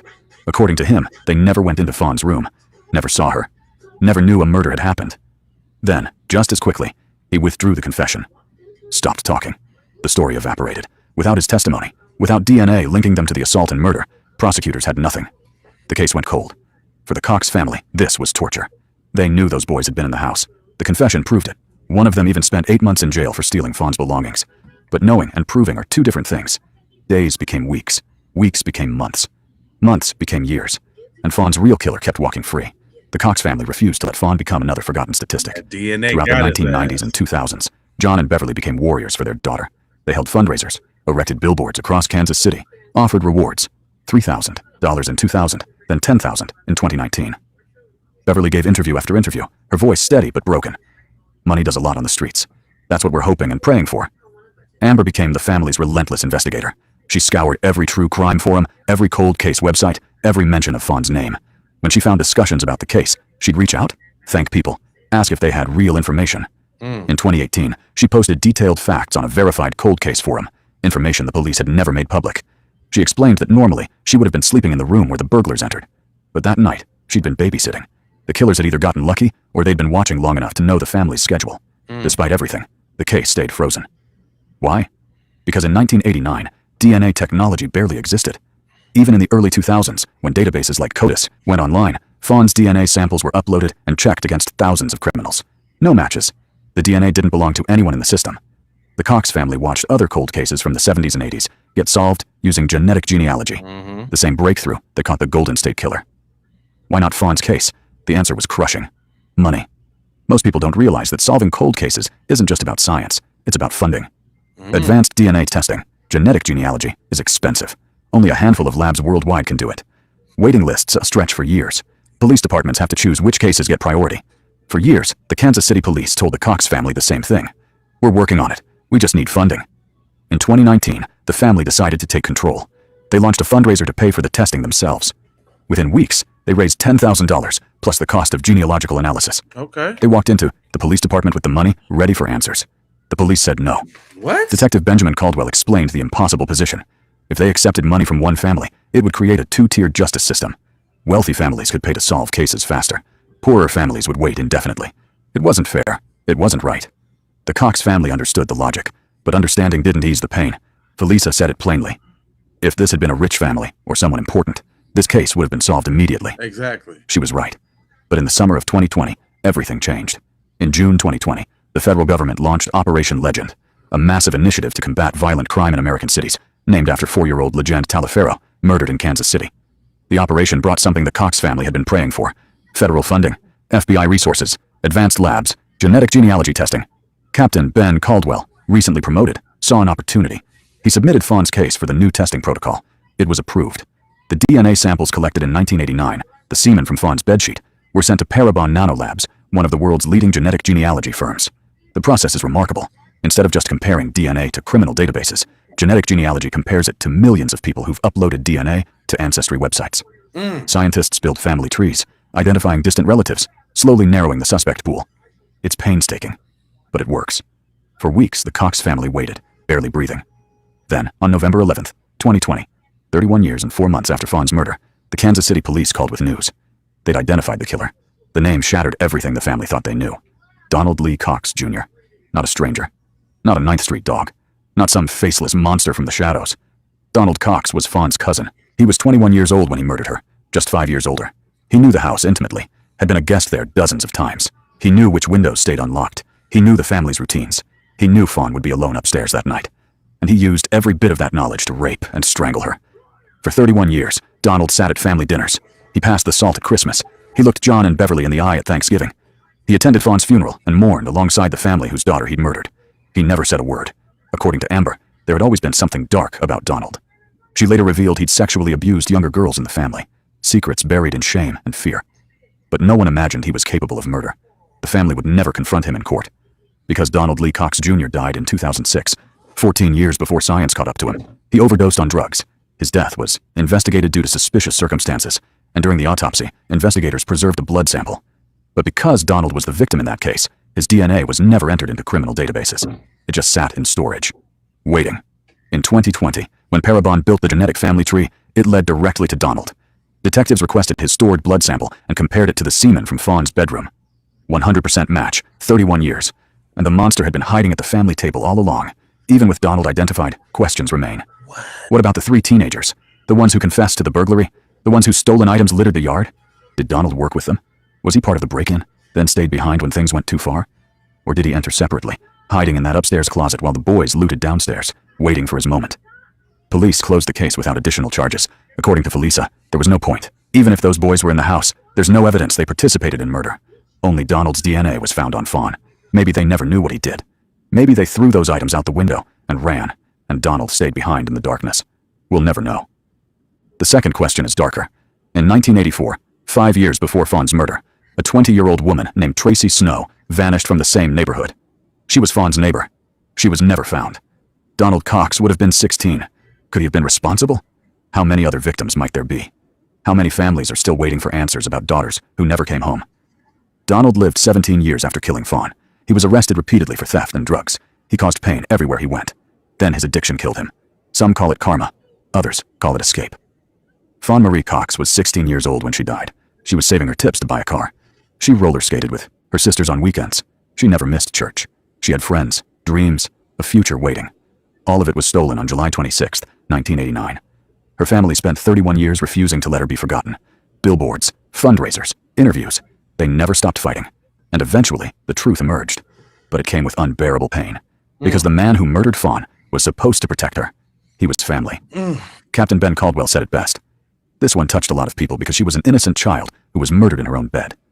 Fawn's case shows how far forensic science has come and how fragile justice can be. Without genetic genealogy, Donald Cox would have died anonymous, and the Cox family would never have known. Her story reminds us of three things. Evil doesn't always come from strangers. Sometimes it sits at your dinner table, passing the potatoes, smiling. Justice delayed is not justice denied. Even decades later, science can give victims a voice, and families like the Coxes, who refuse to surrender, who fight year after year, are the true heroes. Fawn should be 51 today.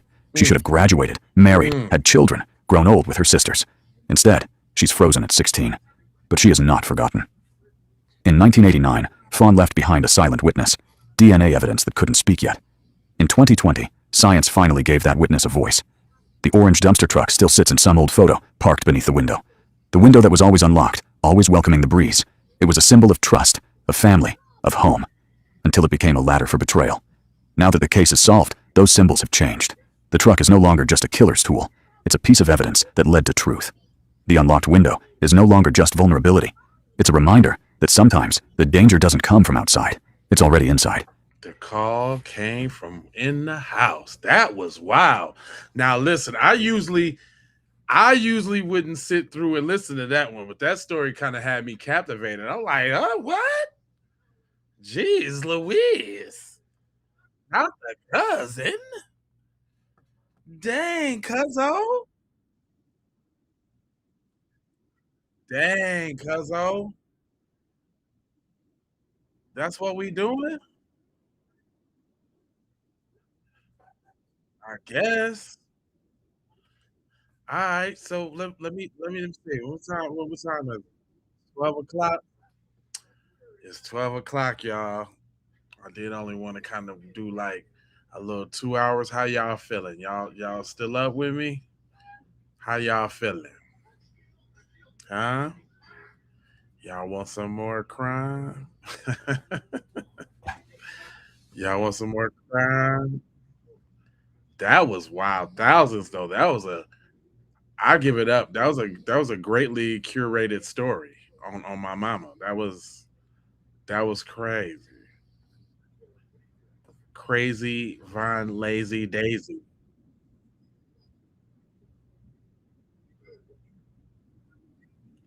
What y'all think? Y'all want some new crime?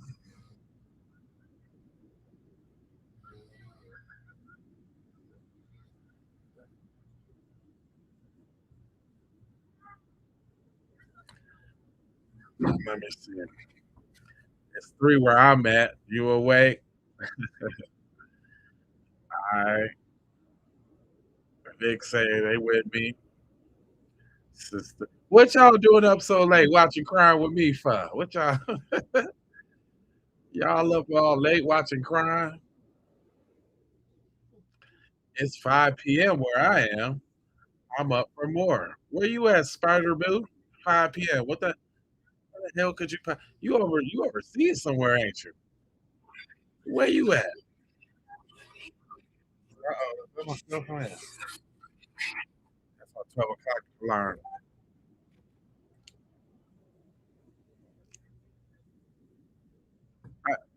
Australia?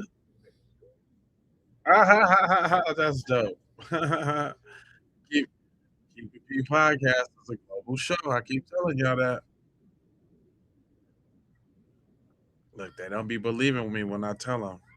You never know who watching the Keep It P podcast. We had matter of fact, hey y'all, I don't know if y'all know, but I'm trying to do something. I'm trying to do something different, right?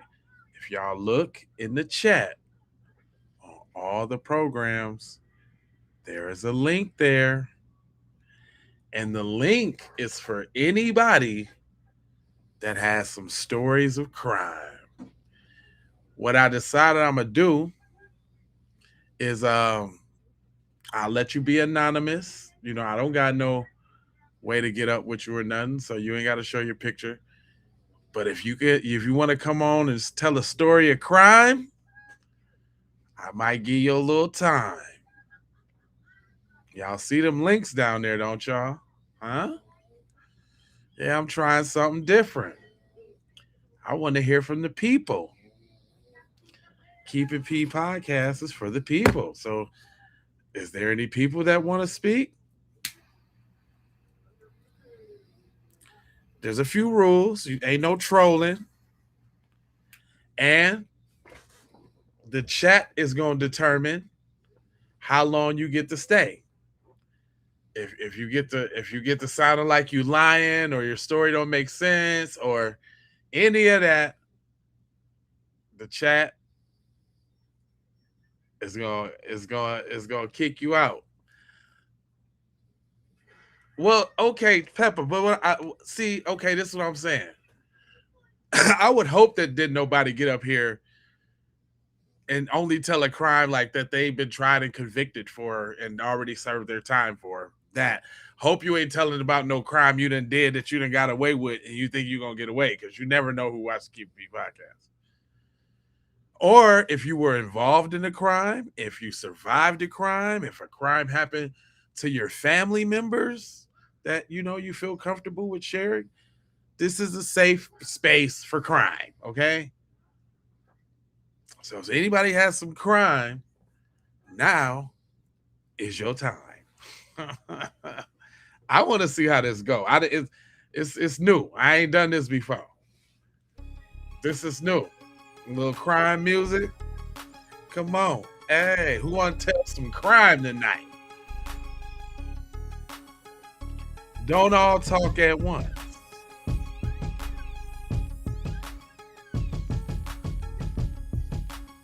Uh-oh.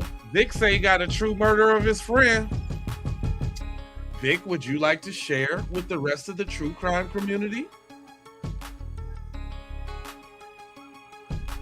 Also, I mean, if you're going to put it out there like that, you need to say some names or something. Was it in the news? Uh-oh. Alicia says hey, you survived kidnapping? That sounds pretty interesting. Okay, y'all talking about this. Okay. Well, there's a link in the chat of all. There's a link in the chat on J Lava's channel and Keep It P Raw, because I noticed there wasn't a lot of people on Keep It P podcast. Maybe I should throw it in Keep It P podcast too, just for everybody, I guess. Hold on real quick. I don't think I put the link there in the Keep It P. Hold on, y'all, because I do want to give everybody. But if you want to come on up here and tell us your I survived story, that's nice. I like watching that type of stuff. I survived. A real live I survived. That's what's up. And this is a personal account, so I'm sure it's going to be interesting. What y'all think? Y'all think that's going to be interesting? Hold on, I got to change these thumbnails. I didn't notice that it don't got my late night with J Lava thumbnails on there. That's probably why the crowd ain't as big. Dang, I hate when the program do that. It got the thumbnail of the three African dudes out. We doing crime right now. I hate when they do that. Hold on real quick. I'm not looking at the screen real quick, so I can't see. But hold on, give me a quick second. I hate when it don't put my thumbnails up now. Make sure my thumbnails is good. Okay, yeah, we good. All right, so let me put that link. I think I put it in the Keep It P podcast already, if I'm not mistaken. But all you gotta do is hit the link. Hit that young linkety link. You look, you don't have to be seen. We don't have to show your face. All we got to do is hear your story. Who's going to be the brave one to step up?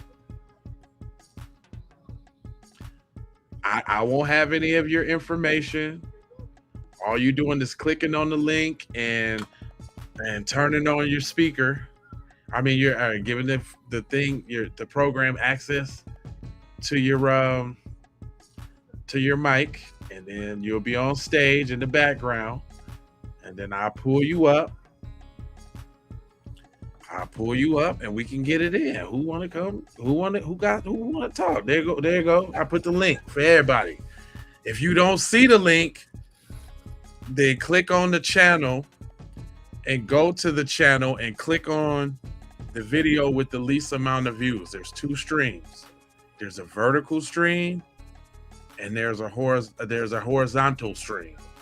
If you click on the channel and go to the channel, scroll up a little bit and you'll see two streams.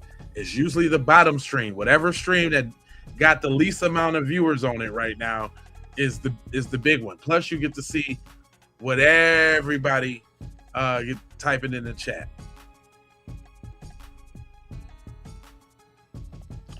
Oh damn, Reflex, that's terrible. Sorry to make you relive that. Damn.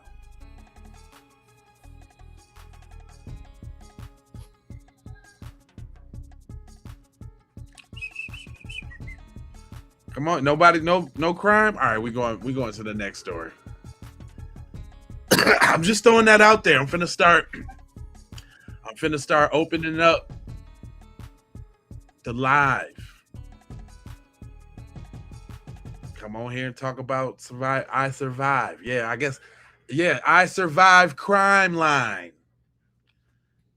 You know what I'm saying? Because you could have been a part of the crime. You could have. Well, Vic, come on now. What you doing, Vic?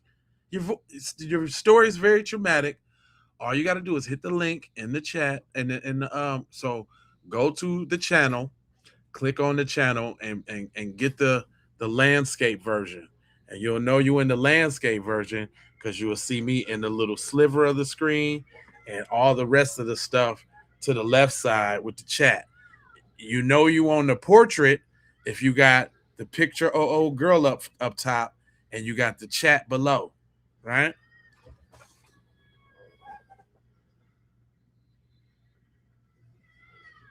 No, not Young Pharaoh. I was just watching something about Young Pharaoh, man.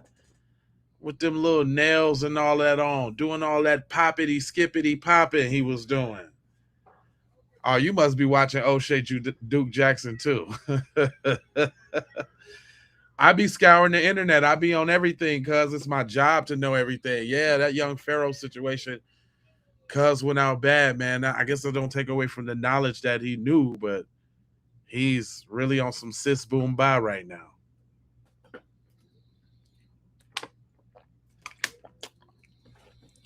You have to have a Apple link along with the Android. Nah, it's just a regular link. This program is called Restream, and it's a streaming platform.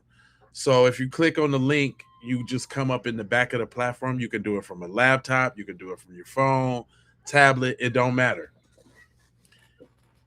If all you got to do is hit the little link, boom. Don't worry about still watching the program and trying to talk at the same time. All you got to do is talk. They're going to be watching. You can watch it on the playback. Uh-oh. We got somebody. Who we got? Y'all ready? Okay, we got Abe. Abe is bold enough to call in, y'all. I did it. Abe did it. What's up, fam? Yeah, I got a good one for you. Abe say he got a good one for y'all. Y'all ready? Y'all gotta no, Vic can still come up. He can sit in the background. Vic ain't done, but Abe took your spot. Shout out to Abe. I'm here. Yeah. All right. Well, first off, this involving you or is it involving somebody else?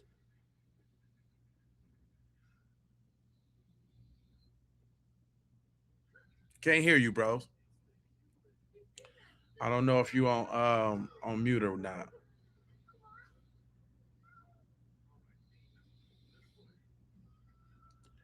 So I married Michael Parks. Uh-oh. Look, confess to us like Whack 100 listening. Where you go, Abe? Hold on, let me. Abe, you in there, bro? Where you at, son? All right, Abe is having technical difficulties right now. I ain't gonna take you out. Okay, hold on. I think he just tapped in on another one. Yeah. So You had to tap in on another one. All right, that's yeah. cool. It's all right.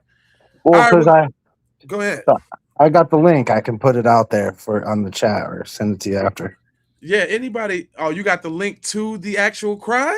Yeah, it's an hour-long thing. This girl, there's a they go in. Put it in the chat, and I think I can grab it from there. All right, yeah, and Yeah. I'm just so you know, I'm the one that got away. I got it was a Oh, slasher film. I got away from. I is got. it something I could just look up online and Yeah, just pull up to yeah, make it easy? Okay, what's that? absolutely, yeah. Well, yeah, I, her name Kristen Hogan. okay, CHR. KRI. Okay, okay, Yeah, Hogan. her family's super wealthy, rich, Okay, and they try to keep the first letter of the name prior to the mom's got to have the Kim, now Kristen, Cat, and all, they do that. okay. Wealthy, like what? Like I'm And terrified. what happened in this said situation so I can find it? Attempted murder. Ooh. Yeah, poisoning putting antifreeze in the wine of her strain. Oh my God. All Yeah, I right, got out of all right, I got it right here. All right, come on. Come it. on, hold on. Hold on. We finna get to it. Hold on. Let me move the boxes around and I'm gonna put us over here. I'm gonna make sure that they can see what we're talking about while we're talking about it. Right. Hold on. Do I gotta take off my hold on, let me remove my damn you know how you got to do the ad blocker.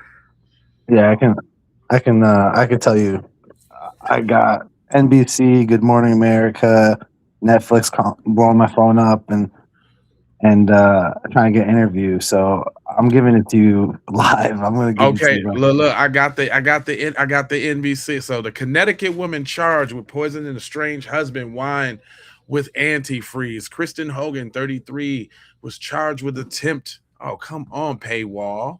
Attempted murder after she admitted having poured an unknown amount of ethanol glycol into her estranged husband's wine bottle, court documents. Yeah.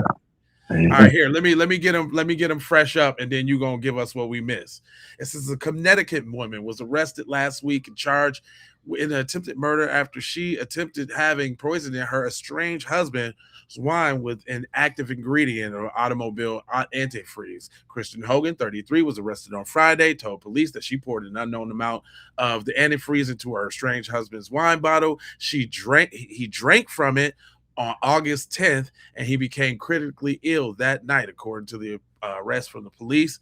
And the affidavit, Hogan's lawyer, Mark Sherman, told NBC Monday that while it was premature to comment on the case specifics, the charges are widely inconsistent with Christian's reputation and loving and caring mother status, Sherman says. It also goes Okay. on to say that there are just accusations and we will take our time needing diligency in the investigation to defend Christian against the claims. In an interview with the Connecticut State Police on September 12th, the victim, who police did not name, told authorities that on August 5th, is that you?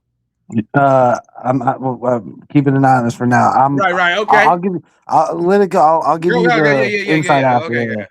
August Excited though. 5th, he hosted a family dinner and then received an unopened bottle of wine from his stepmother. And the affidavit said, and then he said that the family drank some of the wine and the leftovers wine and she corked the rest and put it back in the refrigerator for that night. The victim told detectives on August 7th that he appeared at the Danbury Superior Court in response to a complaint filed by Hogan, who said she's supposed to have appeared in court that day to, but never showed up, according to the affidavit. Never. A victim was awaiting Hogan's arrival at the court. The affidavit said that she got a notification on the phone that Hogan's cell phone was uploaded to data with the Wi-Fi router at the residence, which she had full access to. And the victim told the authorities that the victim returned home and Hogan was not there, the affidavit said. On August 10th, the victim said he consumed a small amount of portion of the remaining wine, and him and his stepbrother had brought over a few days before. The affidavit said that they went to bed after they drank the wine and became increasingly ill throughout the night, promoting him to call his mother, who was nearby. It says that the victim's mother went to her son's residence to find him slurring his words, staggering, and vomiting. According to the affidavit, she took him to the hospital, and then they treated him for some symptoms, and the doctor said it was consistent with ethyl glycon poisoning. I'm gonna just go to the last paragraph to get it. Yeah, I got so much detail to fill in for you. All right, last paragraph, y'all. It says the victim told the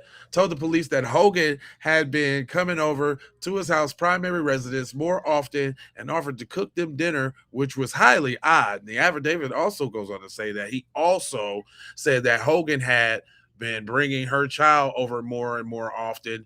The interior cameras that were reinstalled within the residence recently went missing. Right. All right, go ahead. Bust it down.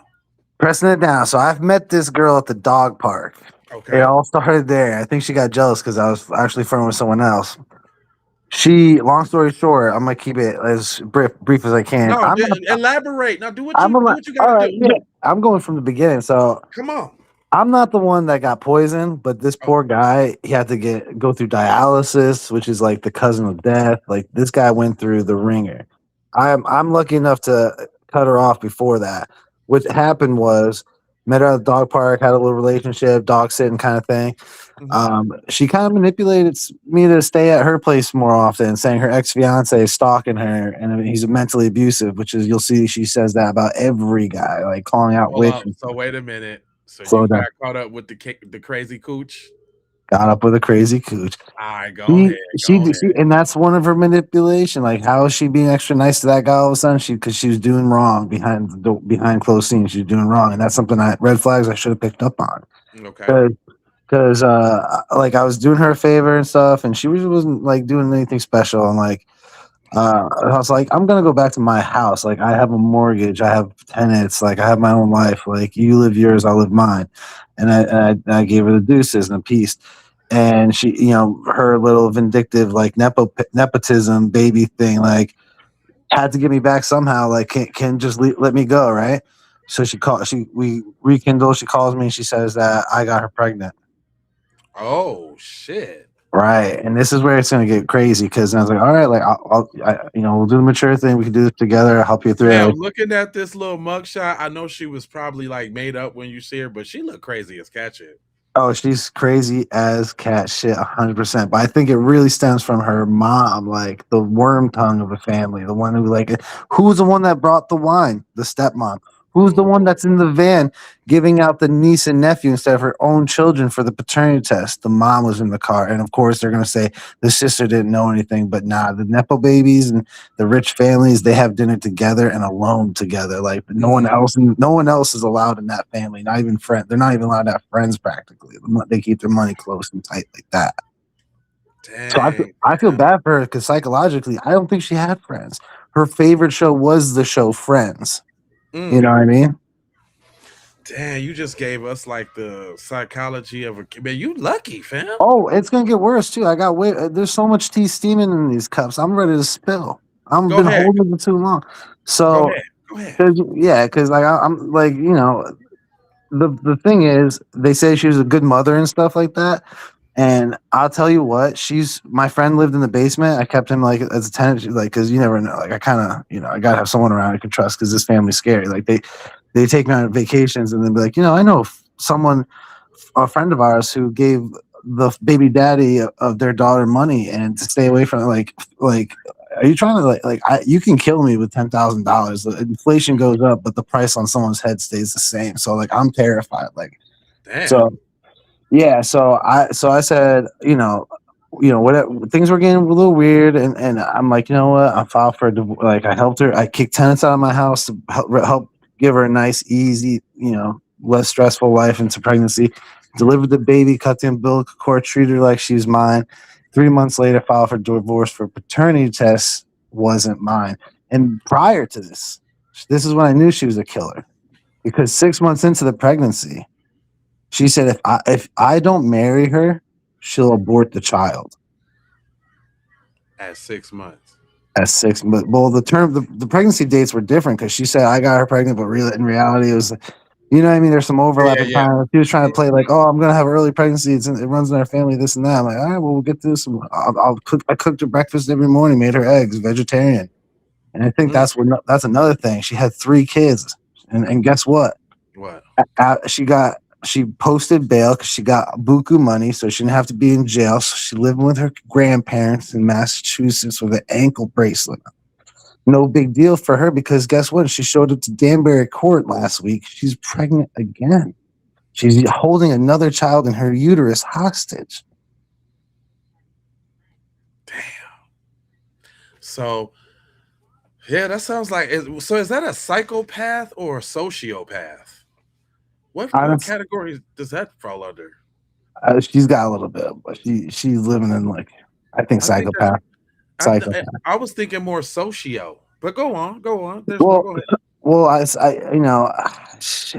think like I said, it's like the apple doesn't fall far from the tree. I do think a lot of it comes from the pressure she gets from her mom. Her dad's a very strong lawyer. He knows how to, keep it on face. But the mom, she's spiteful. She's a spiteful creature. Really. So how she get to so what was the kind of shit that tricked you into staying at her house?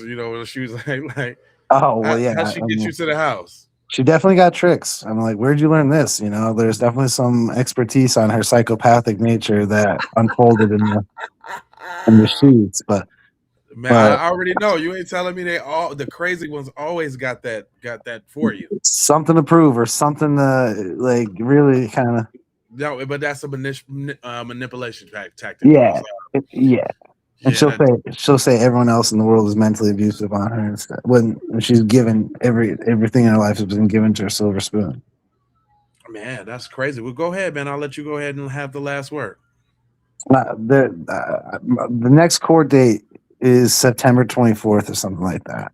Okay. I think I'm not gonna go. I know that reporters are gonna want to try to interview, catch me there, but I think I've given enough right here if they really want to look for it. But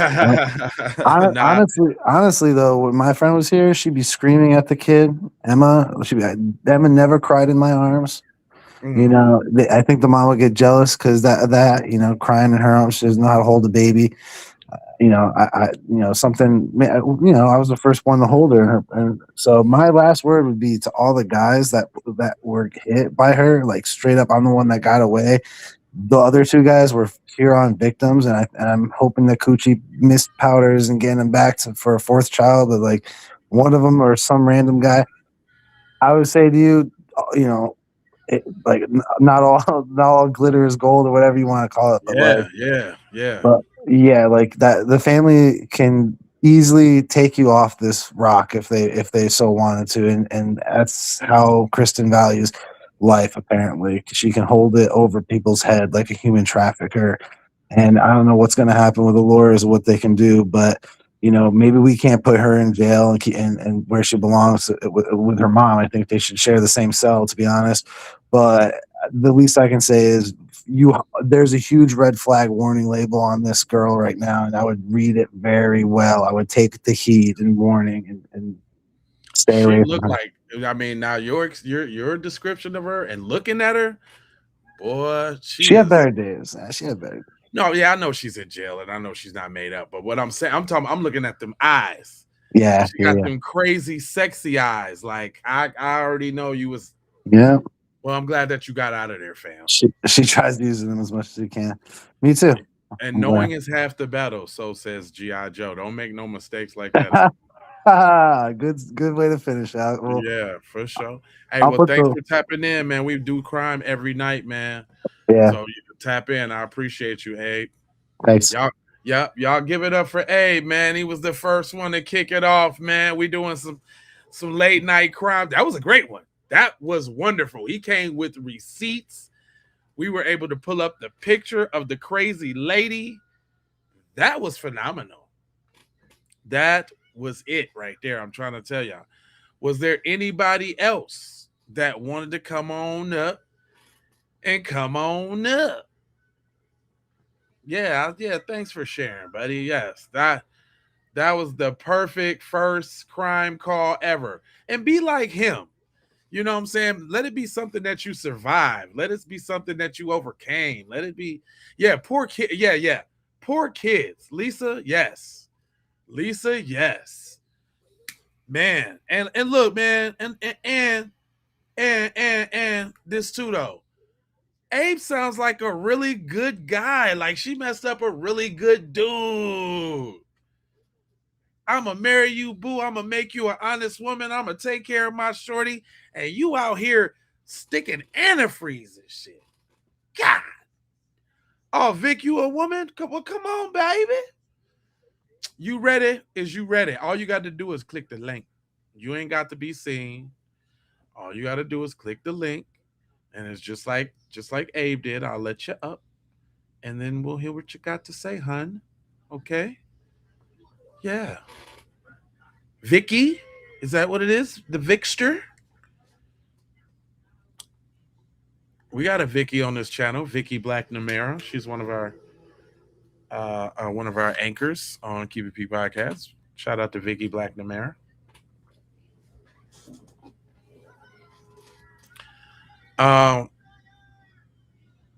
That's why you say Stingle today.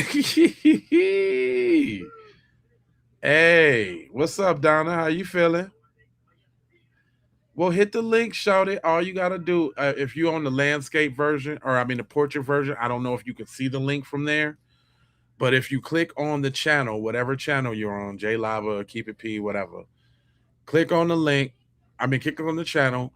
Go to the landscape so that you can see, the live chat. I have it pinned to the top of the chat, so just hit that. Boom, and then you in there. And we gonna hear from you. Oh yeah, this is fun. We're doing this. This is it going on. Like, we're gonna watch some crime and all of that too.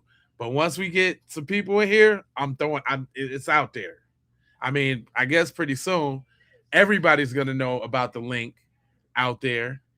You on portrait? Okay. Portrait is the one where you got the picture of her above me and the chat below. So let me look at my phone. I think you go up to the top where it says, where you see the face of the channel, click on the channel, then you be on the channel, subscribe. Make sure you do that. And then you'll see two lives. The live usually with the least amount of people on it is the big one. And it covers up the whole screen. It's not the sliver, it's the whole joint. But go ahead, baby. We'll wait for you now. Let me turn on some crime music. Can we get some crime music? Hey.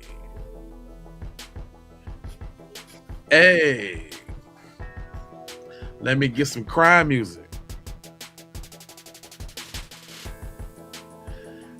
Hey, you know what? Just because this ain't the regular Keep It P podcast, can we get a roll call? Where y'all tapping in from watching this crime? Go ahead and do a roll call. Let me know the city, state, or the country, or the Providence, or whatever wherever you at. Where you at? Where you at, though?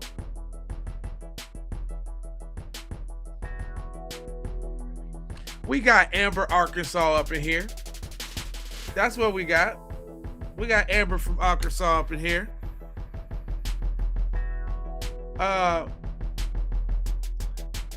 We got Canberra, Australia. We got NYC. We got Ohio up in this joint. We got Missouri watching crime tonight. We got Lawrence, Kansas watching crime. Tampa Bay, Florida here. New Rochelle, New York. Who else we got? We got San Francisco up in here. Cali, Uptown. We got LA up in here. That's what's up. We got NYC to the LBC. By way of LBC. Philly all day, every day. From Cayenne to Pepper Lady. We got West Oakland in this thing. We got New York, New Jersey. The Twin Cities. We got West Virginia here. What? Alabama? What? What? Get to North Carolina? What? Miami? Nashville? What? New Hampshire? DC? I see you. North Carolina? Hold on, let me get that music back, Papa. Hold on, I gotta put that on repeat. Yeah. Who else? Richmond, VA, NYC, Rome, New York, the Yay area, Newark, East Stroudsburg, Pennsylvania, not the Duluth, not the up north Minnesota Duluth.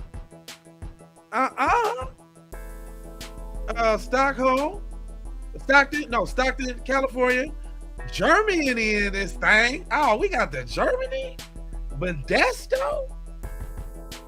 Oh, what's the other beat? Oh, I got 2 crime beats.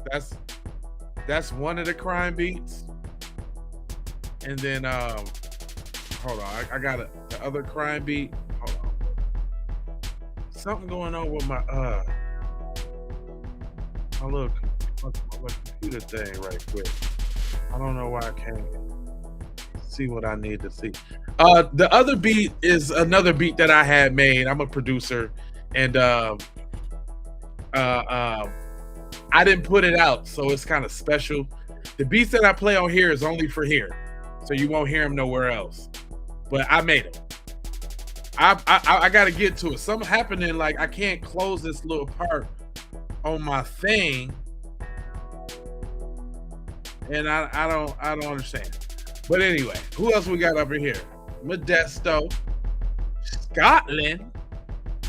Damn, keep it P is. Yeah, we got Scotland in this jump. You sub, thank you. It's all good. You family. If you tap in, you family. You're part of the late night family. The late night crime with lava. The chat is frozen? Okay. You might could refresh or something like that. I'm not sure. I really never actually had control of the chat. But Vic, where you at, baby? I was waiting for you to tap in. You can tap in anytime. Anybody else got some crime, or are we finna go back? I mean, anybody else got a story? Because if not, we going back to the crime. Because I got some crime. That's what I do. I got crime. That's what I do now. We got the crime.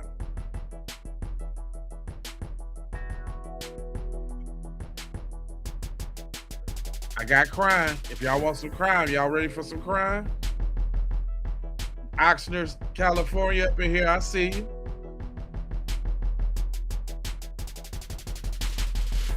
Okay. All right, cool. Yeah, let's go ahead and get to some crime. I keep my eye out for somebody in the chat. You know what I'm saying, that want to get out like they want to get out. But we had Abe come set it off. That's a hard act to follow right there. You like being up late with this group? Well, we like being up late with you, Amber. But yeah, let's get some crime. All right, I got something for you, boy. I got some real crime for you now. It's they kill a girlfriend. Straight to the detective. and thinks the act is working. You ain't fooling nobody. All three of those guys. Tell me what you know. That's what I know. I told you the truth. I don't have nothing else to say. This is Diamond Salazar, Esteban Lucero, and Caprice Cecilia, 3 teenagers being investigated for murder. And just like everyone who's ever committed a crime, they were convinced they'd gotten away with it. But there was evidence waiting for them, evidence none of them knew about. Who's that gets out of the vehicle? Diamond. That's Diamond? This is the chilling case of a 19-year-old girl who became the architect of a killing without ever pulling the trigger. Because what happened outside a Maverick gas station on March 25th, 2022 will challenge everything you think you know about mistaken identity, revenge, and how surveillance cameras have a way of destroying even the most carefully constructed defense. On the evening of March 25th, 2022, 19-year-old Diamond Salazar and her friend, 17-year-old Caprice Cecilia, drove to Columbus Park in Albuquerque, New Mexico. They were there to buy marijuana. Instead, they became victims of a violent robbery. As the two friends sat in the park, several masked men approached them. At first, it was difficult to understand what was happening. Then the guns came out. The masked men pistol-whipped both girls, stole a phone, cash, and other belongings, and fled the scene. There was never much dispute about this part of the story. The robbery was real. What investigators needed to understand was what happened afterward. Because the decisions Diamond Salazar made over the next hour would eventually put an innocent family directly in the path of deadly gunfire. Neither Diamond nor Caprice called the police. They did not go home. Instead, they used a phone tracking app to locate the stolen device. The signal led them toward a Maverick gas station on Princeton Drive, NE.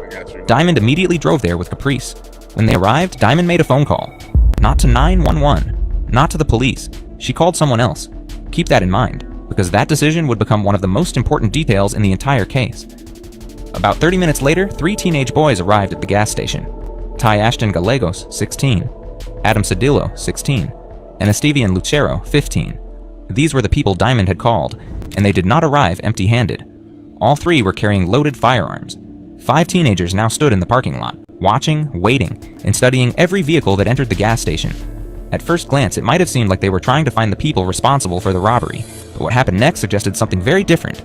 At exactly 8:40 p.m., a black SUV pulled into the Maverick station. Behind the wheel was Jonathan DeMatteis. In the passenger seat sat his fiancée, 28-year-old Kayla Montano. Also inside the vehicle were Kayla's 7-year-old daughter, her brother, and her brother's girlfriend. They were on their way to Topgolf. They had stopped for gas and snacks before continuing their evening. None of them knew they had just driven into the middle of someone else's search for revenge. The moment Diamond saw the SUV, she yelled to the others, more than once. Then she stepped back. The 3 boys moved toward the gas pumps. What happened next was captured on surveillance cameras and would later become some of the most important evidence in the case. As soon as Diamond identified the SUV, Ty Ashton, Adam Cedillo, and Esteban Lucero opened fire. More than 30 rounds were fired at the vehicle. Inside the SUV, confusion turned into terror. Kayla Montano had been struck by gunfire. She screamed for DeMatteis to move the vehicle. Running on pure adrenaline, he threw the SUV into reverse, struck a gas pump, and accelerated away from the station. He had been shot in the back. Another bullet had grazed his head, but he kept driving. Nearly 2 miles from the gas station, the vehicle finally came to a stop. DeMatteis survived, but Kayla did not. She was pronounced dead after suffering multiple gunshot wounds. Her 7-year-old daughter survived physically unharmed, and so did everyone else in the back seat. But the emotional damage would last far longer. A little girl had just watched her mother die. Kayla's brother had watched his only sister get shot for reasons he could not understand, and DeMatteis had watched the woman he planned to marry take bullets meant for someone else, because that was the most devastating part. The family had absolutely nothing to do with the robbery at Columbus Park. They did not know Diamond Salazar. They had never met her. They had simply stopped for gas. Meanwhile, the 5 teenagers fled the scene in 2 separate vehicles. They believed they had gotten away with it, but investigators would soon discover that they were not nearly as careful as they thought. One of the Maverick surveillance cameras captured a partial license plate number from a vehicle leaving the scene. Detectives ran the information. The registration came back to Caprice Cecilia, and just like that, the investigation began moving in a very different direction. Police eventually made contact with Cecilia, and that conversation would become the beginning of the end. Who's that gets out of the vehicle? Diamond. That's Diamond? Okay. Alright. So Diamond's wearing all black and she gets out of the passenger side, is that correct? Yes, sir. Okay. So we have, in this picture, we have Esteban in yellow, Diamond in black, female passenger. Male in black is Ty, and then the one in white is Adam. Your part. Okay. Let's go get a little bit further up. Could you stay in the car for a little bit? What were you doing in the car and all this? When they were talking outside, what were you doing? Just listening. I don't really know anything about them or stuff, right? Gotcha. This is just a few minutes later, 2041. The other one's about 2037. What's happening there? Who's sitting on that passenger door?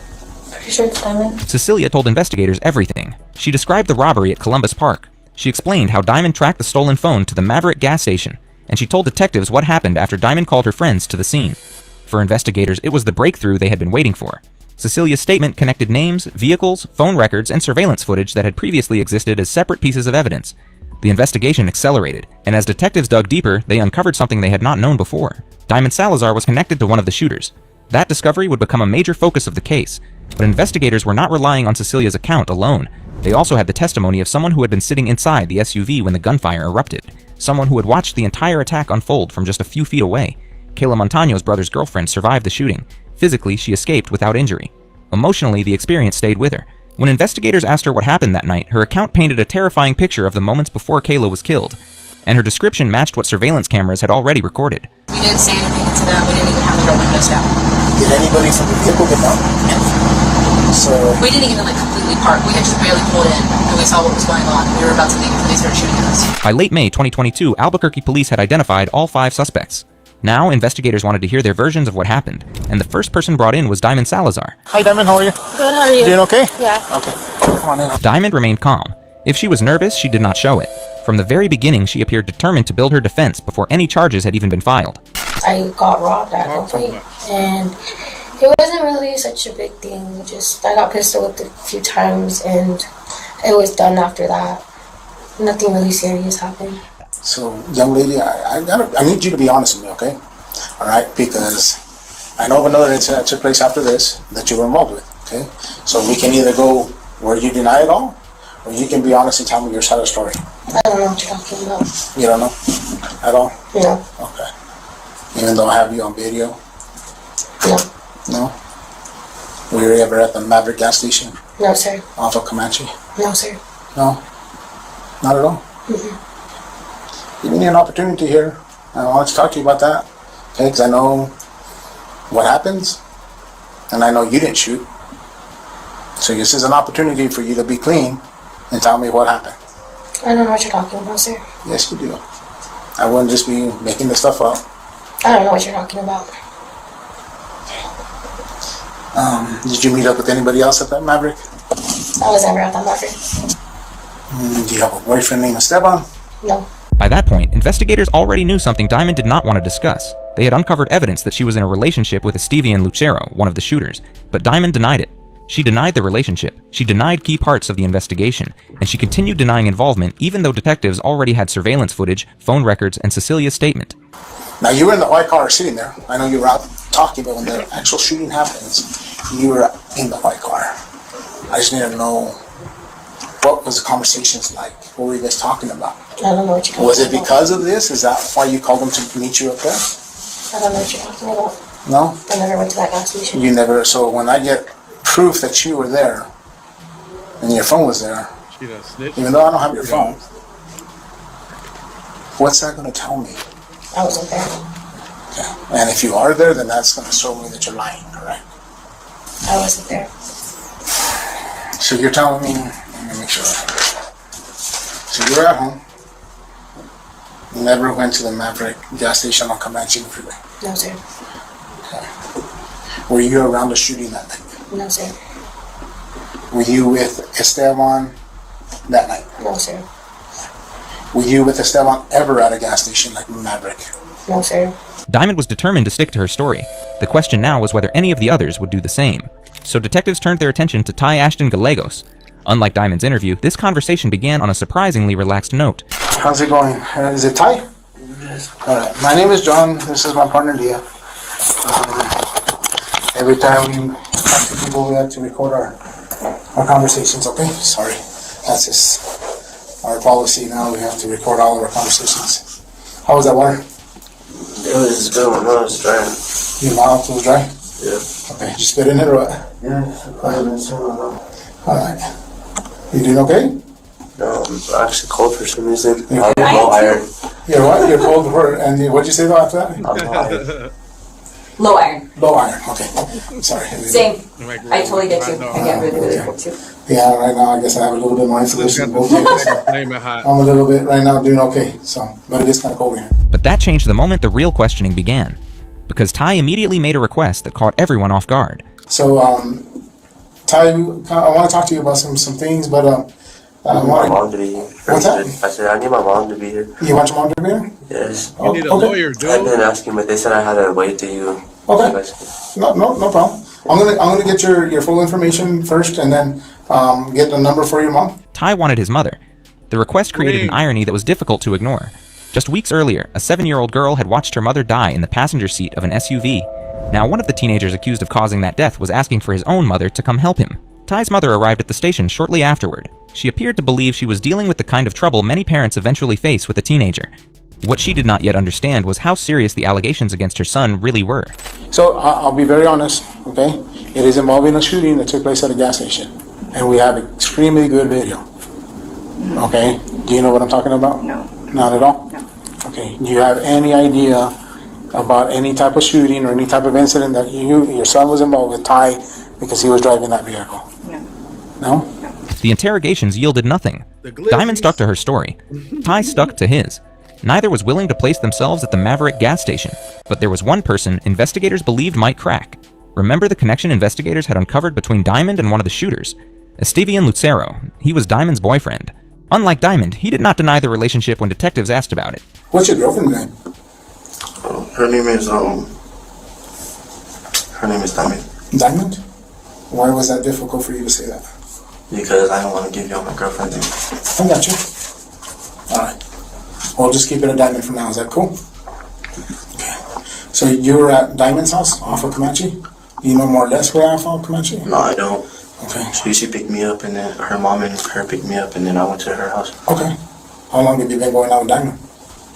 Like 2 weeks. About 2 weeks? Okay. What does Diamond look like? She's tall. She's tall? She has brown eyes. Brown eyes? Yeah. Is she like Her tall? hair is darker too. Okay. So not super tall. No. Okay. So is as tall as you? Because you're... No, not as tall as me, like... A little bit shorter? Yeah. Okay. So she's a little bit taller for a female? Yeah. Okay. And she has what? Dark eyes? Brown eyes, you said? Brown eyes. Okay. Darker hair, like a darker brown. Okay. Dark brown. She pretty? Yeah. Alright. You gotta go for the pretty ones. But admitting the relationship was one thing. Admitting involvement in a murder was another. Like Diamond, Lucero denied participating in the shooting. He refused to give investigators anything that could help their case. Tell me what you know. Well, that's what I know. I told you the truth. Okay. I don't have anything else to say. You weren't involved with the shooting? Mm-hmm. Okay. Do you know about the shooting that I'm talking about? I've seen it on the news. Okay. Did Ty talk to you about it? Mm-hmm. Do you know if Ty was involved? Mm-hmm. No? Did you communicate with him on your phone? No. About it? No. At least he's smart. That's right. I don't know nothing. What they did not know was that the police had evidence and an eyewitness account. Warrants were issued for Diamond Rain Salazar, Caprice Linda Cecilia, Ty Ashton Gallegos, Adam C. Cedillo, and Esteban Damian Lucero. All 5 were charged with open murder, shooting at a motor vehicle, and conspiracy to commit murder. But charging them was only the beginning. Prosecutors still had to prove who was responsible for Kayla Montaño's death. Years passed as the case worked its way through the court system. Eventually, the prosecution decided to try all 5 defendants separately, a process that took more than 2 years to unfold. Then, prosecutors presented the 3 shooters with a choice: Ty Gallegos, Adam Cedillo, and Esteban Lucero. Each was offered a plea agreement. They could plead guilty to second-degree murder and testify against Diamond Salazar. It was the kind of deal many defendants spend years hoping to receive. They turned it down. All 3 refused. Instead, they pleaded guilty to first-degree murder. They accepted significantly longer prison sentences rather than testify against Diamond. At the time, it looked like a show of loyalty. But that decision would create a new challenge for prosecutors. Ty Gallegos was eventually sentenced to 10 years. Esteban Lucero received 22 years. Adam Cedillo received the maximum 10 years allowed under his plea agreement. That left Diamond. And unlike the others, there was still one person who knew exactly what had happened from the very beginning. Caprice Cecilia. She had been there at Columbus Park. She had been in the parking lot. She had watched everything unfold. And prosecutors were about to make a decision that would change Diamond's trial completely. In August 2024, prosecutors dismissed Cecilia's charges. In exchange, she agreed to cooperate. Keep that in mind, because it would become one of the most important developments in the entire case. Diamond Salazar's trial opened on August 5th, 2024. Prosecutor Colin Brennan told jurors that Diamond set the night in motion. She made the call that destroyed Kayla Montaño's family. Instead of going to the authorities, she chose revenge. The defense pushed back. Diamond didn't do anything wrong. Diamond never fired a gun, never asked anyone to shoot. She was still traumatized from Columbus Park, and a woman in that state tracking a signal and surrounded by armed teenagers lacked the calm presence of mind prosecutors were implying. Diamond couldn't have stopped them. Legal responsibility for Kayla Montano's death belonged to the people who pulled the triggers, not someone who pointed at a car she thought looked familiar. It was a coherent argument, and for a jury that hadn't yet seen everything, it left room for doubt. But here's what was coming next, and what Diamond Salazar's defense team could not fully neutralize. Remember the deal that was made with Cecilia? It was for her to testify against Diamond, and here's why Cecilia's testimony mattered. She was there. She heard the words. She watched everything unfold. The defense, however, remained focused on the same argument. Diamond did not control the boys. But before jurors could decide which version they believed, something unexpected happened. Before prosecutors could finish presenting their case, Diamond Salazar made a decision that changed everything. She pleaded guilty to second-degree murder and 2 counts of aggravated assault with a deadly weapon. The first-degree murder trial and the potential sentence of 30 or more years were over. Her attorney had spent months arguing that Diamond was not guilty of first-degree murder, but the plea told a different story.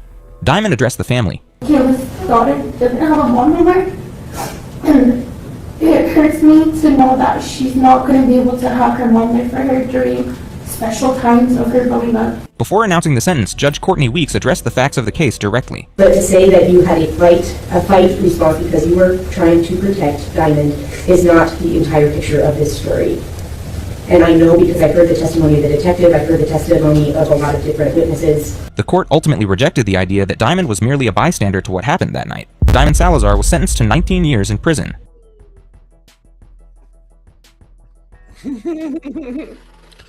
Damn, Diamond. Damn.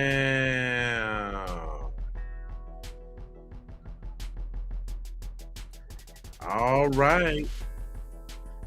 Well, I guess we got about I guess we got more time for a little more crime. I got time for one more crime. You know what I'm saying? I guess I could do one more crime. What this one say? This one says, deadly dispute. A Wisconsin man has been sentenced to life in prison for killing his pregnant ex-girlfriend during an argument on a nature trail.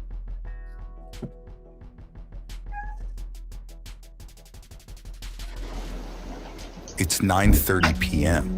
at a home in Janesville, Wisconsin, when a surveillance camera catches a man, seen here, later identified as 23-year-old Logan Barclay, exiting his home and headed out into a stormy night. Only to return nearly 2.5 hours later and head back inside. But investigators would soon discover this was allegedly no ordinary night out for Logan, when a 911 call the next day leads police to a nearby hiking trail. Hey, you call this one body? Yeah. Whereabouts? Yeah. Want me to wait for them? Yeah. Yeah, just wait for them.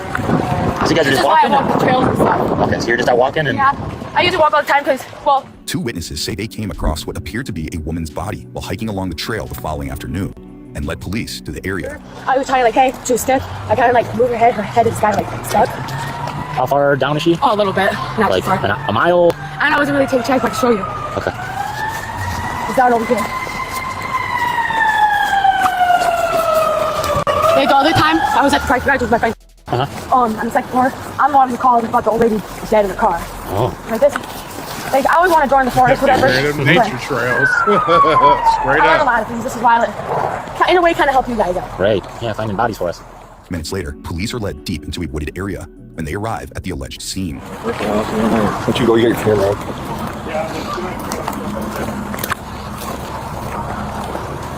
Hello, police department. Hello. He Hello. said she was stiff, man. She got rigor. Yeah. Investigators find the remains of a woman, later identified as 22-year-old Kirsten Hansen, reportedly the mother of an 8-month-old child she shared with Logan Barclay. Investigators determined that the victim was shot in the abdomen and left for dead, according to the Rock County District Attorney's Office. Next, another officer continues speaking with a witness, who surprisingly says this isn't their first deadly discovery. Obviously, lot of stress that kind of goes into Yeah, this is the second one I found before. So one, like maybe 6 years ago at the parking garage on the second floor. Okay. Yeah, I was the one who found like. Typically, most people don't have more than one, right? Yeah, that normal, I always wanted to be like a detective. Whatever. I usually go for walks for this reason. Like if I found a weapon, turn it into the police, like a body, turn it into the police. Okay. Well, wait obviously a we got minute. process, we got to collect stuff, we got to figure out who this person might be. Oh, that's the princess. Yeah. How's she so lucky to run into all the dead bodies? Talk to you guys maybe one-on-one, just try to make sure that everybody's. I'm kind of curious who it is because I know a lot of drug addicts and stuff like that. So I know a lot of them. You didn't recognize the person at all? I can't see the face. I was because I touched like the hand wave. I'm like, hey. At first, I thought it was a babe. So I walked close. I noticed feet and then the hair. I'm like, hey, you okay? Hello. So I went up, just kind of shake it, kind of like stiff. Felt the hand like really stiff, and then I felt like neck, kind of like her head, kind of, but it was kind of stuck on the side of the tree. I believe so. So I didn't want to kind of yank it. I don't want to do that. The next day, investigators tracked down Logan at a local business. Okay. So anytime she would want to go somewhere, I'd assume, yeah, that'd be too much locked. I don't know if she has any other sort of doors. Do you know, is it possible that she's seen somebody? I'm not going to say it's impossible, but it's very unlikely. It's pretty difficult. Okay. Okay, yeah, let's. Yeah, I got it.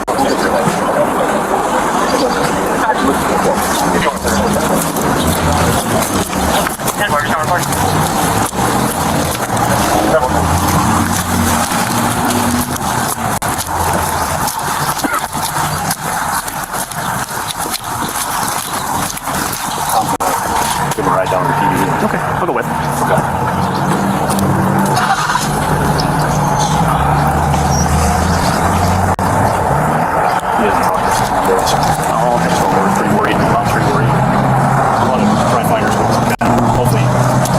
Which is awesome. Yeah. You know what I mean? Absolutely. The utility knife or utility knife is used in the truck. So, so you have to know that. I got to start working with that. Mind if we just say now quick? Those gloves?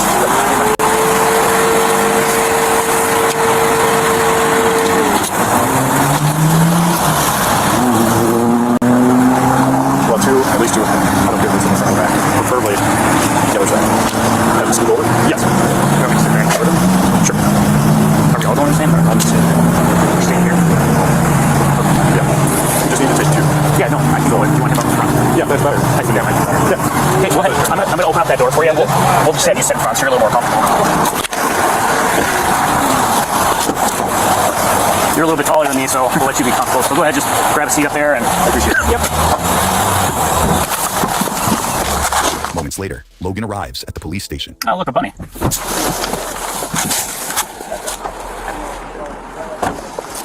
believe you did. I believe you did. Logan, I just want to make sure, do you have any weapons or anything that's going to hurt me, anything like that? Can you just turn around and face the car for me? I'm just going to pat you down to make sure, okay? Got any issues with that?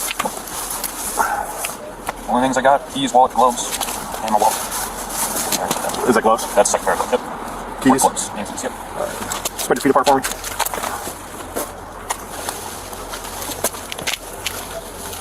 All right, go ahead and follow this up. Next, the 23-year-old is seated in an interview room where detectives are eager to speak with him. Hey, Logan, sorry about that. That's a little bit longer than I thought. This is one of my partners, Dan's school. Oh, yeah. Good to meet you. Nice to meet you. So, obviously, you were talking to Tom and a couple of other guys. Kind of right now, our concern is people don't know. We're trying to figure out where she is. I'm starting to hear some names. So, kind of something we have to do, and I'm sure you watch TV and you've seen it done 100 times, because we kind of gave you a ride down here. We just have to inform people of what their rights are. Logan has read his Miranda rights and agrees to speak with detectives before further questioning continues. I know you have a child with her. Are you currently dating her? No. Okay. Were you ever dating her? Yes. We continued to stay friends. She wanted more. I was okay with that. I was not okay with dating her and all of that entails. What does that mean? I did not want commitment in a committed relationship. Okay. She did. We kind of established that wasn't going to happen, even though she still brings it up pretty regularly that she wants more. Okay. But I have to turn her down every time. I'm not interested. I don't have any kind of together about my life, and I'm trying to fix that. Okay. So when you were dating her on and off, hanging out, you were cool with it, how long did that kind of continue? So that has actually continued up to, I want to say present day, but obviously circumstances as they are. What does that mean? We're missing, I mean. Oh, I mean, there's a chance she could just be like out with a friend or something, right? I hope. Yeah. I really do hope. I don't know what friend she would be out with that she wouldn't have told her mom about, but I really do hope that's all it is. Okay. You haven't seen her since Sunday night between that 8:30 and that 12:30? Ish. What were you guys doing that night? She wanted to spend time with me. Okay. She does. I don't know. I honestly have stopped trying to figure out what her reasons for doing what she does is. She's a very physical person. She wants to cuddle. She wants to have sex, which is something I do not particularly want to do with her. Why is that? We already have one kid. I can't handle a second one. Okay. She thought she was pregnant. Again, like recently, that was last Friday. Oh. Yeah. I made her make sure. I made her promise me she was going to get an appointment to find out for sure. That appointment she was supposed to meet this week. And she had called, and they were supposed to call her back, and I never heard anything after that. Okay. Did she take a home pregnancy test? What did that show? Well, the first one said negative. Okay. No. But she was late for her period cycle, so she wanted to make sure. Okay. Okay. How many days late was she? I believe at that point it was 2. Okay. Is that normal for her to be? I'm not sure. Okay. She doesn't usually tell me she's on it. I just have to find out the hard way when she starts screaming at me. Okay. Okay. Yeah, I think I can understand what you're saying. So on Sunday, were there any conversations about the plan with the pregnancy, or what if it's true? Was there any plans on what if this is? Basically, I was not willing to have that conversation until I knew for sure. And how did that make her feel? She was not. She basically said that's fine, but she wants to keep it. Yeah. I said we're not keeping it. It's not happening. We tried that with this one, and she tried that with our current son, and that did not end well. And I was not going to put a second child through it. Logan tells detectives that he and Kirsten had planned to put their first child up for adoption, but ultimately decided against it after he said Kirsten changed her mind, leading to various issues that involved Child Protective Services. Now, he says he was faced with another possible pregnancy that sparked an ongoing argument between the two. So it was a stressful situation that I did not want to repeat of. Gotcha. Because if she fights it, if she fights, him being, or another child being adopted, and this goes through again, because he's going to fight it. Yeah. I will stand anything. Fair enough. Fair enough. Next, detectives start asking more detailed questions that show Logan's alleged disdain toward the victim. Do you know her phone number? I don't know it off the top of my head. What's her contact in your phone? You know the name? Bitch. Okay. Spelled just like her name? Yes. Okay. When did you talk to her next on the phone? Tuesday night, when I was supposed to be going over there to talk to her. I had to tell her that I was not able to. Okay. She was less than thrilled. And why did you decide not to go over there? Hail. Okay. When it started hailing, I decided to wait, and when it took half an hour for it to stop, I didn't really want to go anywhere when it was still pouring down right after it just hailed. Okay. Did you leave your house at all? Yes. Okay. How far did you get? So I went over to my friend's. It's a 7-minute drive without the road construction that's there. Yeah. Very good. So, what did she say to you when you said you couldn't or weren't going to come to the hail to pick her up? Not to pick her up, just to go over there and spend time with her. Oh, okay. Same thing we did on Sunday, basically. She begged me, for lack of a better word, please, I still want you to come over, yada, yada, yada. Basically, all things to that effect. Yeah. I told her no, repeatedly, and then hung up the phone. She doesn't have a vehicle. She is not one to not contact people. And I'm assuming her mother hasn't been able to get a hold of her. Correct? Am I correct? Yeah, nobody knows where she is okay. right now. Also, not something that's normal for her. All of these things combined, one of them, sure, but all of them, it's never happened. Mm-hmm. That being said, I'm not exactly an optimist. Okay. And I'm not exactly creative, so my helping you, fam. thoughts and my ideas of what could have happened are limited to basically what I've seen on TV, which is almost never a good thing. Mm-hmm. Gut reaction, do you think she's alive? I hope so. Gut reaction, do you think she's alive? Yeah. Okay. I'm going to be fair with you and say that 50% of what you just told me was bull. And this is where I'm looking at you right now, and I'm saying to you, we know some things. We know where you were. We know what you said to her. And we know where she is. Okay? So this is very important for you right now to be honest with us. Now, detectives reveal they know more than they're letting on, including Kirsten's location, when Logan's story begins to unravel. Was Sunday the last time you saw her? No. Okay. When was the last time you saw her? Tuesday evening. Tuesday evening. And where was that? I had taken her out to a trail. We went down the trail, talked for a while, and went back to the car. We had gone there on Sunday as well. And I wanted to go further down this time because I didn't get to see much of it. She was not the happiest that we were trying to go down it in the rain, which is fair. And she didn't seem afraid of the lightning to me, so I took her down it. We walked back to the car though. I'll run for part of it, but it was as much a race as it was anything else. I ran out of breath, I had to stop. Okay. And then where did you go from there? I drove her back home. I left immediately thereafter. Logan now admits to walking the trail late at night with the victim on the night of the shooting, but says he took her home. But as detectives continue pressing the 23-year-old, that story also doesn't last long. What did you talk about in the rain? Child that she thought she was having. And what did she say? she said she wanted to keep it, and I got. You can say it. I got angry. Yeah. I didn't want to keep it, and we had an argument about her keeping it, and I ended the argument by saying, this conversation is done, it's going nowhere, I don't want to have it, you can't keep it. Mm-hmm. Or what? Or I would do it my way, which was forcing her to go get an abortion in Illinois. Okay. So you just gave her a... When I went out on the trail, because it was dark, I had brought a firearm for personal protection. But when we were having our argument, I got really, really angry, and I went to go clear my head, and she chased after me, still talking about it. No matter how many times I told her to stop, she wouldn't, and I broke. I snapped, screamed at her, took it out, and said, stop following me, stop talking about it, please. And I didn't mean to. It went off. Mm-hmm. And then what happened? I didn't know what to do. I really didn't mean to, so I left. Okay. And where did she go? I don't think she went anywhere. When you shot, what did she do?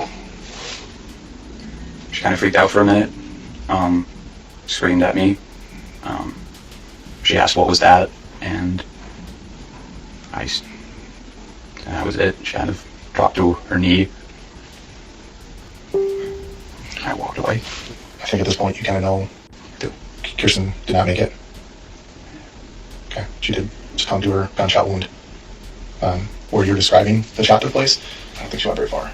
Logan admits to shooting Kirsten and leaving her for dead with a gun he says he brought for safety. But again, detectives aren't fully buying his story. So as you basically, you meet with her on Sunday, trying not to talk about the thing you don't want to talk about, but still stuff comes up related to it, right? The relationship that you don't want to have, getting an apartment that you don't want to get, being a family which you don't really want to be a part of, right? Is that fair to say? That stuff all comes up Sunday. And she wants to meet with you on Tuesday, and I'm assuming, and correct me if I'm wrong, you're probably like, great, she's going to be talking about all the stuff I don't want to talk about. I'm guessing that's in your mind, like... It was a thought, yeah. Yeah. So, I don't think it's that far of a stretch to think that go back to the same spot on the trail, take the gun with you.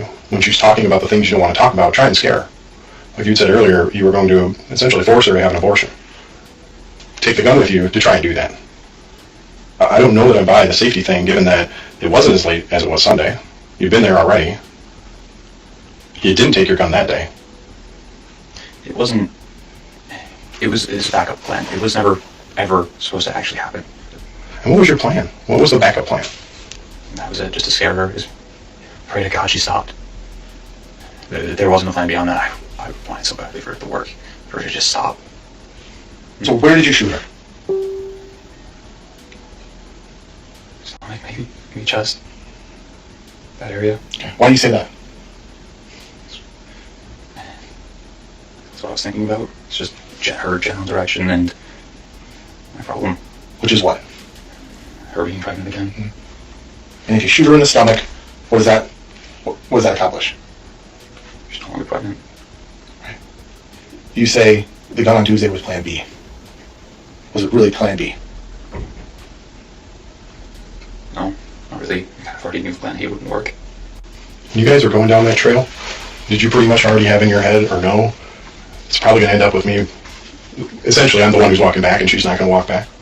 No, that was never part of what I wanted or had planned. Just scare her, make her quiet, stop her talking about it. That was it. Never what happened. It's tough, and you've got to see it too. It's tough for me necessarily to believe that. I understand. Right? I do. Next, detectives revealed this incident was allegedly far from the first time Logan had threatened violence toward the victim. So kind of walk me through it. The things go bad, right?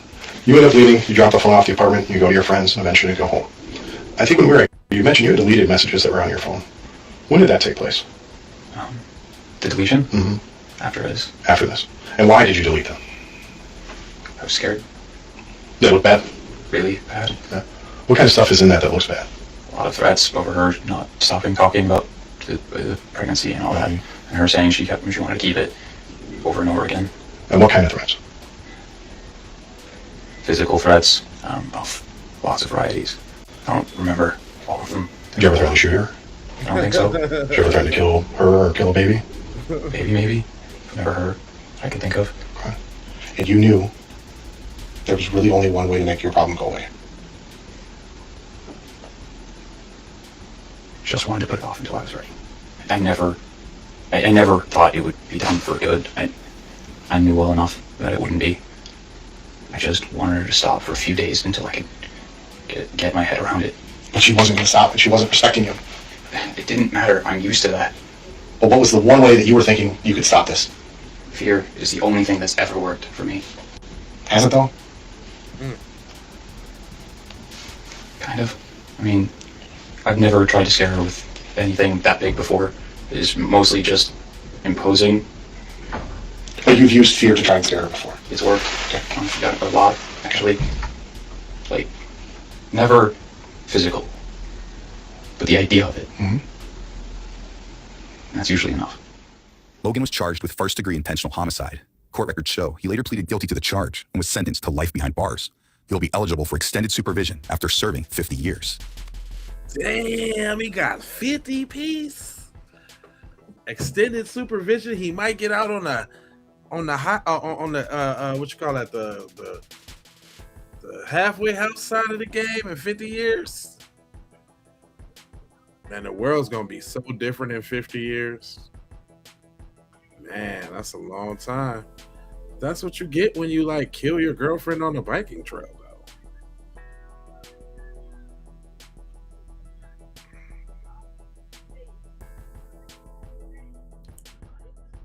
Well, man, I appreciate everybody rolling with me tonight. I see a bunch of y'all in here. It's like close. It's close to like 800 people on all these channels. Well, it's y'all really on Keep It P Podcast Raw and J Lava. So shout out to y'all 2 channels. If you're new here, make sure you hit that subscribe and the bell for notifications so you can be alerted each and every time I decide to go live. I'm gonna need you to go ahead and